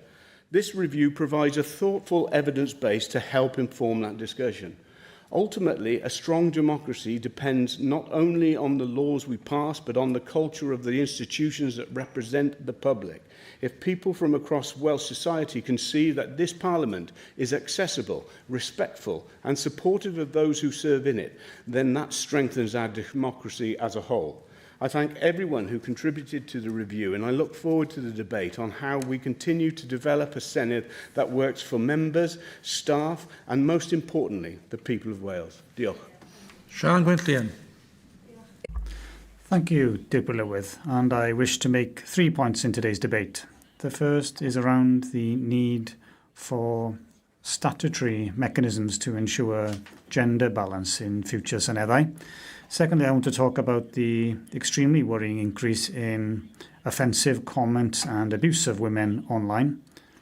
And thirdly, I want to argue that the work of creating a Senedd that promotes equality in representation and participation across the protected characteristics needs to be a matter for the institution as a whole, not work that is driven only by some dedicated women and representative groups.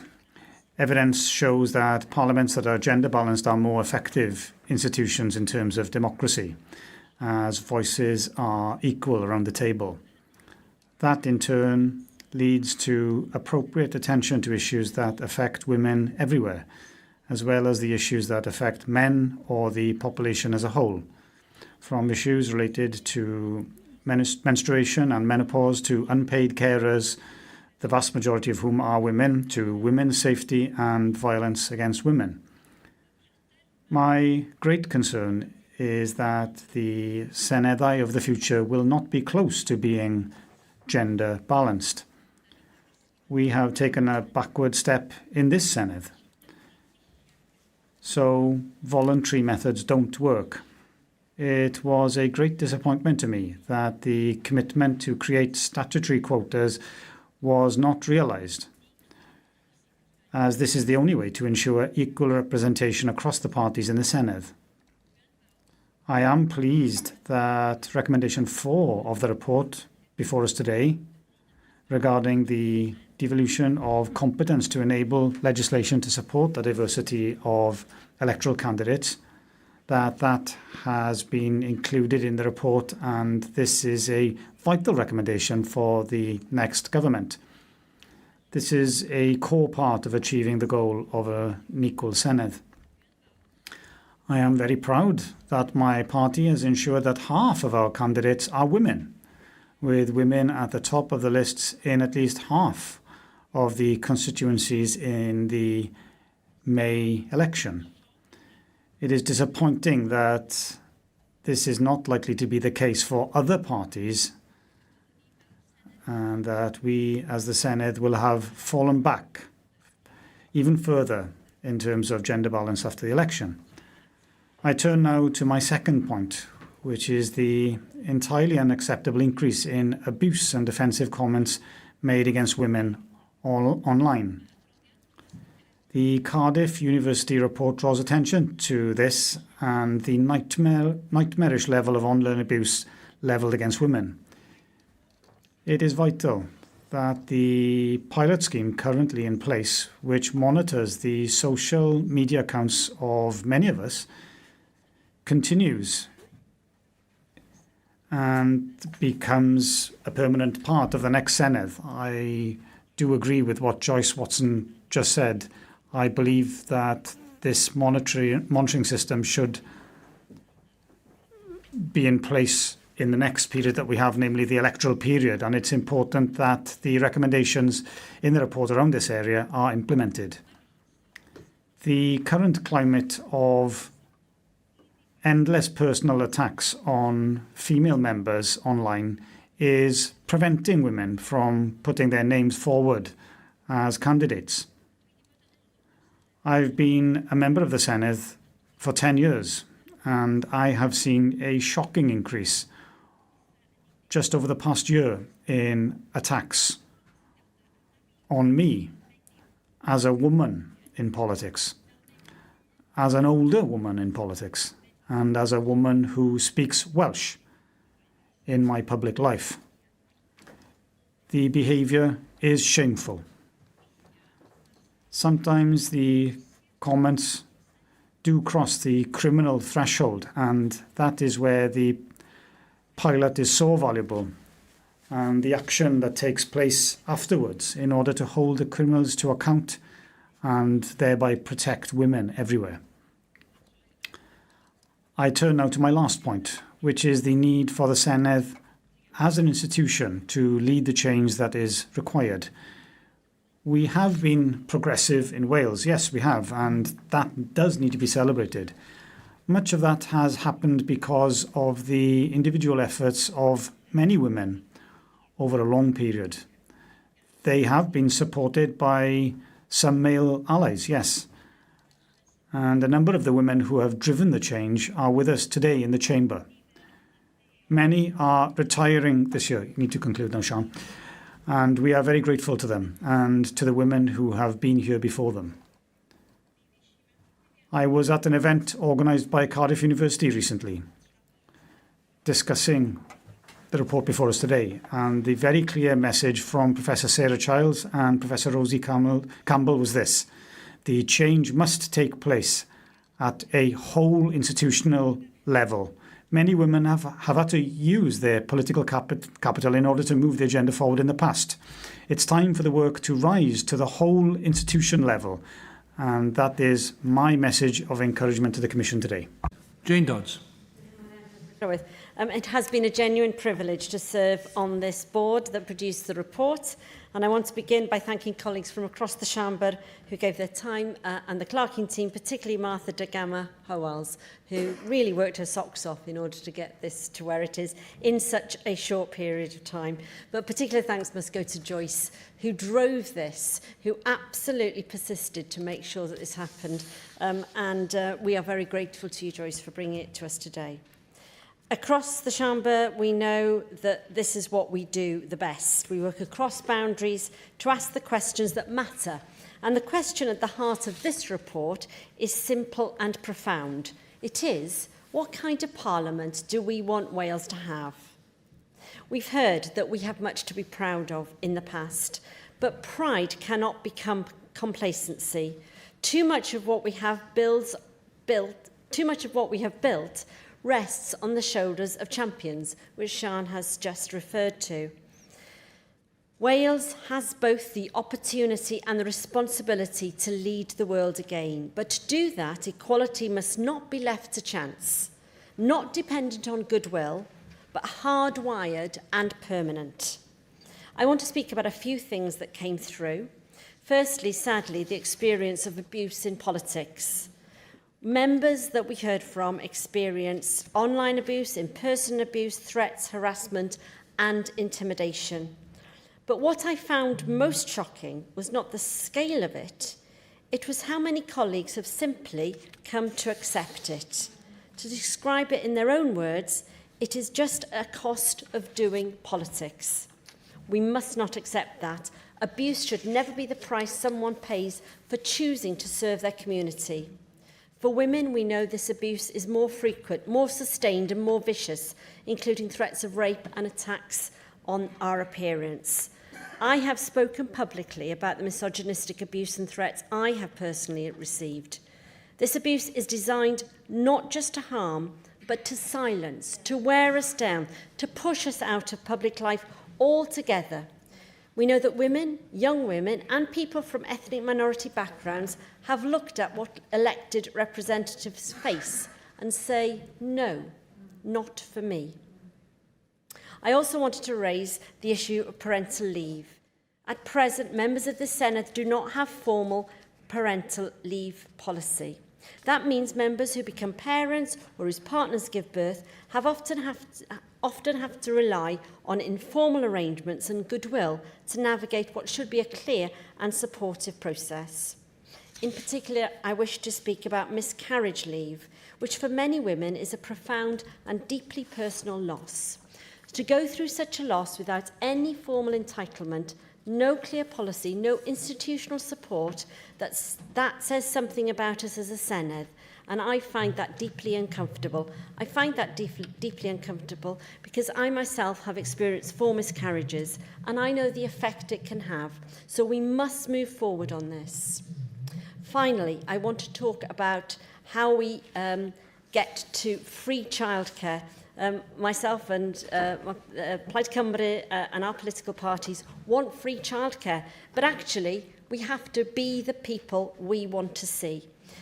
If we want people with young families to participate fully in our democracy, we must make it practically possible for them to do so.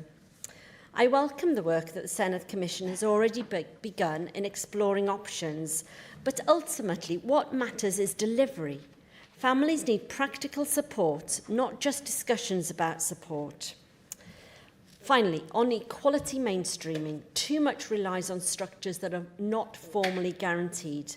So groups such as the Women's Caucus, cross-party groups supporting women and committees have played an incredibly important role.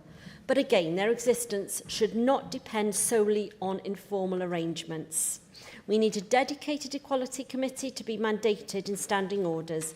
We need the Women's Caucus to be mandated in standing orders. Equality scrutiny must never again be at risk of being absorbed into a broader portfolio and squeezed out. This is the second committee I have sat on looking at how we can create gender equality. The first one was the Gender Quota Committee, and sadly we saw Welsh Labour not willing to go ahead with that. But this is something we absolutely have to see being taken forward. Reports can receive warm words and then gather dust. The 7th Senedd gives us a genuine opportunity to make permanent what has for too long been precarious. Wales has shown the world how it can lead. The challenge now is to continue that work carefully, thoughtfully and together. Diolch yn fawr iawn. Jenny Rathbone. I just wanted to ask a question really around the issue of breastfeeding, because I'm surprised that in this report we're merely asking for a breastfeeding room to be provided, no date supplied. I suspect there will be one very powerful promoter of breastfeeding in the next Senedd, but we can't be certain of that. And I just wondered why, as we are so keen to involve the whole of our Welsh community in the Senedd, why we haven't got a breastfeeding friendly here prominently displayed at the entrance to the Senedd, because it isn't just about staff, it's also about people who visit the Senedd with their children, without their children. So I suppose I'm lacking in understanding as to why we haven't managed to do this either in the 6th Senedd or indeed any of the other Senedds. Luke Fletcher. Diolch, Deputy Llywydd, and of course I welcome the report that's been put together and appreciate the work that's gone into it, and appreciate actually the level of candidness a number of us were able to be when contributing to this report. I'll start with the social media element of this, because I think this is incredibly important. I've spoken a number of times around the types of things that people see on social media, which then leads in to, and influences the people on what they say to politicians, whether that's female politicians or in some cases male politicians as well. They often come from anonymous accounts. More often than not, actually, probably the majority of the time, always actually, I think you're right, Sean, it come from anonymous accounts. I've got a particular couple of words that I would use for those types of people who don't put their name to the sorts of stuff they say, but I'll keep this as diplomatic as possible. I experienced my first sort of pile-on really early into my time here in the Senedd back in 2021. And, I think, having worked in hospitality before, you take things as they come. But it does have a profound effect on you. And I remember talking to somebody who was in politics at the time. And what I was told by that person, I won't name them, was, oh, well, that's the way it is. Grow thicker skin. I mean, that's a completely unbelievable stance to take when we want to talk about bringing vulnerable people into politics, when we want to talk about bringing women into politics. To turn around and say, just grow thicker skin, this is the way it's going to be. Right. We're never going to reach our objectives of getting a Senedd that represents the type of society that we want to see with that sort of attitude. So I particularly welcome the recommendation around the monitoring on social media. And this is not trying to shut down scrutiny of politicians at all. But I think actually challenge on policy is really welcome. I mean, the real shame is actually that, and I think I speak for a number of members here, we found ourselves in a position because of that level of personal abuse that we have on social media that we then don't engage in the policy discussions on social media. That's a negative impact for democracy. So again, the recommendation on monitoring social media, really important. I think actually as well trying to, in a wider sense, push social media companies to end anonymous accounts on their platforms is really important as well, because a lot of these people wouldn't say the types of things that they're saying to your face, or let alone if they actually had to put their names to these things as well. So just on social media, I think that's really important. On the family life aspect, I take the point Peter said around public expectation, around what this job means. That doesn't mean to say that we should then be restricted to what we do within this place, to make it more friendly and more welcoming to people with families getting involved. And I also think the public expect this place to reflect the society that it seeks to represent. The paternity issue, and Jane, I think you were completely right about this. I mean, I recently went through that. I think the system was very informal. Did rely on the ability to get a proxy. Now, Heledd was my proxy, and I will say, I'll put it on record, she was a good proxy. Highly recommend for anyone who comes later on. But the difficulty I found actually in this, in dealing with the sort of paternity policy that we have in this Senedd, is there was no clear guidance It was talking to MBS and being told, oh, well, really, it's up to you how long you take off. Now, there's implications to that. And on one level, yeah, flexibility is great. But on another level, then there's pressure on some members, potentially not to take actually what they would be entitled to in another job because of the nature of this role. So one thing I would really want to see when we discuss paternity and parental leave is actually having that clear guidance available to members around what the length of time would be, our rights within that role as well. Because we can't be in a situation where people feel pressured into not taking the full amount of time they would be entitled to if they were in another role. On family life and this place being family friendly, I was really lucky to be able to welcome my son Griff into the Senedd last week. He had a lot of attention. A number of members were more interested in talking to him and spending time with him than they were with me, which is completely fine, by the way. I don't blame you. He knows he's cute as well. That's also the problem. But I was glad he was able to come in and actually have food with me and my wife and her parents, because I wouldn't have seen him at all that week had that not happened. We start this job really early in the morning, we finish really, really late. And if you've just had a child, you're missing out on those precious moments. Whether that's from a mother's perspective or even a father's perspective, we talk a lot about the need for male role models within young children's lives. Well, I want to be that male role model, but I have to be present and I have to have that ability to be able to see my son on a regular basis. Breastfeeding, which Jenny raised, I was literally just talking to both Sian and Sioned about what the breastfeeding policy would be in this place. Would really welcome some clarity on that. And then finally, very briefly, with on business. The committee quota that would set up in the report is something I think we should explore more. I'm thinking that from the perspective of somebody who was on the petitions committee some time ago, where Carolyn was the chair and the rest of us on the committee were all men. Now, again, petitions committee in particular is there to listen to our constituents, is there to take up issues within the community. So I think actually of all committees, petitions committee should at the very least reflect the society that it seeks to engage with. On that note, with the dipper Llywydd, I will end. Julie Morgan.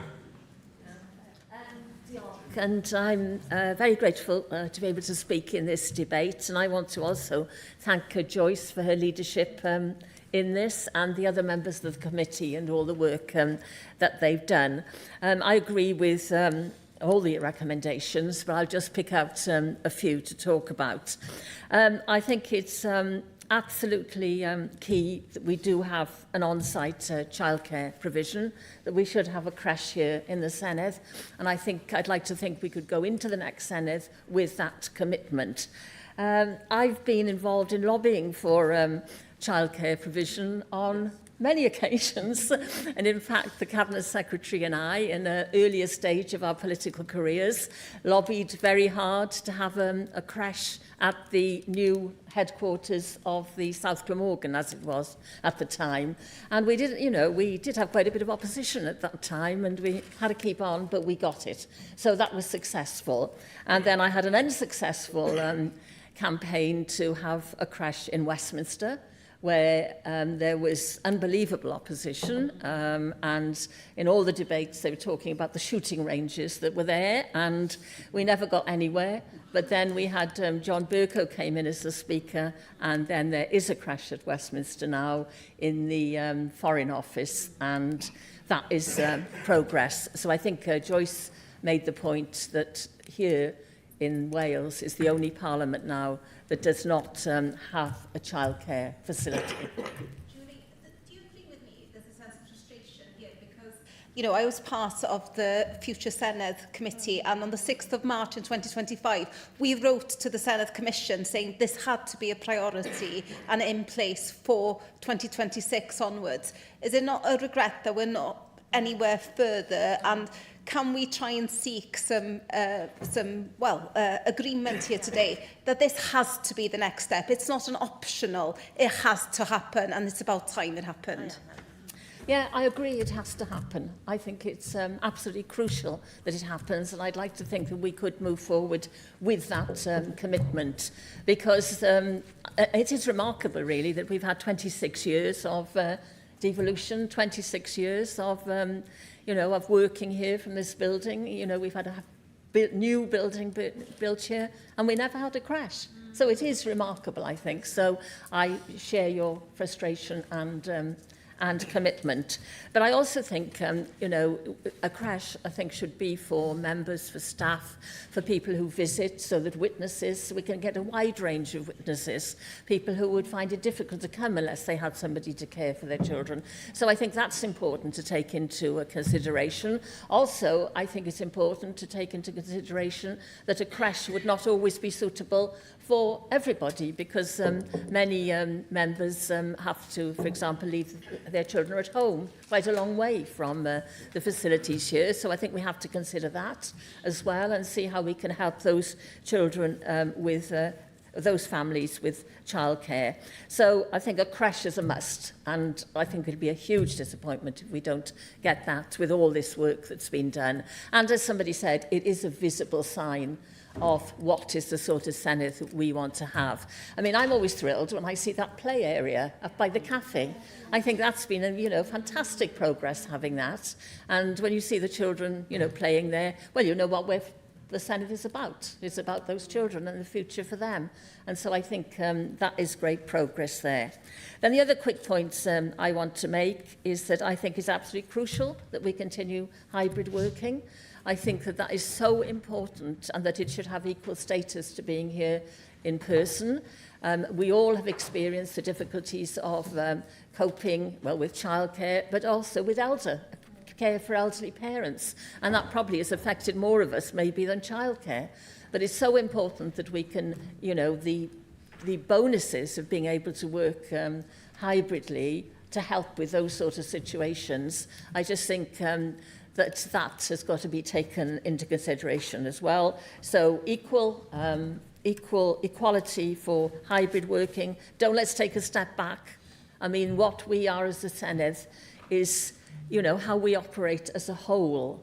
And as things operate now, and for, certain bits of legislation, we do require, people to be here unless, there's really special circumstances. And I think that's, I think that's fine, that's understandable, but I do not think we should take any steps backward in terms of the hybrid working. And then finally... finally, please, because the time is up. Finally, I just think that in terms of actual timing, we can look, as the report says, at the timings of sessions, and we have had, we've been working till 8 o'clock several evenings recently, and I just think we've got to take all that into consideration. Diolch. Sean Williams. Thank you, Dilynwch. This is an important report, and I think it does ask a fundamental question for us as a Senedd, particularly as we look towards the future after the process that we've gone through in terms of Senedd reform. What kind of democratic institution do we want to be? And to answer that question, we must ask another series of questions. Who can see themselves being here? Who feels that there is a place for them here? And what barriers are in their way? So this report does consider these questions at how we should work as an institution in terms of our culture and our ways of working and the facilities available to members and staff. And I think that the message comes through the report is clear. If we want this Senedd to be truly representative of Wales, we must continue to make changes, and that's why I welcome many of the recommendations in this report.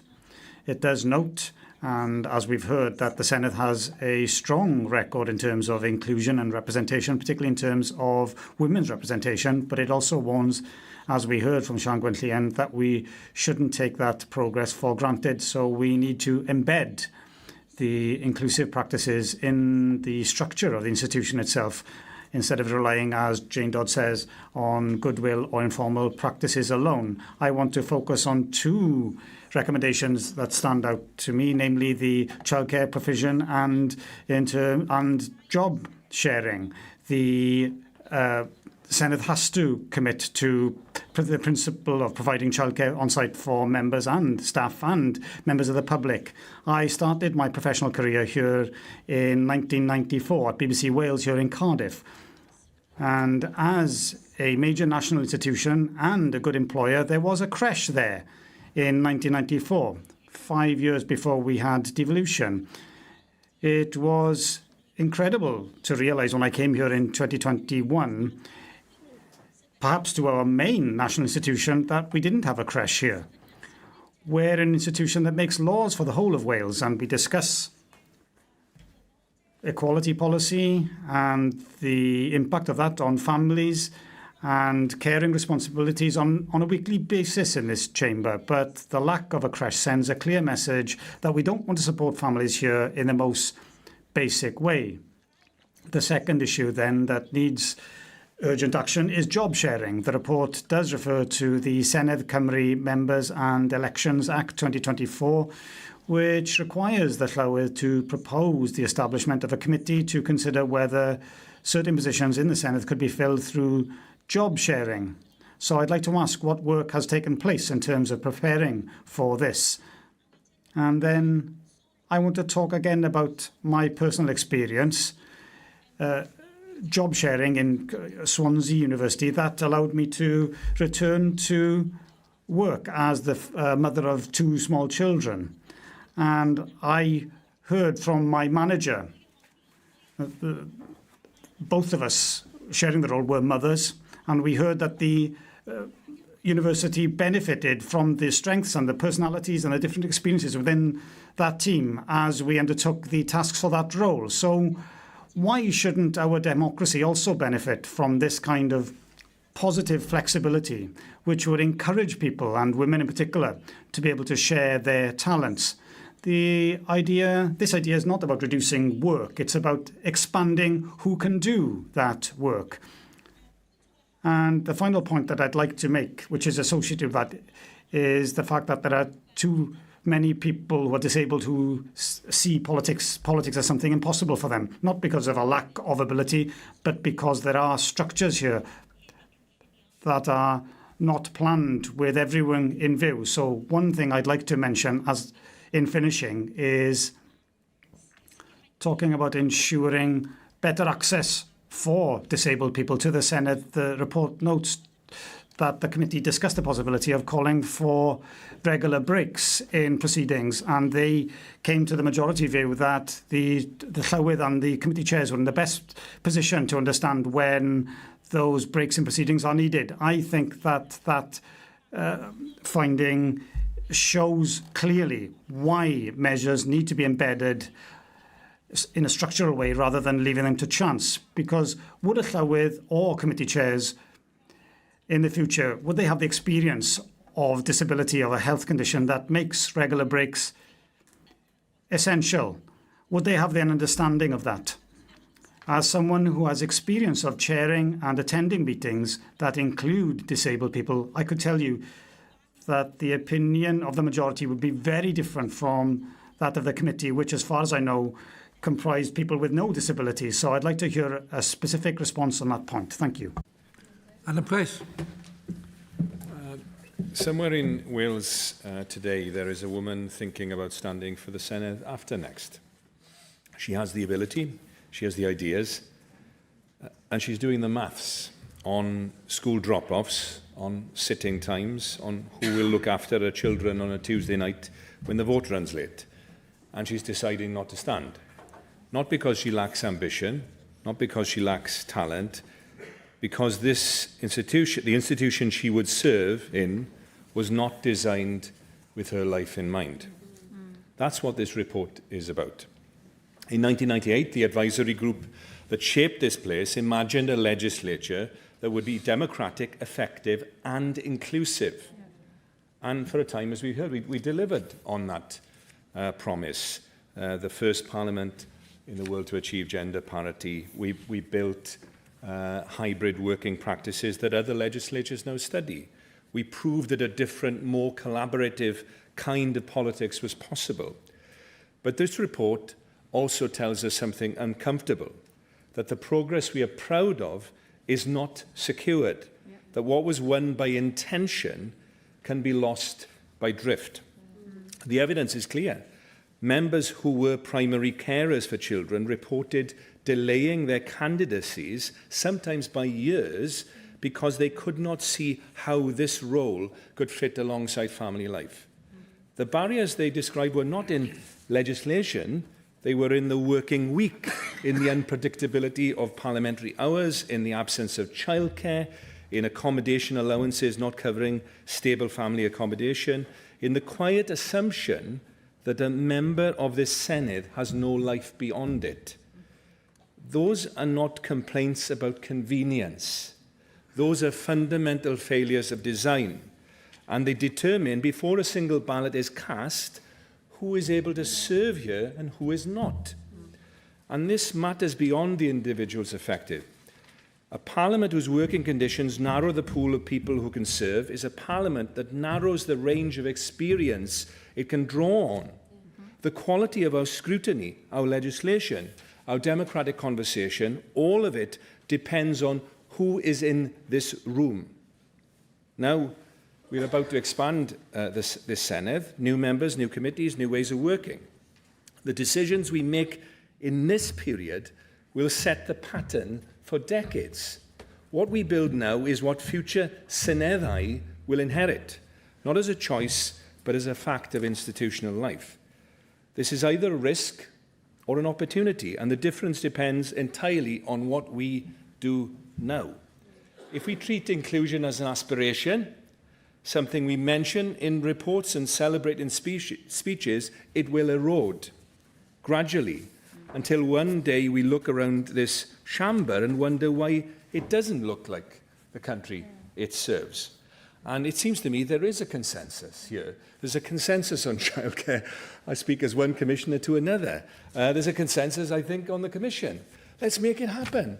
I'm in Brussels representing the Senedd on Monday, but maybe I can join remotely. And if you move, Joyce, a formal decision that we will have a creche here at the Senedd, then I will support it. Because we have to do this. We have to make it possible for that woman that I talked about, or men that have caring responsibilities as well.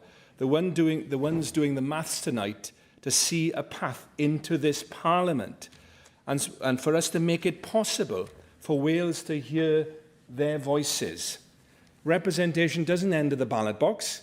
It continues in whether this institution allows people to serve once they arrive.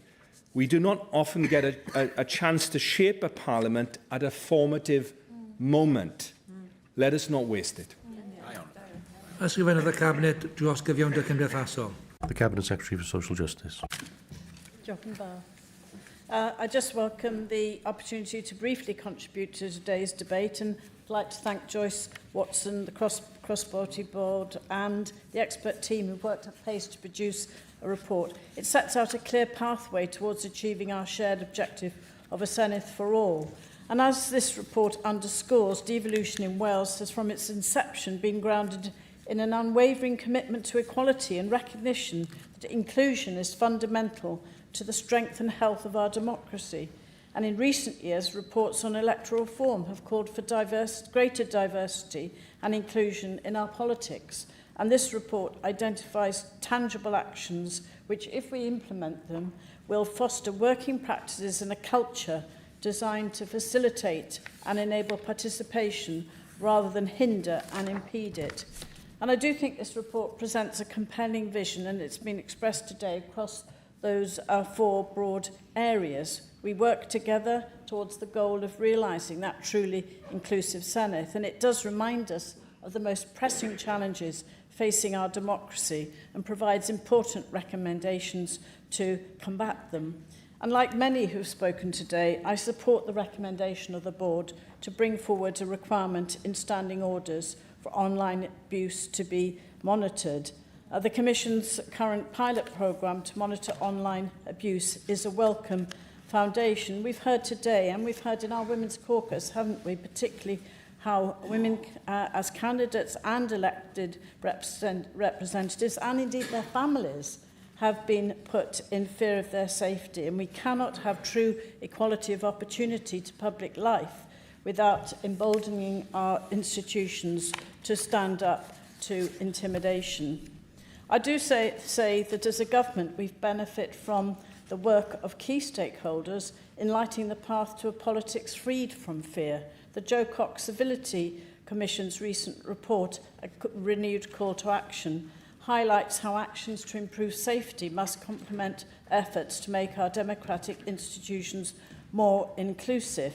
And I'm pleased the Commission has recognised the steps Welsh Government has taken to promote respect and safety in politics in the shape of the diversity and inclusion guidance for political parties.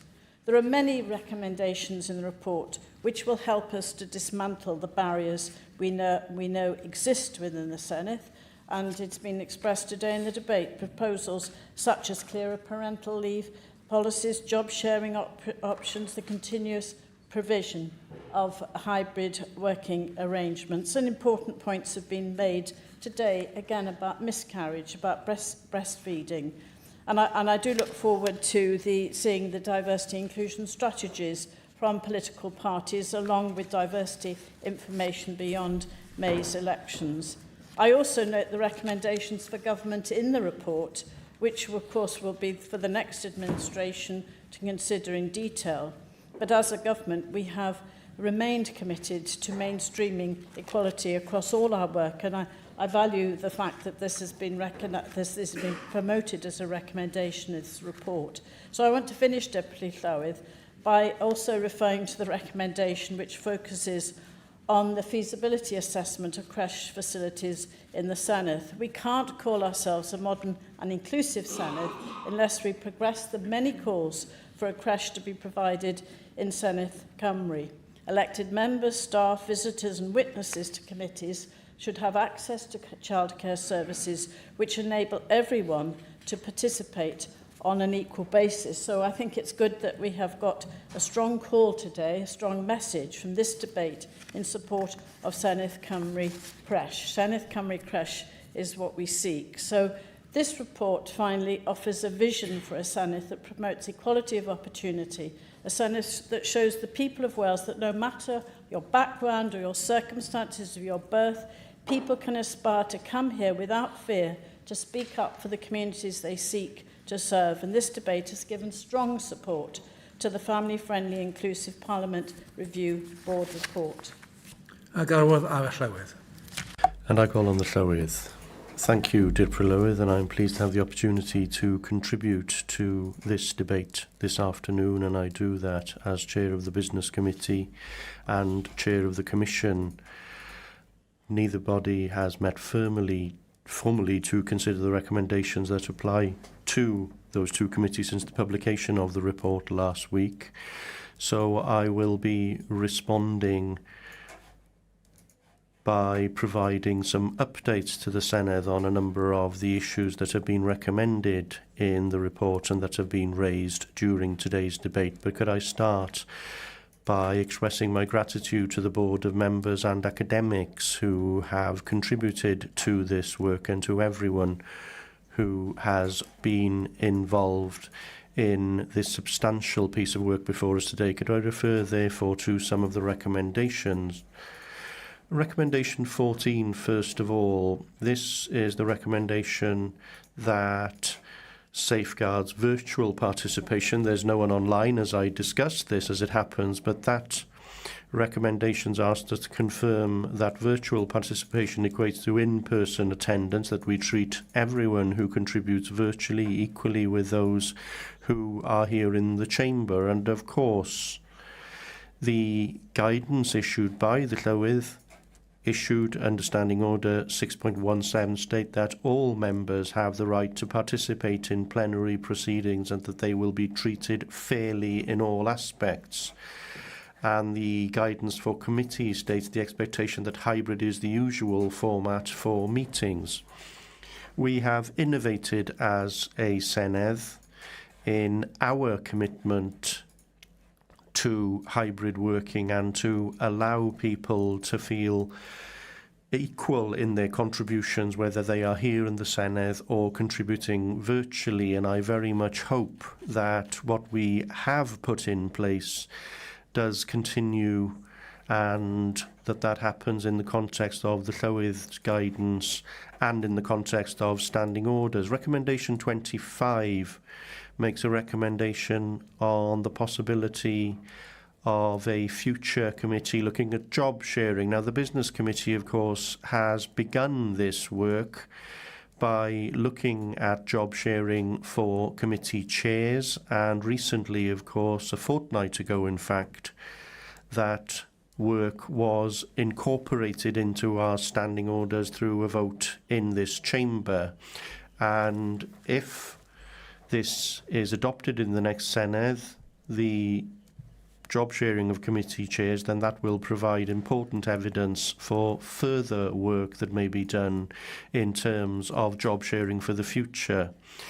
Some of the recommendations relate to the Commission or the services provided by the Commission. Recommendation 11 refers to a training programme that the Commission should continue to provide in relation to a code of conduct, Senedd Business and Resilience, and recommendation 36 relates to regular training on equality. Now, I'm pleased that a number of training sessions have been developed and offered to members and members' staff in the above areas during this Senedd. The Commission has agreed on a framework for providing training to support members in their work in the 7th Senedd. However, the Commission does not have the power to make training compulsory, and therefore it's essential that members educate themselves in these areas and recognise the need for them and their staff to be trained appropriately. I would say that political parties have an important role to play in this context too, in placing high expectations on their members. I do hope that the new provision of the HOPE will support future members by offering a starting point for receiving information and support, not only on the specific areas referred to in this report, but on other aspects of the Commission services too. In relation to childcare provision, and that's recommendation 22, and many have referred to that issue this afternoon, the Commission recently carried out a feasibility study to provide creche facilities. The Commission's objective was to establish an initial evidence base to better understand the childcare needs of members, prospective members, and members of staff, and to explore practical and proportionate options for meeting those needs.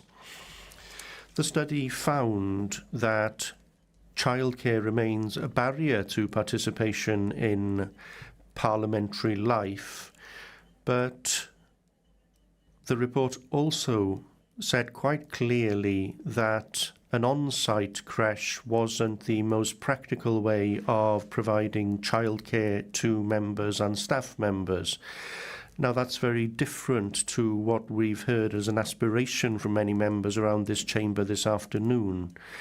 However, as the Commission considered its report in its meeting on the 3rd of November, the Commission decided that we shouldn't take the word of that report as a final word, and that we should proceed with the next steps for the work of exploring options in relation to providing an on-site creche.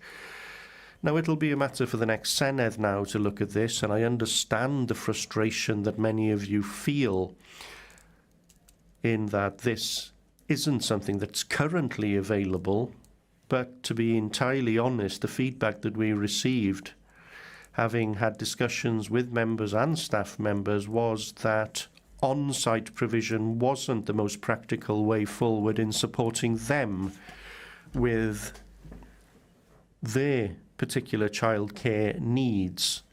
But the message that's emerged in the chamber this afternoon on the message that a creche can convey, and also the opportunity to ensure that visitors to this site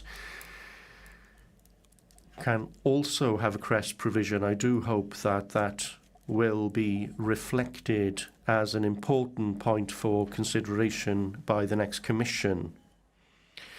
Now, finally, the important point that many people have made this afternoon, and there was a topical question taken earlier this afternoon on the online abuse that many members of this Senedd experience in their political work. The work that the Women's Caucus has done to encourage the Commission to establish the social media monitoring pilot is very important and is an initial step in our proactive work to be looking at the risks faced by members of this Senedd now and for the future, and I very much hope that the next Senedd will continue with that work and will incorporate it as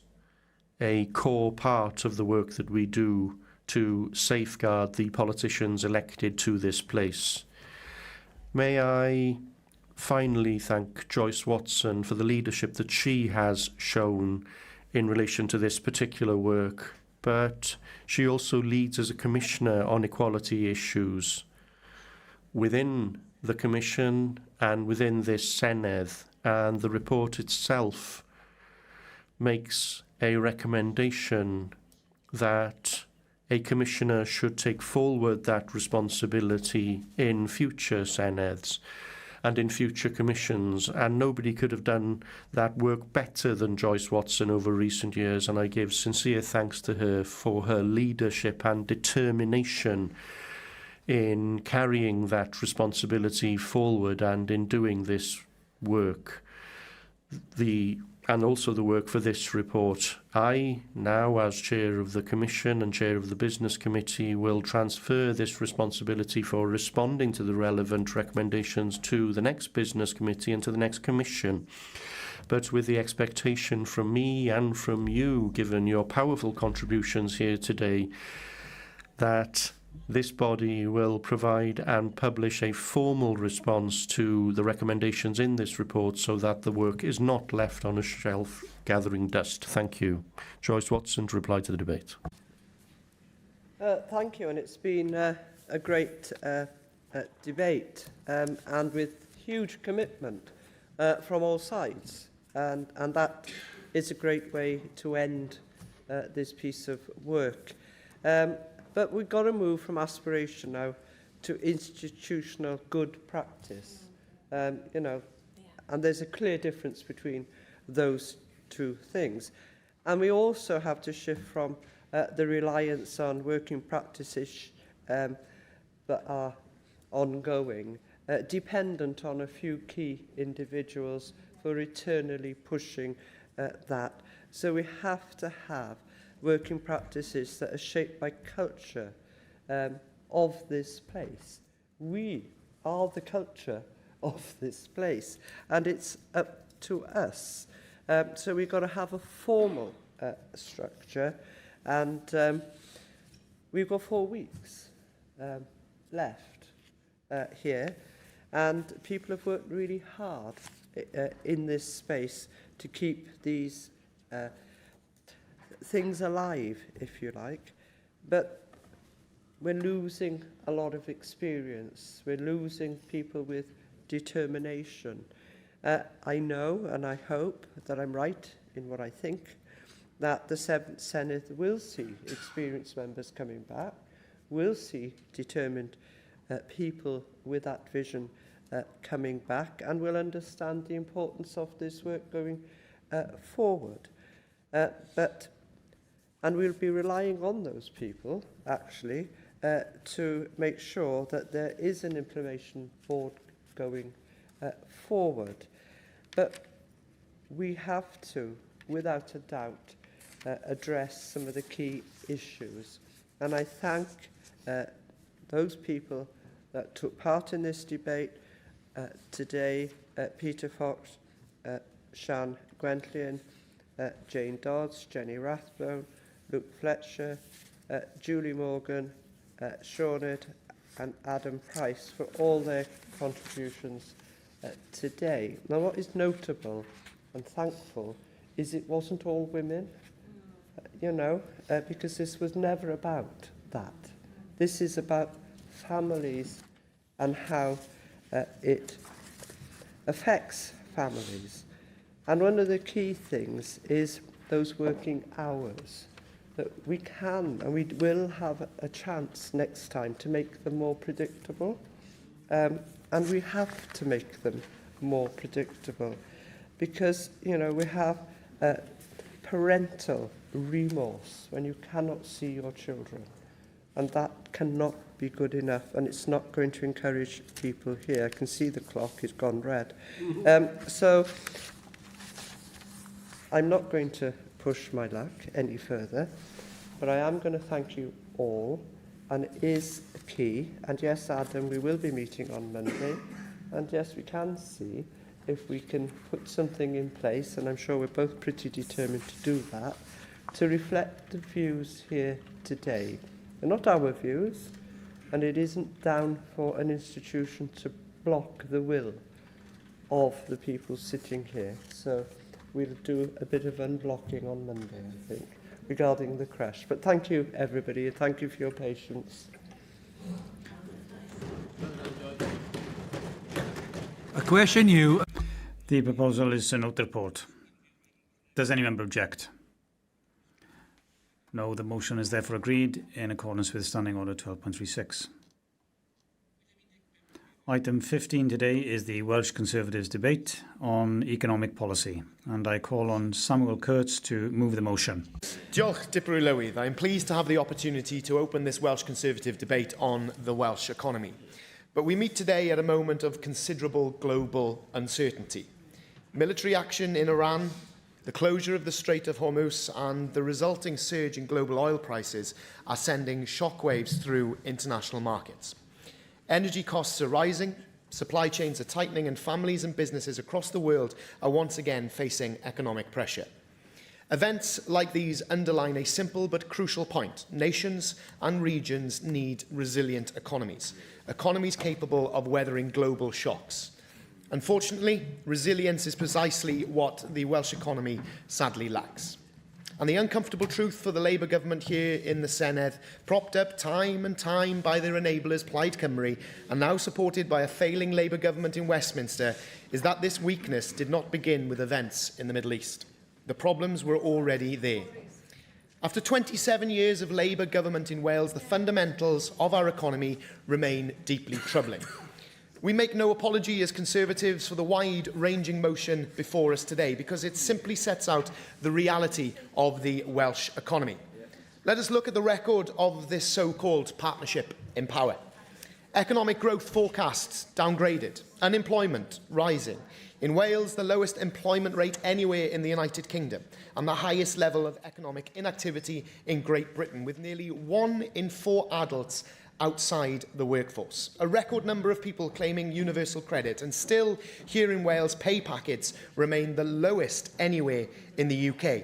Youth unemployment well above the European average, so much so that even today the Chancellor admitted that there is a valid argument that she should not have hiked national insurance contributions in her first budget.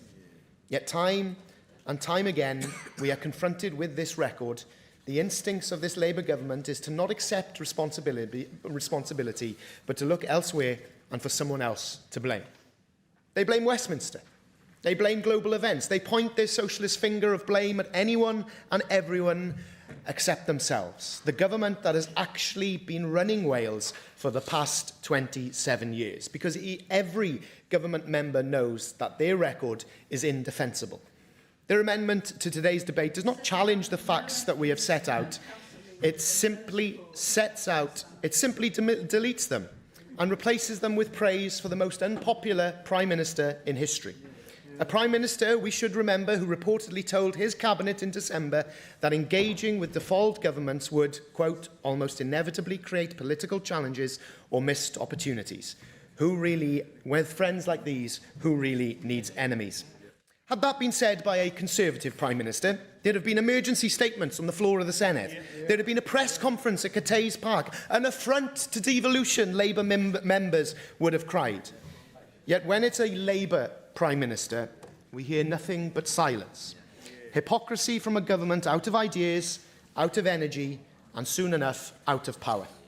The people of Wales deserve better. They deserve a pro-growth government, one that understands business and is prepared to create the conditions for investment, job creation, and yes, economic success. Instead, what businesses in Wales too often see is a government that is more comfortable in regulating enterprise rather than supporting it. That's why our manifesto for the upcoming election sets out a clear pro-growth plan for Wales. We will cut the basic rate of income tax by a penny.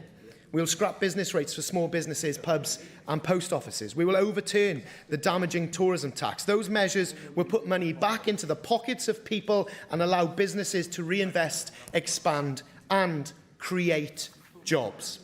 We will abolish stamp duty on primary residences so that people in Wales are not penalised simply for buying a home.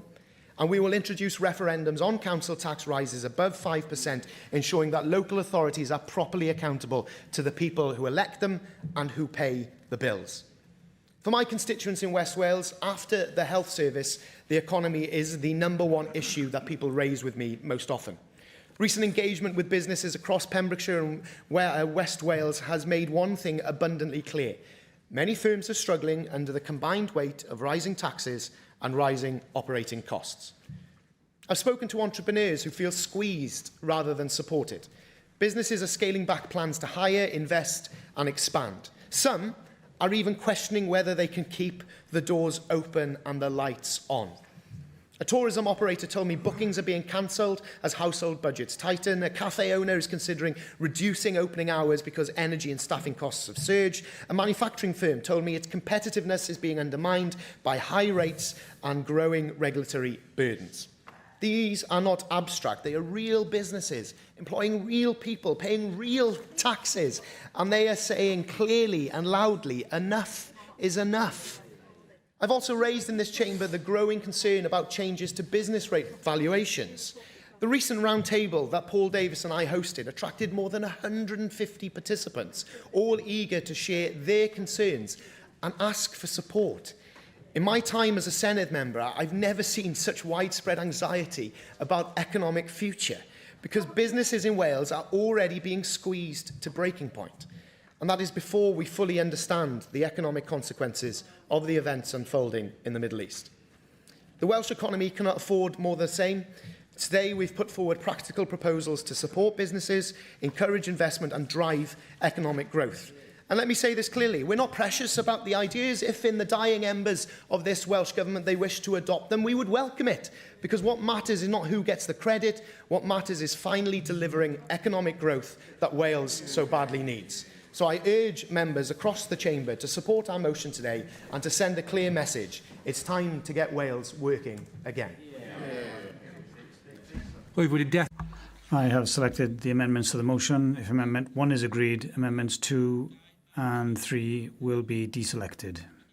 If Amendment 2 is agreed, Amendment 3 will be deselected. I call on the Cabinet Secretary for Finance and Welsh Language to move formally Amendment 1 tabled in the name of Jane Hutt. Move. And I call on Luke Fletcher to move Amendment 2 tabled in the name of Helen Vychan. Diolch, Deputy Llywydd, and of course move the amendment in the name of Helen Vychan. I welcome the debate on economic priorities going into the next Senedd. And Sam Curtis opened with the need for a resilient economy. We couldn't agree more. Opened also mentioned the pressures faced by businesses due to rising costs. Again, I couldn't agree more. I think where we're going to have some tension, though, is simply looking at the Conservative motion. It's all about cutting taxes. Now, that in itself isn't going to be enough to deal with the economic stagnation that we see within Wales. I mean, for starters, if high tax was the problem, then explain Japan, explain Germany. Germany, similar levels of taxation to the UK. Japan, higher levels of taxation to the UK. But then you're talking about the third and fourth largest economies in the world. The real issue that we need to get down to when it comes to economic policies, those structural issues that we find within our economy. I'll pick up on business rates. A number of businesses that are paying business rates, especially those smaller businesses, already receive a large amount of relief. Now, conversations I've had with Sam Curtis previously and others, if you have the system where you have to provide relief for that system, then there's something fundamentally wrong with that system. So simply just scrapping it entirely isn't going to cut it, quite frankly. What we need to have is that long-term view about how we reform the business rate system and have a system actually that works for us in terms of bringing in the income that we need to pay for public services, but also isn't a hindrance on those businesses. That's a conversation that needs to go into the next Senedd, and I think it needs that collaborative piece, not just with the sector and those businesses ultimately will be paying those business rates, but also cross-party within this place as well. Because we can't be in a situation, especially now that we're going down to 4-year terms, where we turn around every 4 years and another party comes forward and says, oh, well, we're going to change the system entirely again. What businesses actually need is the structural stability of a business rate system that works, which means all of us here need to have those serious conversations and come to a consensus on what that system will be for the long term, not just simply for a Senedd term. So a serious conversation on business rates, I think, really does need to happen. Focusing in on the structural issues, I mean, we've talked about within Plaid Cymru, you'll see in our motion the need for a development agency. That idea of bringing in the business support landscape, rationalising it and having that strategic overview that has been missing from business support and economic development policy within Wales ever since the dissolution of the previous WDA. Now, there's a number of different models that we could look at to deliver that, but I think the primary thing here is making sure that we have that direction around where we want to take the economy, how we want to grow those businesses within Wales, from small businesses to medium-sized businesses. We know that there's a missing middle problem here in Wales, and progress them on into larger businesses. What are the metrics we use to measure the success of that WDA is open for conversation. Is it a productivity measure? Is it a measure on the number of profitable businesses operating within Wales or headquartered in Wales? That, again, a conversation needs to happen, but we do need something in place that isn't in place right now. Again, a structural issue, but it will allow us then to have that strategic vision about how we support our businesses and grow those businesses. Talked about the WDA as a potential concierge for business in the short term.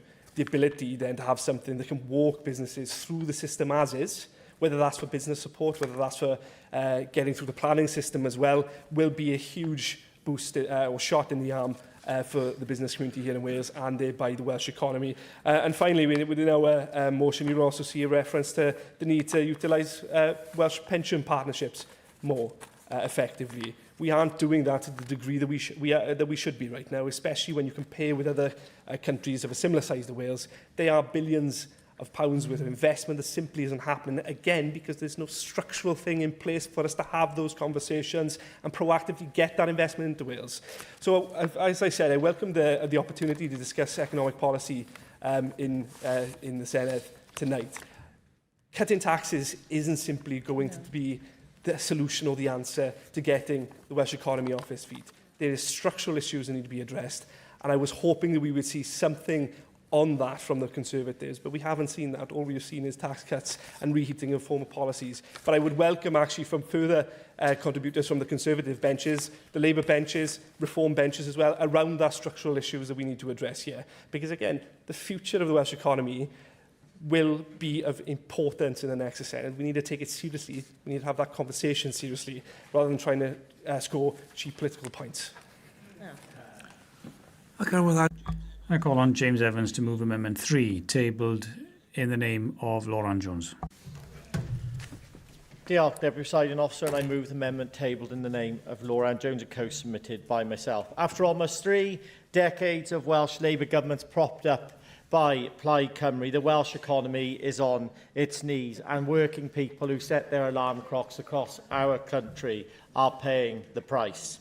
Wales has the lowest wages in Great Britain. Economy inactivity remains the highest in Great Britain, and too many talented people are leaving Wales at a rate of knots. For too long, the Welsh economy has been held back by a culture of bureaucracy, high taxes, anti-business regulation that punishes the very people who create jobs and growth across our country.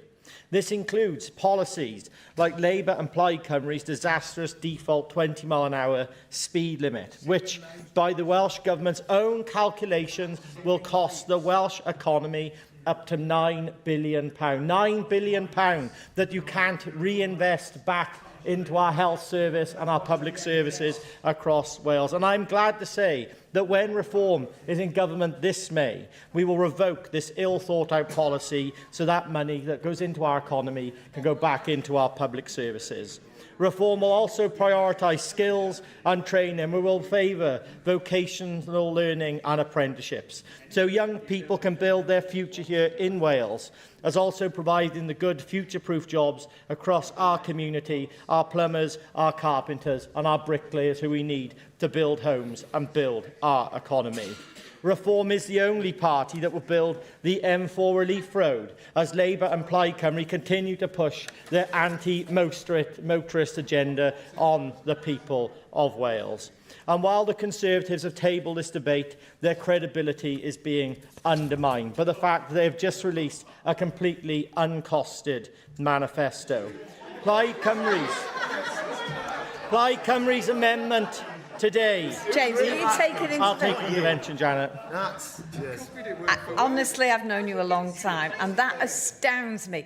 You actually, you know it, I know it, we know it, that you actually copy and paste those manifestos. So don't knock a manifesto that you contributed to in the first place. I don't think it'd be copy and pasted, because it was kept on Darren Miller's own hard drive until the moment it was released. I don't think any of you actually seen it. But Plaid Cymru's amendment today even tries to blame Reform for the economic challenges that Wales faces. That really is quite something, considering we're not even in government yet. It's remarkable to hear Plaid Cymru attacking Reform's economic policies when they have spent years propping up the very Welsh Labour Government responsible for the complete economic failure which we now all have to pay the price for. And what Plaid Cymru will not admit to people is that independence, something that they don't like to talk about currently, but it is their sole aim, will make our economic situation far worse. Welsh independence will cost hard-working Welsh families thousands of pounds every year. And Plaid's leader couldn't even get the costings for his flagship childcare policy, because we all know how that policy will be funded. It will be funded by increases in the taxes on hard-working people across the country, robbing Peter to pay Paul. What Wales needs is a serious economic plan, and that's why Reform is now the party of economic credibility across the country. Would you take an intervention? We need a government that believes in enterprise, that rewards hard work and provides the right economic environment to grow our economy rather than regulating them into the ground. Yes, Helen. So you talked about how much independence would cost families, but actually Brexit has cost Welsh families circa £3,000. And also, weren't you part of the problem? Don't you agree that a lot of the problems that Wales's economy faces were actually created by your former Conservative colleagues who broke Britain?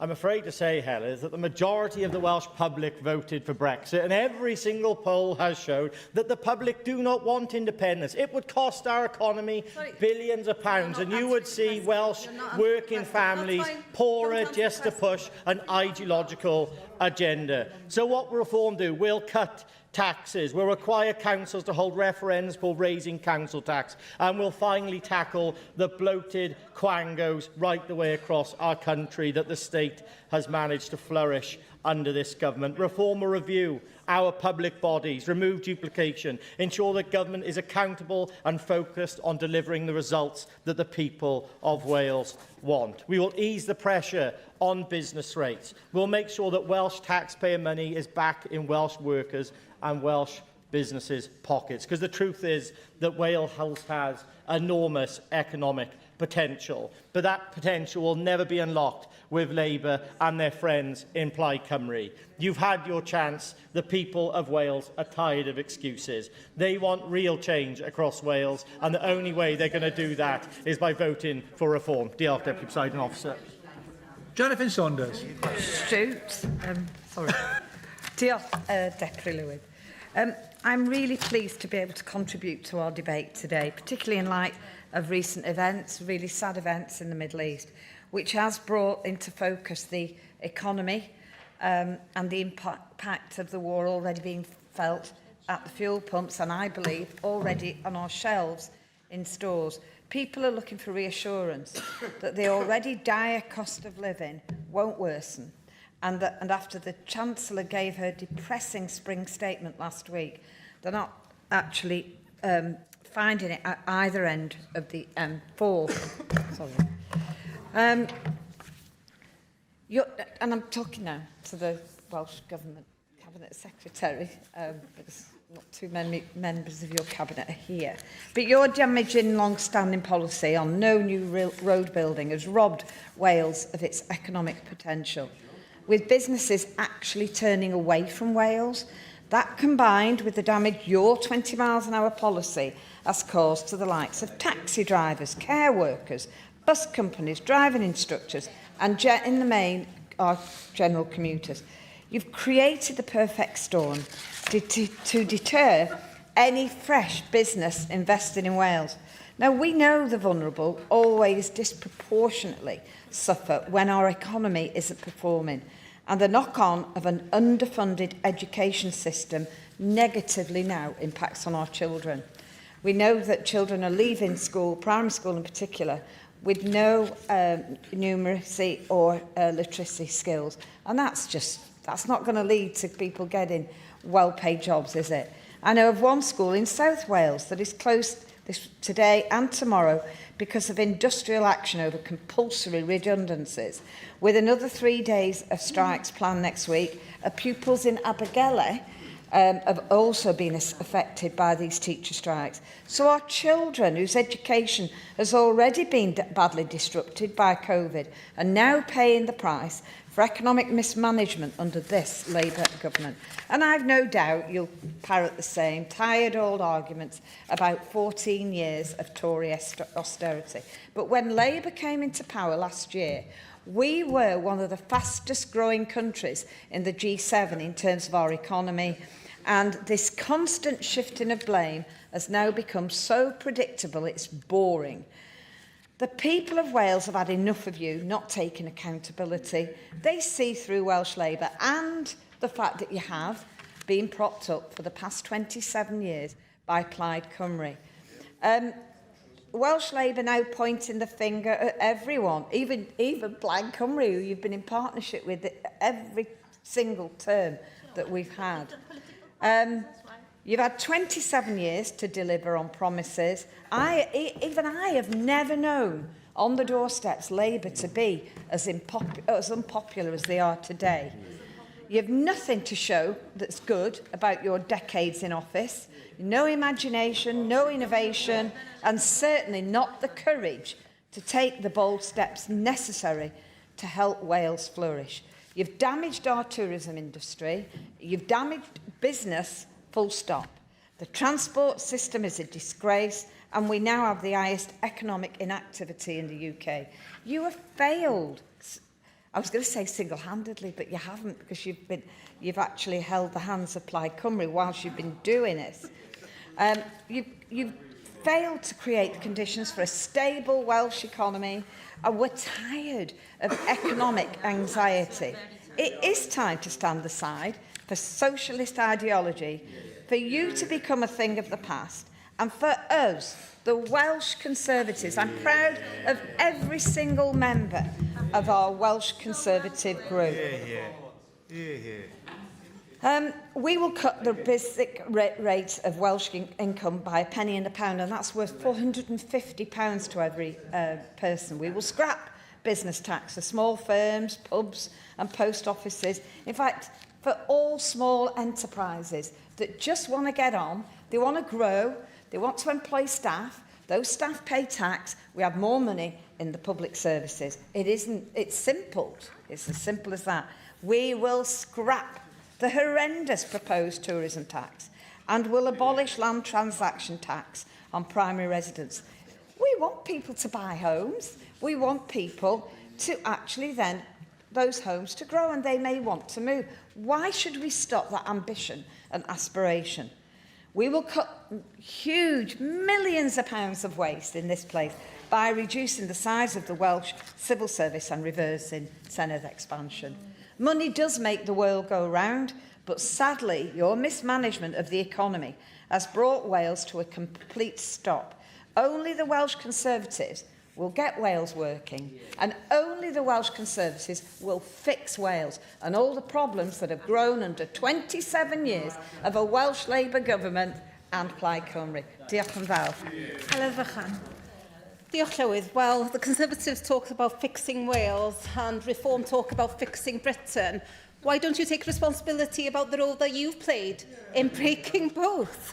Because there was a time when the Conservative Party prided itself on fiscal prudence. Those days, however, are long gone. Where once stood a party obsessed with balancing the books, restraining public spending and upholding the Burkean principles of free trade and responsible governance, we now face a party that gambles recklessly with the finances of the nations of the United Kingdom. A party that prioritises ideological vanity projects above the needs of our economy and that appears to revel in its newfound inclination for economic self-harm. Their recent record speaks entirely for itself. Over recent years, we have witnessed the single greatest act of self-inflicted economic damage by a developed nation, Brexit.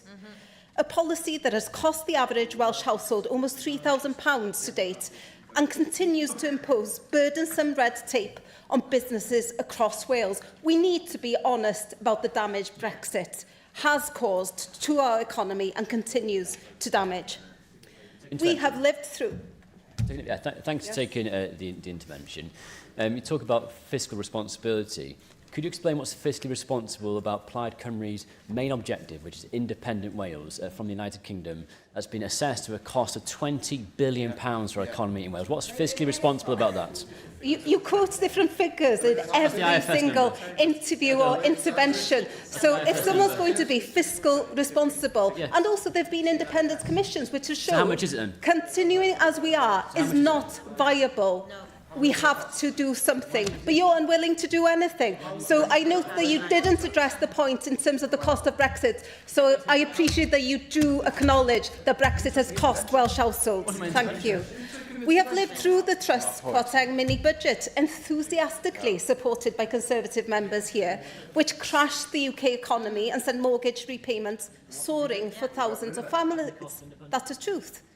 Their fingerprints are everywhere. Across the financial turmoil, the stagnant growth and the most prolonged fall in living standards since the Napoleonic era. Your legacy has been food banks. Yeah. Are you proud of it? Running very well, the food banks. Oh my goodness. Thomas Saunders has said they're running very well. Yeah. You're proud that food banks have had to exist because of how you handled the economy. Government. Yes, instead of... I don't know why your microphone is on, Jonathan Schneider. You didn't put it on. No, your microphone shouldn't be on unless you're intervening, and I don't think you're intervening. I'm saddened that instead of humility, reflection, or even remorse, even when it comes to food banks, the Conservatives have chosen instead to double down. No, I won't take another intervention, thank you. I'd like to make some progress, because the motion before us today reads like an ode to the very worst excesses of trustonomics. We see a pledge to cut the basic rate of income tax at a cost of £311 million, pledge to abolish land transaction tax for primary residential properties at a cost of £204 million, pledge to cut business rates at a cost of £309 million. Added to this are further commitments, such as the revival of the M4 Relief Road. I'd welcome clarity on how much they believe that would cost, because it would be significantly higher now than the estimated £1.9 billion cited in 2019. There are also substantial other commitments there, and taken together, these are uncosted tax cuts and spending promises that reach into the billions. And aside from betraying the people of Ukraine and playing directly into Putin's hands by scrapping the Nation of Sanctuary programme, which represents just 0.01% of the Welsh budget, and by reversing Senedd reform and weakening our democracy, they have offered no explanation as to how any of this would be funded in any credible way. Make no mistake, it is our public services and ultimately Welsh taxpayers that sit directly in the firing line of this fiscal irresponsibility. Now, in one sense, what the Conservatives say scarcely matters. They know the game is up. Their manifesto, launched last week, was delivered to an atmosphere of almost embarrassed silence. No, I'd like to make some progress. I've got very little time remaining, and I'm sure you have a speech ready to go. But the collapse of the Conservative Party does not mean the threat has vanished. It simply moved into a new host in reform. For all their pretence of being an insurgent force, Reform is little more than a rebadged vehicle for the same failed Tory figures who have already inflicted immense harm on this country and who are desperate to repeat the experience. The similarities between the Conservative and Reform manifestos published within days of one another are striking, at times almost word for word. So Tory and Reform, Reform and Tory, indistinguishable.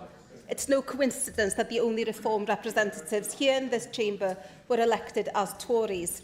Thankfully, the people of Wales do have a credible, responsible alternative. An alternative that does not seek to undermine our public services, that focuses on reinvesting wealth in our communities rather than appeasing billionaire donors, and that is committed to unlocking the full economic potential of our nation. While the Tory Reform Double Act indulges in unfunded fantasies, we have spent years developing a credible, expert-informed plan for the Welsh economy, and unlike them, we take the stewardship of the public purse with utmost seriousness. This is what seriousness looks like. This is what responsibility looks like. For that reason, I urge members to support our amendments.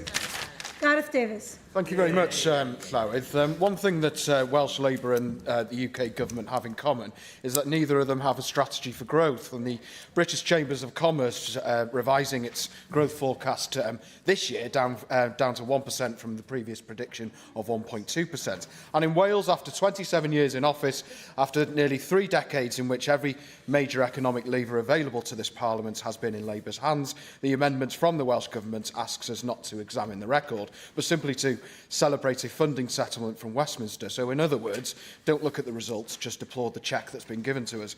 But I am concerned with the results, and many people are, not just good intentions, but the results are not good. The Welsh economy is lagging behind the rest of the United Kingdom and doing worse on almost every metric. Employment in Wales is the lowest anywhere in the UK, at just over 71%. Economic inactivity is the highest in Great Britain. Pay packets are the lowest in the United Kingdom, and the UK as a whole is struggling under a Labour UK government, with higher taxes going to pay for increases to benefits, and the number of people on universal credit has now reached a record high of more than 431,000 people. We have the highest energy bills in the world, purely down to deliberate policy choices, and the repeated assertion by Ed Miliband and the Welsh Government that green energy is cheaper has no basis in reality whatsoever. It's pure net zero zealotry, and led by a man in Whitehall who's obsessed with being the Nye Bevan of green energy, and working people are having to pay the price for it. One of Britain's most respected economists, Dieter Helm, called the claim that renewables are 9 times cheaper baloney, in his words, and pointed to countries like the UK and Germany, which have aggressively pursued renewables, now having some of the most expensive industrial and domestic energy prices in the developed world, contradicting promises of cheap, clean power. These high prices, he argues, are damaging UK industry, leading to closures and offshoring in energy-intensive sectors such as steel production, in Port Talbot, which, for all the Welsh Government's denial of responsibility, collapsed on their watch due to environmental policy. And after 27 years, if the current approach were going to work, it would have worked by now.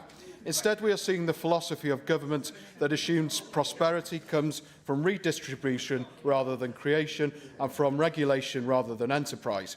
If we want Wales to flourish, we must once again make this country the easiest place for Britain to do business, to invest and to create jobs.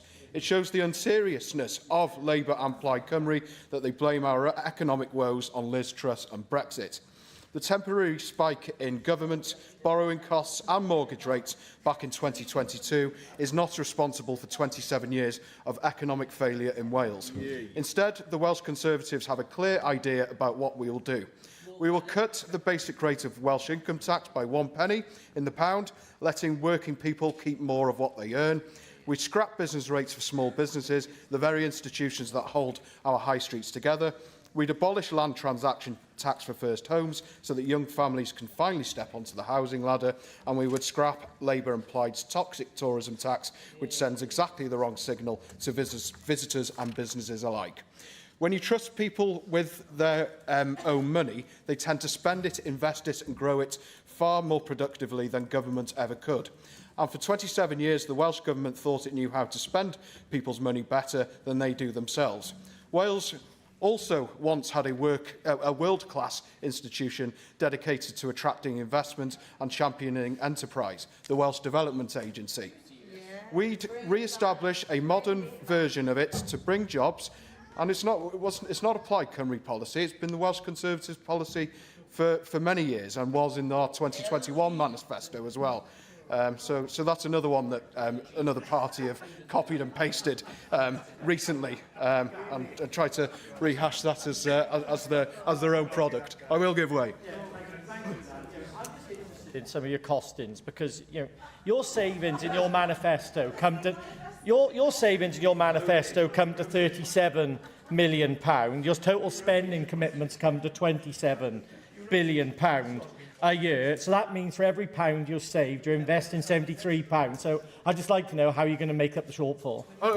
I applaud you for that quick arithmetic, James, but as Janet Finn-Saunders has already mentioned, you've copied and pasted most of the Welsh Conservative manifesto. So if that's truly your belief, James, then you must have your own doubts about Reform's manifesto in that sense. So it doesn't get Reform UK off the hook. We'd re-establish a modern version of it to bring jobs, innovation and opportunity back to every part of Wales. The First Minister has quite proudly said that the Finance Minister has never cared about the economy, but we can say quite proudly that we do, and that we cannot have thriving public services without a thriving economy. We'd support nuclear opportunities at yw'r and Trawsfynydd rather than put all our eggs in the expensive and unreliable renewables basket. And crucially, we'd invest in people, delivering 125,000 apprenticeships, expanding degree apprenticeships and ensuring technical education finally enjoys parity with academic pathways. Plaid Cymru offer more constitutional navel-gazing and meaningless plans and strategies, all resting on the central idea that Wales should be separate itself economically from its largest market. Independence would blow a hole of more than £21 billion in Welsh public finances. That is not an economic strategy, it's an economic act of self-sabotage. And Reform, meanwhile, have just copied and pasted our policies, as mentioned, but do not have the experienced team to deliver them. What Wales needs is a government that backs workers instead of trapping them in dependency. A government that trusts businesses instead of burdening them with taxes and regulation. That's the vision that the Welsh Conservatives offer, not managed decline. Not endless reviews, strategies and action plans with no results. I have been very generous. Thank you for your generosity. But you will need to bring this to a close. I am just concluding, but a confident, outward-looking, pro-enterprise Wales ready to compete, grow and succeed. Yeah. John Griffiths. Diolch, Llywydd. As others have, I welcome this debate today because of the importance of the economy. We all know that the economy is absolutely crucial to so many aspects of life. The opportunities that our people have, their standards of living, the effect on public services of a strong economy, just every aspect of life. So it's a very important debate that we're having today. And I'm sure we'll have many more important debates into the next Senedd on our economy.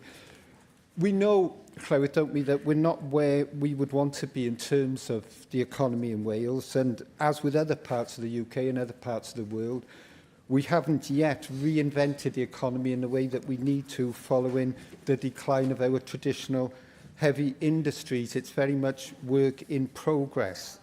I would say, Llywydd, that if we are to make the progress that we need to make, it will require, amongst other things, a strong partnership at all levels of government in the UK. The Welsh Government obviously has to do what it can, and UK Government obviously has a big role right across the UK, and local government too is a key partner. As far as Welsh Government is concerned, I do think we've done some very important and beneficial things in fulfilling our own responsibilities. We've done a lot, I think, on skills through Jobs Growth Wales, through our apprenticeships programme, encouraging our young people to stay in education and training through our commitment to the educational maintenance allowance, for example. supporting important clusters around Wales, including ones in Newport around the semiconductor industry, cybersecurity, and supporting green steel, for example, and on connectivity. Connecting our communities through the work on the South Wales Metro, for example, which I think is really important because it allows everybody living in that area to travel much more easily to any part of that area to take up job opportunities as well as education and training. And it allows employers to base themselves in any part of that area, knowing that they have a workforce to draw on from across that wider region. Just some examples, I think, of important things that Welsh Government has done in fulfilling its own responsibilities. But as far as the UK Government is concerned, it has to be a strong partnership with UK Government, Llywydd. And that's why I'm very keen on implementation of the Gordon Brown report, which I think offers a blueprint in terms of UK Government's responsibility to address the regional economic inequalities that we have in the UK, which are very damaging to the economy right across the UK, but particularly damaging to places like Wales, the north of England and Scotland. And Gordon Brown and others set out a blueprint for important progress that could be made and should be made in addressing those regional inequalities. Redistributing public sector jobs, building on the progress already made. And in Newport, we've been major beneficiaries of progress already made, but there is much more that could be done. And that's an important part and a very practical thing that could be done to relieve the pressures on London and the southeast of England and redistribute those jobs across the UK. Supporting our infrastructure. We need much more investment in rail, which would enable us to make much greater progress to build on what we've already done, some of which I've already described, and supporting our renewable energy plans here in Wales so that we could make progress more quickly and more effectively. And also, Llywydd, as we look at the entirety of that Gordon Brown report, supporting the strengths that we have in Wales and elsewhere in north of England and Scotland, for example, around the clusters that we've been quite effective in building. I mentioned them earlier for Newport, the semiconductor industry, cybersecurity, green steel, and also emerging in Newport, artificial intelligence and data centres. There's so much more we could do, Llywydd, if we had that strength that the UK Government can bring to the table in terms of the resource and capacity that it has. So I would say, Llywydd, that if we are to make the progress that we undoubtedly need to make, and understanding everything that the economy affects right across our ambitions and responsibilities in the Senedd, we really need to see that partnership delivering for us. Welsh Government, UK Government and local government joining up, and I think that Gordon Brown blueprint offers us important ways forward which we could and should make a reality. Mark Isherwood. Well, this debate forces us to confront an uncomfortable but unavoidable truth. Economic credibility matters. It matters to Welsh families facing rising costs, to Welsh businesses struggling to survive, and to communities across Wales waiting for real regeneration. Let us begin with austerity, a word often weaponised by the benches opposite, but rarely understood. During the Blair-Brown years, Labour government through a period of sustained global growth, years when a responsible government would have strengthened public finances. Sadly, this opportunity was wasted. Labour spent as though growth was permanent, embedding borrowing into the system long before the recession began, thereby restricting borrowing capacity when it was needed. Despite the IMF warning Gordon Brown that he should stop increasing spending as a proportion of GDP faster than the growth rate of the economy in 2004, when the first food banks were opened, government spending almost doubled. The UK was therefore particularly exposed when the global financial crisis struck in 2008. By 2010, the UK had the highest deficit as a proportion of GDP in the G20 and one of the largest peacetime deficits in modern history, borrowing £1 for every £4 the UK government spent. Fiscal squandering masked as prudent spending. That was the reality inherited by the Conservative-led UK government. Austerity was not ideological, it was arithmetic. If we had listened to those who claimed otherwise, there would not have been a restoration of confidence in public finances, borrowing costs would have spiralled, and essential public services would have faced far harsher cuts. Incidentally, consequences imposed not by the UK Parliament, but those funding the bailout. It was this fiscal discipline that rebuilt our credibility, reduced inflationary pressures, supported steady employment growth, and ultimately steadied the ship. And that credibility proved vital. When the pandemic struck, the UK Conservative government acted decisively, protecting millions of jobs through furlough, supporting businesses through emergency loans, and funding the Welsh Government to do that on a devolved basis, and preventing economic scarring on a scale not seen for generations. Those interventions were only possible because markets trusted our ability to be fiscally responsible. Contrast that with where we stand today under Labour governments in Westminster and Cardiff Bay. They seek to deflect blame onto Liz Truss and her temporary tenure, dodging the reality that the pound, the cost of borrowing and markets rebounded as soon as Rishi Sunak and Jeremy Hunt restored stability. Check the economic statistics, you'll find I'm right. Under this UK Labour government, borrowing costs have soared, with the UK's 10-year gilt yield consistently exceeding levels seen during the Liz Truss mini-budget. Nowhere are the consequences of concern about current fiscal direction and long-term growth prospects more clear than in Wales. As we've heard, after nearly 3 decades of Labour-led, plaid-propped Welsh Government, Wales has the highest poverty and lowest employment rates in the UK, with the lowest wages and the highest levels of economic inactivity in Britain. Too many working-age adults remain outside of employment and seeking state benefits, and too many of our young people see little or no way into stable employment. So much for social justice. These are not abstract figures. They represent lost opportunities, mounting pressure on public services, struggling communities, and desperate small businesses. Rising national insurance contributions, higher wages and crippling business rates are forcing local businesses to halt recruitment, delay investment and cancel growth plans.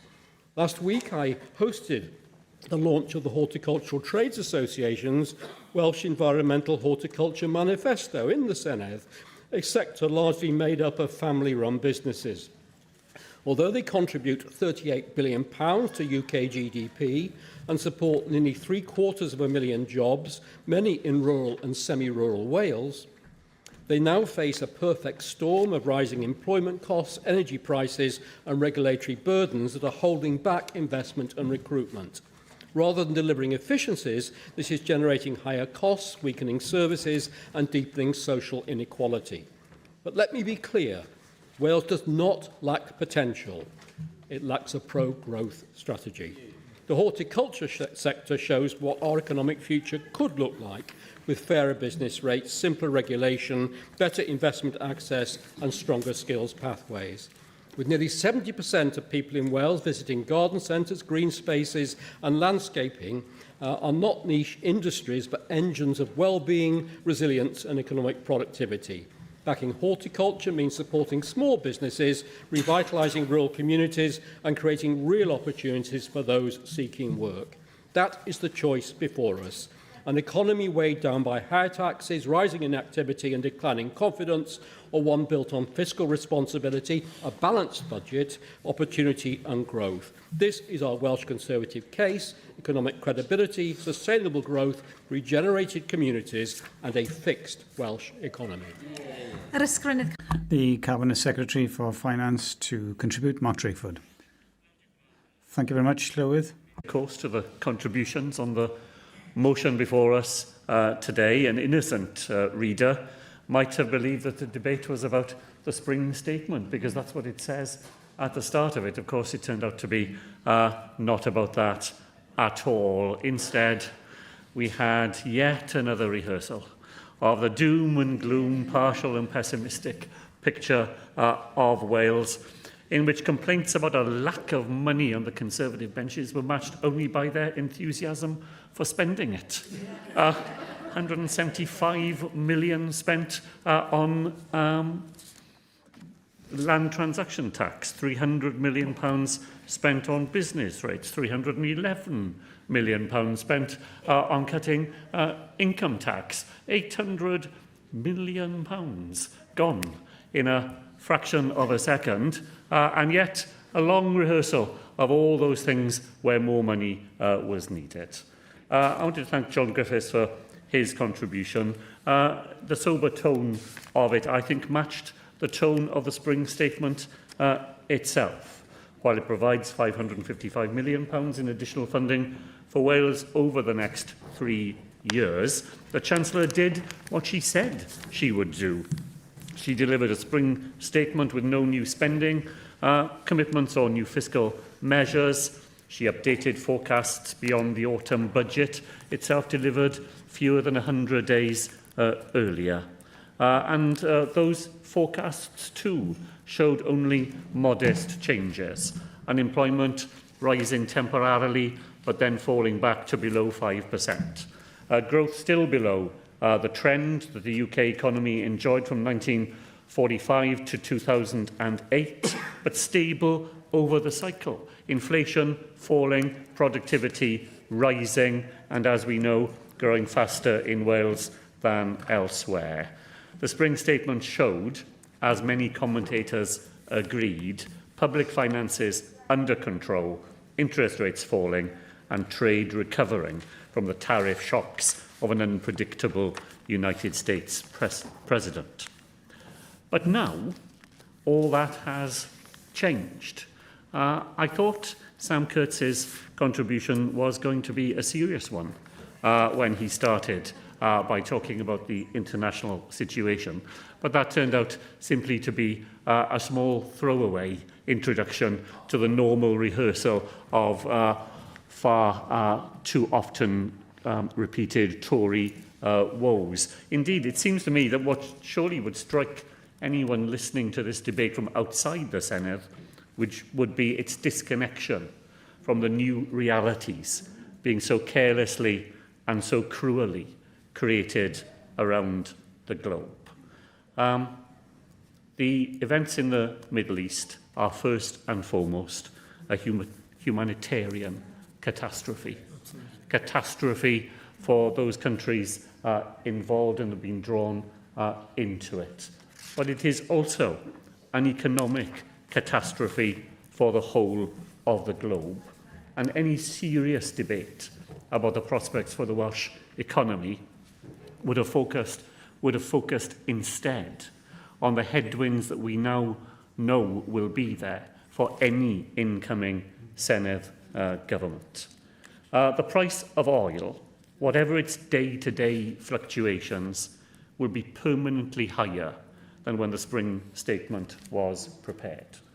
And that matters to us here in Wales. It matters to people in Wales. 7% of all Welsh homes, as the First Minister was saying only yesterday, are heated directly by oil.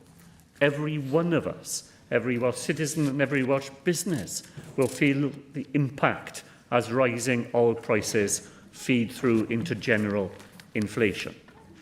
And then liquefied natural gas. Wales is highly exposed to LNG and the impacts of it created by the war in the Middle East.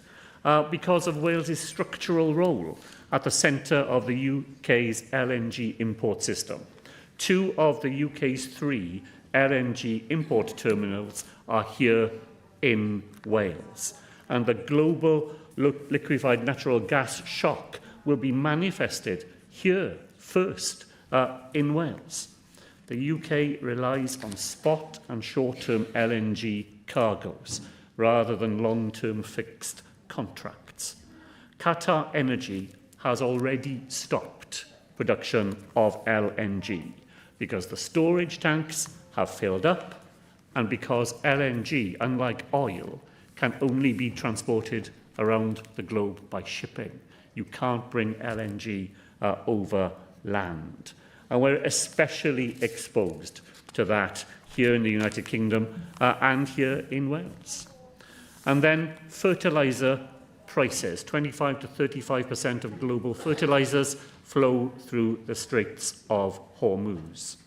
Farmers here in Wales rely on those fertilisers to grow the food we eat. And yet, in July of 2023, the last UK government allowed the closure of the UK's last ammonia plant at Billingham on Teesside. It means that we are entirely exposed to global markets and that fertiliser production, which is structurally dependent on imported ammonia, will see the events in the Middle East directly here in farms and in households in Wales.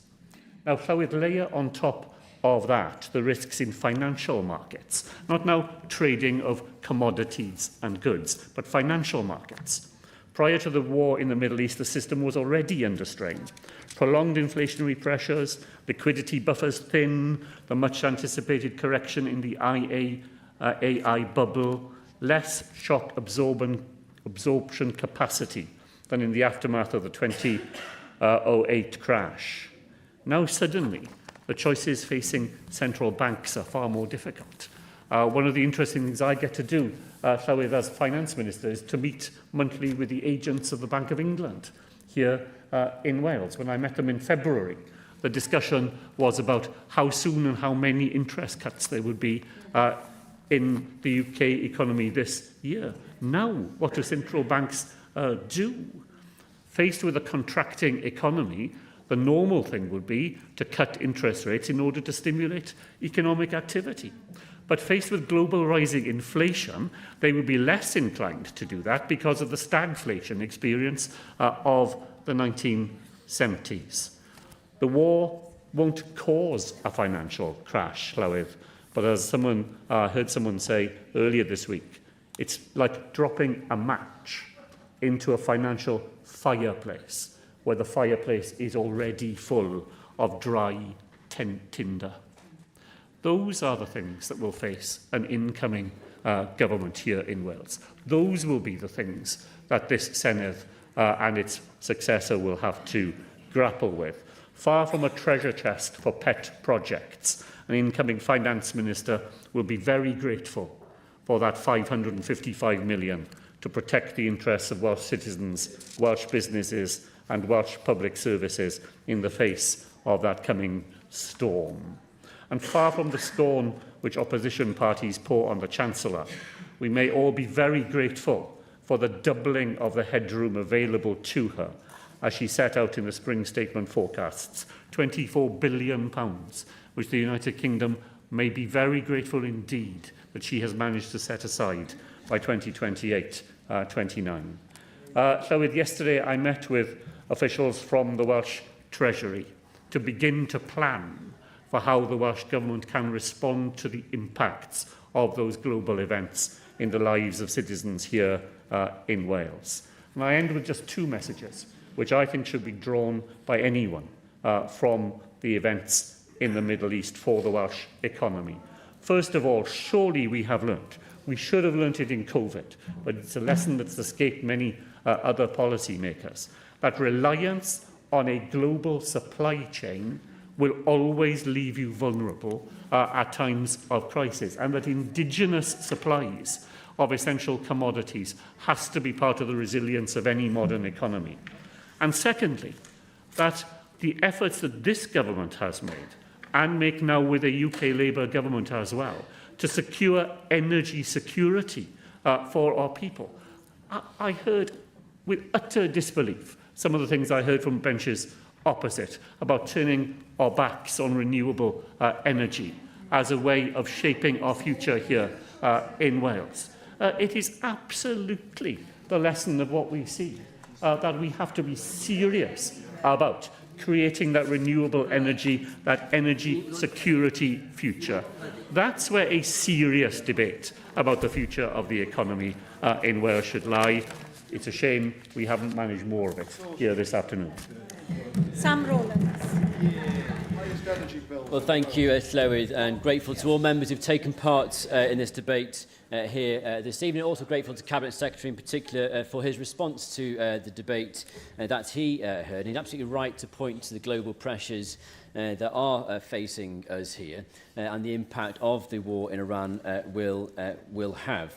I guess a big part of this debate we've had this evening is what is in our control as a Welsh Senedd and what Welsh Government have levers to control as well, and what is the context within which we currently sit that the future of our economy is going to be impacted by. And as I do close this debate, I suppose there's a simple question that matters most to the people of Wales now, which is nearly after 3 decades of the same political direction, are people feeling better off? And I believe we heard the answer in many of the statistics shared by members throughout the debate, and some of those statistics shared by members were these: the lowest employment rate in the United Kingdom at 71.8%, the highest economic inactivity in Great Britain, and more than 431,000 people relying on universal credit to get by, the highest figure ever recorded in Wales. Pay packets remain the lowest in the UK, and the number of workforce jobs fallen by over 40,000 in just the last year. So that's the context within which the Cabinet Secretary has just explained possible economic shocks we're going to have to deal with. And they're not just abstract statistics, as Sam Kurtz and Mark Ishwood said. They represent families under pressure. They represent businesses struggling to grow and young people questioning whether their future lies here in Wales or elsewhere. And that is why this debate matters in this place here this evening. And I thought it was intriguing when we saw the amendments laid by other parties and spoken to by their spokespersons this evening. They really do shine a light on their economic philosophy. The Welsh Labour amendment simply deletes the substance of the motion and replaced it with praise for the UK Labour government's spring statements and its additional funding settlement. And I guess that kind of sums up Labour's approach to the economy. Nothing about businesses, nothing about jobs, nothing about entrepreneurs, nothing about enterprise, but all about how more money is coming down the track, taxpayers' money is coming down the track, and how that will be spent. More money from taxpayers does not equal economic growth. And after 27 years of Welsh Labour governments, Wales still lags behind the rest of the UK economically, simply because of that philosophical thinking. The amendment offered by Labour today does not acknowledge their failures, does not offer a credible strategy for growth, and does not answer the fundamental question, why has the Welsh economy been left behind for so long? And the answer, of course, in their own words, is they don't know what they're doing on the economy. Then we turn to Plaid Cymru's amendments. I thought Luke Fletcher's contribution was very pragmatic, but their amendment seems to be just paragraph after paragraph of blaming everybody else, the previous Conservative government, Brexit, the current Labour government, the Treasury they blamed in their amendment as well. Almost anybody they can think of is up for being blamed for the way things are. After decades of propping up Welsh Labour through cooperation agreements and political deals, Plaid Cymru cannot simply wash their hands of responsibility. They've been a critical part of the system that they now criticise. And while Plaid Cymru talk about new leadership, the reality is that their very reason for existence is to see an independent Wales. And let's not forget, raised in this place this evening, independence would leave Wales facing a £20 billion fiscal gap, more than £11,000 of extra tax per person working here in Wales. That's not a plan for economic growth, it's a plan for economic self-sabotage, certainly. Well, thank you very much. Do you think it would be a bit of a double whammy for people in Wales as well? Because, you know, Plaid ultimately wants independence from the UK, but they drag us back into the European Union. So you'd remove £21 billion out the economy, plus the EU membership fee. So it would be a double whammy in that sense. Yeah, absolutely. And they have to remember that they desperate for this independent Wales, fiscal drag on our economy here in Wales. And we heard Reform's amendment. Many of the proposals, as we heard, they now present as their own. In fact, long-standing Welsh Conservative policies, from cutting income tax to scrapping tourism tax and reforming business rates, clearly they don't have any ideas of their own. What Wales needs is action. And that's what we heard from the Welsh Conservatives in this place this evening. The Welsh Conservatives set out a clear plan to tackle the cost of living and get Wales working again, cutting that basic rate of income tax, helping working people keep more of what they own, scrapping those business rates to those smaller businesses and abolishing that land transaction tax for those primary residences. And we're going to back our high streets with those business rates-free periods for new stores and improved access to procurement contracts for Welsh firms as well. Welsh Conservatives shared that they'll re-establish the Welsh Development Agency, attracting investment, supporting jobs across sectors like energy, aerospace, manufacturing, agriculture and the creative industries. We'll of course invest in the most important asset Wales has, and that is our people. It's not just a list of ideas we heard from Welsh Conservatives, it's a serious programme for economic renewal. So, Llywydd, as members prepare to vote this evening, the choice before them is clear. More of the same from a Labour government that believes its record requires no reflection. On the flip side, a Plaid Cymru amendment that only looks backwards while pushing a separatist future that would weaken Wales economically, or a reform amendment that's run out of ideas before they've even started.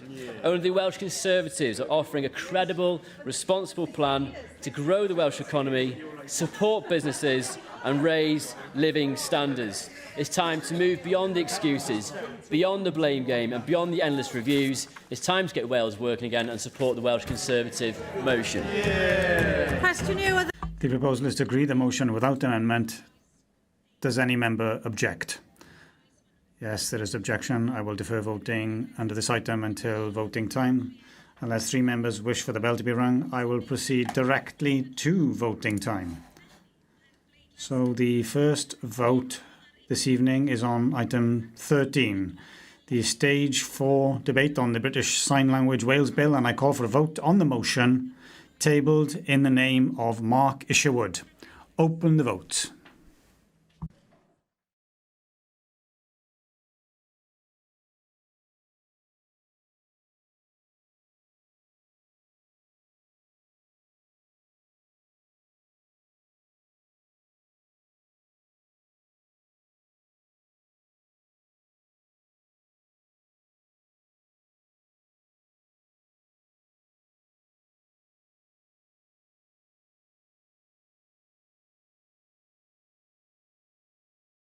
Close the vote.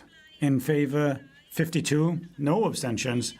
No one against. Therefore, the Stage 4 of the British Sign Language Wales Bill has been agreed.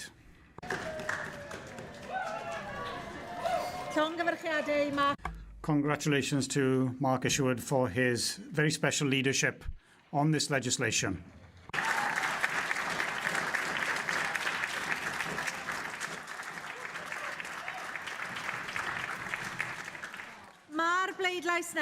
The next vote is on item 15, the Welsh Conservatives debate on economic policy, and I call for a vote first on the motion tabled in the name of Paul Davis.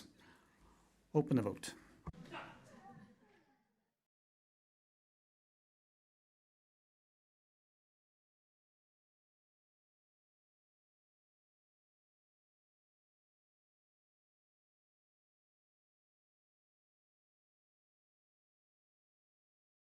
Close the vote. In favour, 11.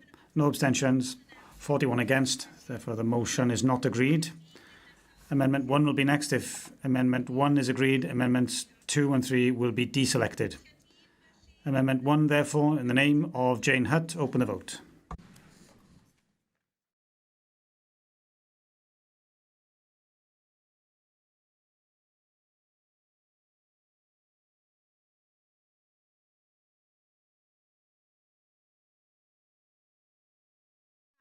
Close the vote. In favour, 25, no abstentions, 27 against. Therefore, Amendment 1 is not agreed. Amendment 2 is next. In the name of Heledd Vychan, open the vote.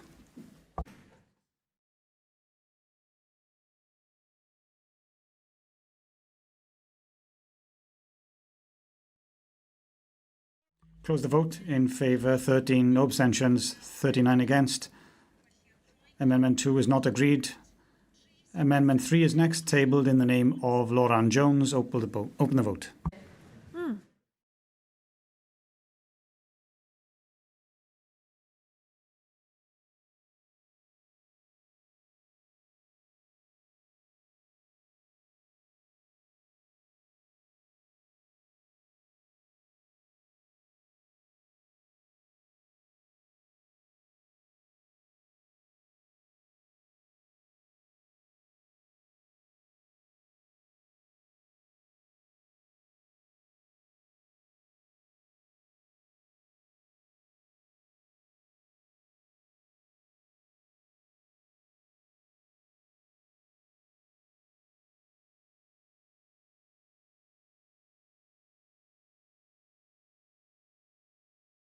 Close the vote. In favour 2, no abstentions, 50 against.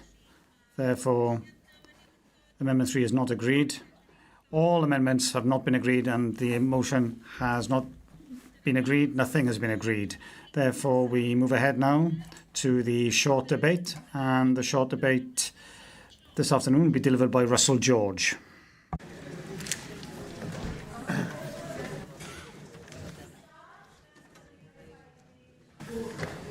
You can start. I am proud to represent a beautiful part of Wales. There's much to celebrate about life in Powys.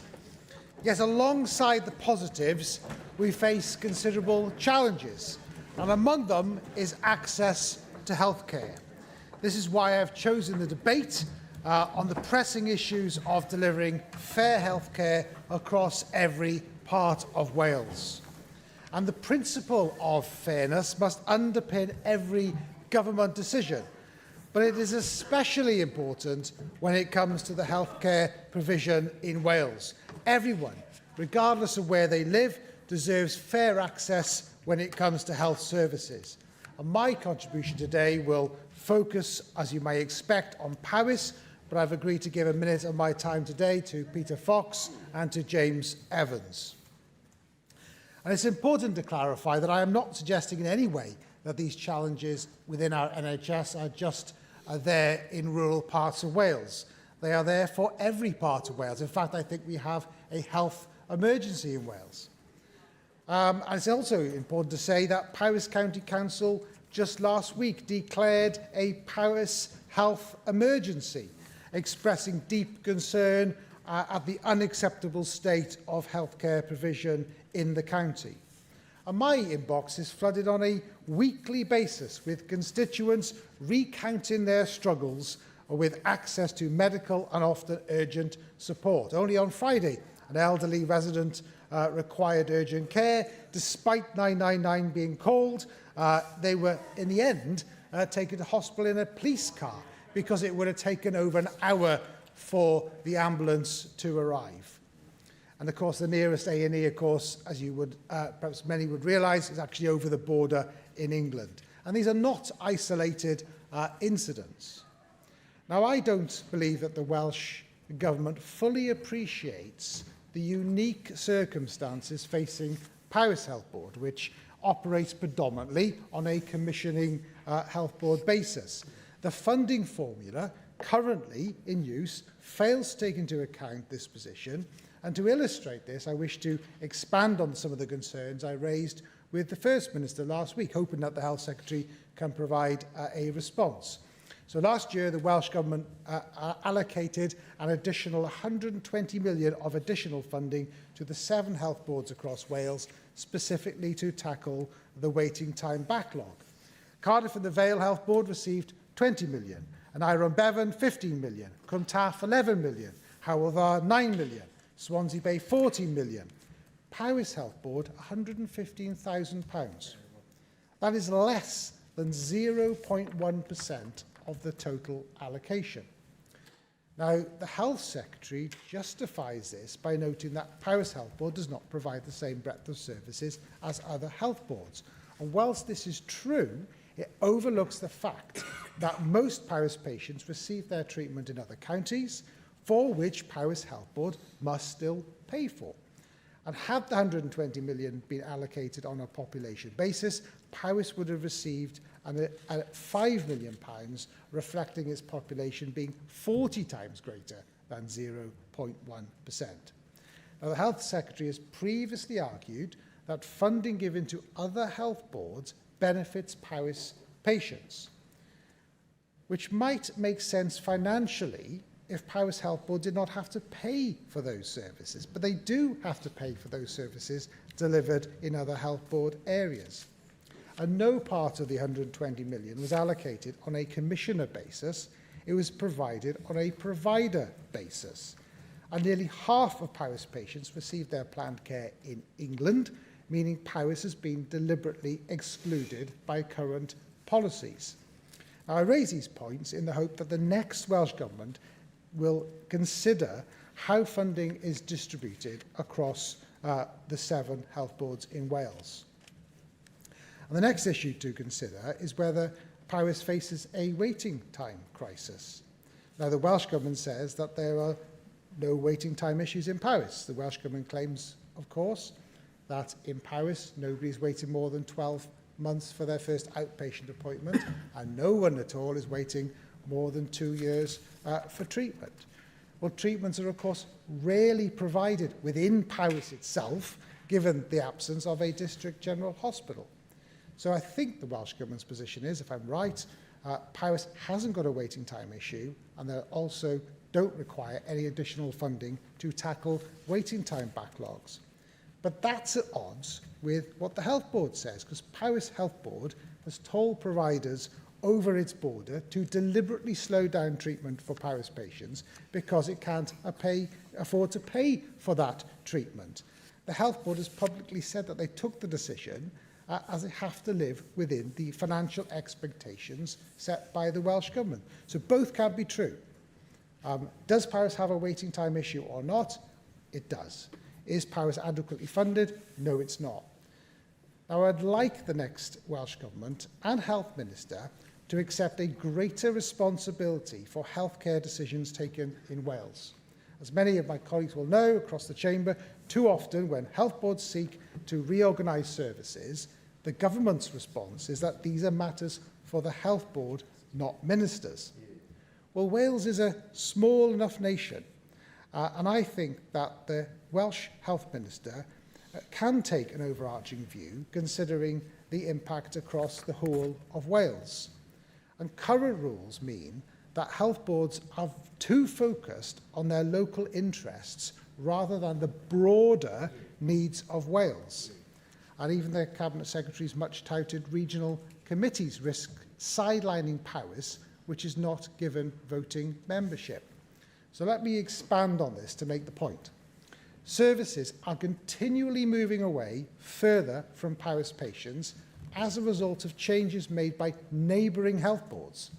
So you've got PET-CT services due to relocate from Wrexham to Glenclwyd. You've got the Welshpool Air Ambulance Base moving to Denbigh with no plans yet for the promised additional rapid response vehicles. Stroke services moving from Bronglais after they're downgraded, forcing families to have 5-hour round trips to South Wales to visit loved ones.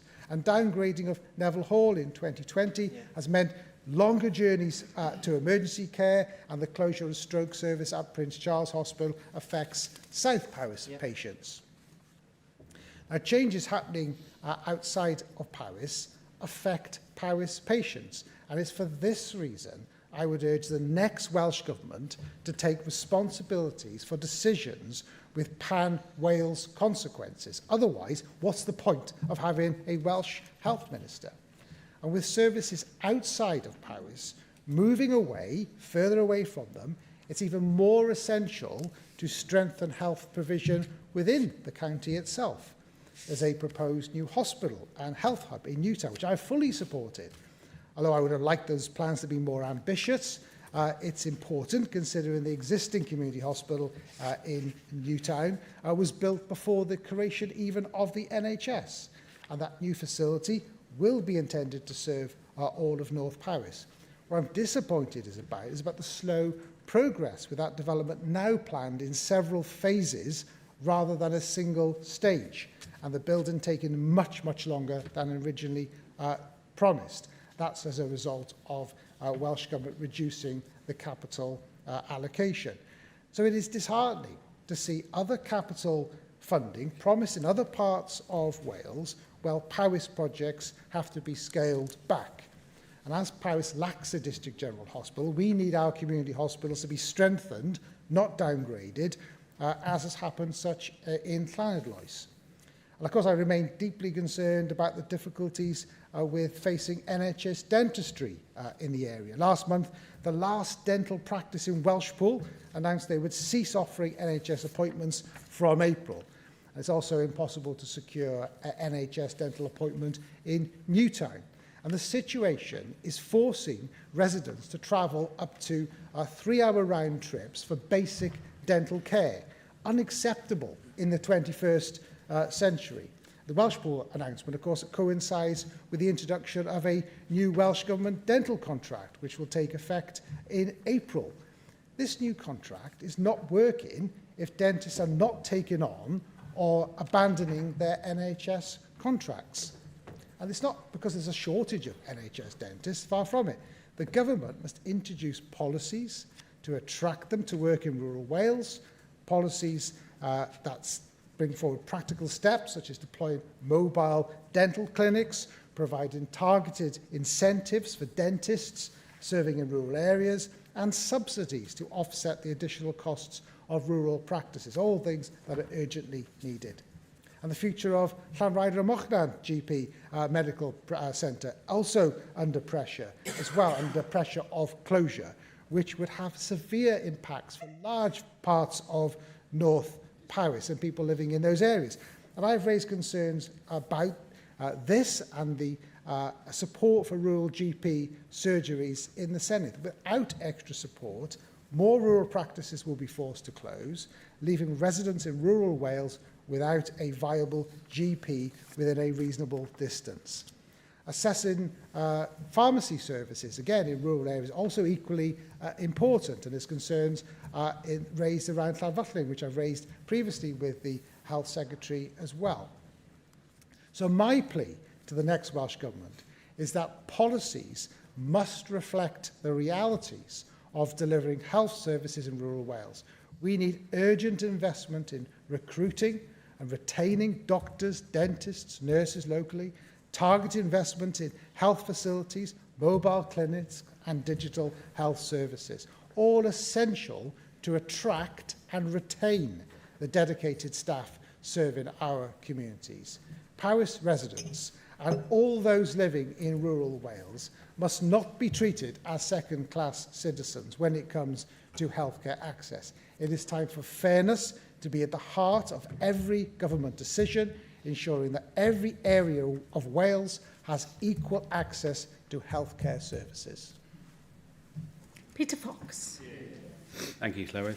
I'm grateful for Russell George for bringing this debate forward. It's a very important one and giving me a minute of his time. And I'll focus on a workforce issue that is having a huge impact across Wales. So despite Wales facing a severe shortage of GPs overall, there is clear evidence that newly qualified GPs struggle to secure posts, not because they are not needed, but because the system cannot absorb them. Funding constraints mean that practices simply cannot afford to hire new GPs, even where the need is obvious. In other cases, practices lack the physical space to accommodate an additional doctor. And increasingly, surgeries are pushed towards expanding other staff groups instead, not because it best serves patients, but because it is financially easier to do so. This leaves us with a paradox. We have patients who cannot get appointments and GPs who cannot get jobs. Wales is stuck in the middle of that contradiction. Fair healthcare across every part of Wales is impossible while newly qualified GPs remain underemployed and patients continue to face barriers to access. Funding and workforce policy must finally be aligned so that every community, rural or urban, gets the primary care it deserves. James Evans. Diolch, Llywydd. I'd like to thank Russell George for bringing this very important debate to the Senedd chamber today, and almost near the end of the Senedd term, because one of the biggest things that I hear from my constituents, very much like you do, Russ, is from about health concerns. Now, my constituents have faced an awful lot of health problems this term of service. MIU's downgraded, the ambulance station, air ambulance station in Welshpool being taken further away, hospitals being downgraded and services being moved further away, ambulance delays massively affecting constituents, not just in my constituency, but across Powys, and community hospitals closing across Powys. And this is all on top of Powys Teaching Health Board's decision to delay elective care treatment for people accessing treatment in England.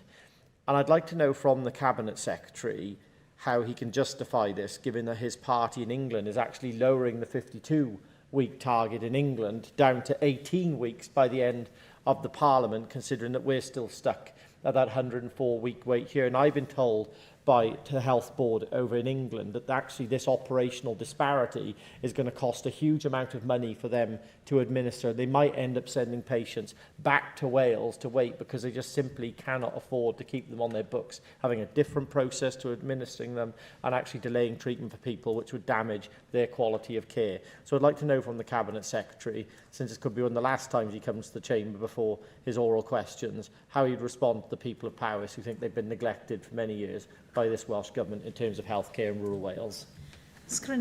The Cabinet Secretary for Health and Social Care to reply to the debate. Jeremy Miles. This Government is absolutely committed to fair healthcare for everybody in Wales. We work hard to ensure that the NHS provides every person, wherever they live, with timely, high-quality treatment. Health boards are expected to plan and deliver services in line with our performance expectations within the resources available to them based on the unique needs of their local population. The Government's and my role as Health Secretary is to set national policy, provide strategic direction and support improvement to achieve and sustain high standards. If mistakes are made, it is our job to ensure the NHS learns from them to improve the safety and quality of care. We do that through targeted investment, direct intervention and the work of NHS performance and improvement. Last June, I announced £120 million to cut the longest waits and the waiting list. More appointments, more clinics, more tests, more treatments, more operations have all been provided, reducing waiting times and improving access to planned hospital care across Wales, including, I'm happy to say, for people living in Powys. It is important that Powys residents have a clear understanding of the facts, and they will not have received that from the contributions to date. The Welsh Government has provided substantial additional investment to reduce waiting times across Wales, and Powys residents have directly benefited from this funding through activity delivered by other health boards and NHS providers in England. I will answer the question the member put to me in his earlier contribution. The decisions on the allocation of £120 million this year were focused on the areas of greatest backlog, challenge and priorities of the planned care plan, and therefore allocated to providers on that basis. Powys residents benefited from those additional allocations to providers through their residents being treated at those provider organisations. The level of allocation reflects Powys' unique role. Powys is not a district general hospital provider and therefore does not undertake the specialist high-volume activity for which the national funding was set aside. Funding is therefore directed to the health boards actually delivering that activity specifically on behalf of Powys residents. And it is self-evident that the funding is coming from the Welsh Government so that it does not have to come from Powys. In primary and community care too, our reforms are ensuring more health services are available locally, closer to people's homes. Since April 2023, we've invested an extra £5 million to create more than 100 new allied health professional posts across Wales. In Powys, allied health professionals are supporting services for people with neurological conditions, frailty, long-term conditions, and those who need diabetic eye and foot screening. Our new dental contract will start on the 1st of April. Designed with the NHS and with the dental profession, it puts people's health needs and prevention first and will improve access to NHS dentistry. It will build on the work we've been doing since 2022 to improve access to dental care, which includes the introduction of the Dental Access Portal, which I'm pleased to say was successfully tested in Powys, and the variation to the current contract, which has delivered a full course of NHS treatment for almost 588,000 patients. Wales is leading the way in hearing care and in eye care. Our future approach for audiology was launched in December and builds on successful early intervention and diagnosis models. It will see more people treated in their local communities rather than having to go to hospital. In eye care, long waits for operations have fallen significantly due to national action and the establishment of high-volume cataract hubs. Wales continues to lead the UK in integrating community optometry services, safely shifting care from hospital to community settings. The enhanced common ailment service delivered through pharmacy, which includes treatment for urinary tract infections and sore throats, shows how care can be delivered safely and conveniently on high streets in all parts of Wales.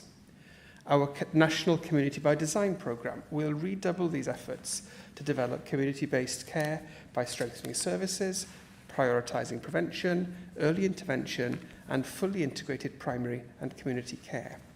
The shift is essential, and Powys, as we have heard, with a rural community, strong communities and no district general hospital is very well placed to show us the way. With an ageing population and rising demand across Wales, we need a system designed around people's needs, not organisational structures. Community by Design strengthens governance, streamlines programmes and invests in digital capability so our NHS can deliver care sustainably for the future. Are you taking an intervention? No. Llywydd, I turn now to capital investment. And how this is helping to turn this vision into reality, a question that was put to me in the earlier part of the debate, Llywydd. Through the integration and rebalancing capital fund, we are delivering modern, integrated community hubs across Wales. One of the most significant examples, to answer the members' questions, is in North Powys Integrated Healthcare and Wellbeing Hub in Newtown, and I'm pleased to hear the welcome that was given in the debate. Last week, I agreed funding of just over £2.8 million to develop the full business case for the hub. This follows the £970,000 previously awarded to develop the outline business case. We can expect a full submission for the construction early next year. The hub will bring health, care and third sector services together, offering prevention, early help and wellbeing support, all under one roof. It is not an isolated example of how we are investing in healthcare facilities in Powys to ensure people have access to timely care. The £15 million redevelopment of Dyfi Valley Health Practice has transformed it into an integrated health and wellbeing hub, bringing GP services, community dentistry, podiatry, adult mental health, women's and children's clinics, shared spaces and a therapy garden together. Last week, Llywydd, I had the opportunity of visiting Brecon Wall Memorial Hospital to see the impact there of Welsh Government investments in new diagnostic equipment. A new dedicated pre-op assessment room has also been opened to support day surgery. We've invested £1.7 million to provide new digital X-ray equipment across Powys Teaching Health Board area, improving the speed and accuracy of X-rays, meaning people require lower radiation doses. The first cone-beamed CT scanner has been installed in Newtown, which enables faster, more precise 3D maxillofacial imaging to be carried out. The Digital Radiology Information System programme is in use across Powys, and an electronic test requesting service is being rolled out to GPs to improve referrals. Better for patient experience, better for staff, better for recruitment, better for service efficiency, better outcomes, all happening in Powys. So with improving fairness and access is at the heart of our approach to health in Wales. Taken together, these actions demonstrate a clear and ambitious programme of reform. Community by Design is not just a response to today's pressures, it is a long-term commitment to a fair, sustainable, community-rooted NHS for the people of Wales. Thank you, Cabinet Secretary, and that brings today's proceedings to a close.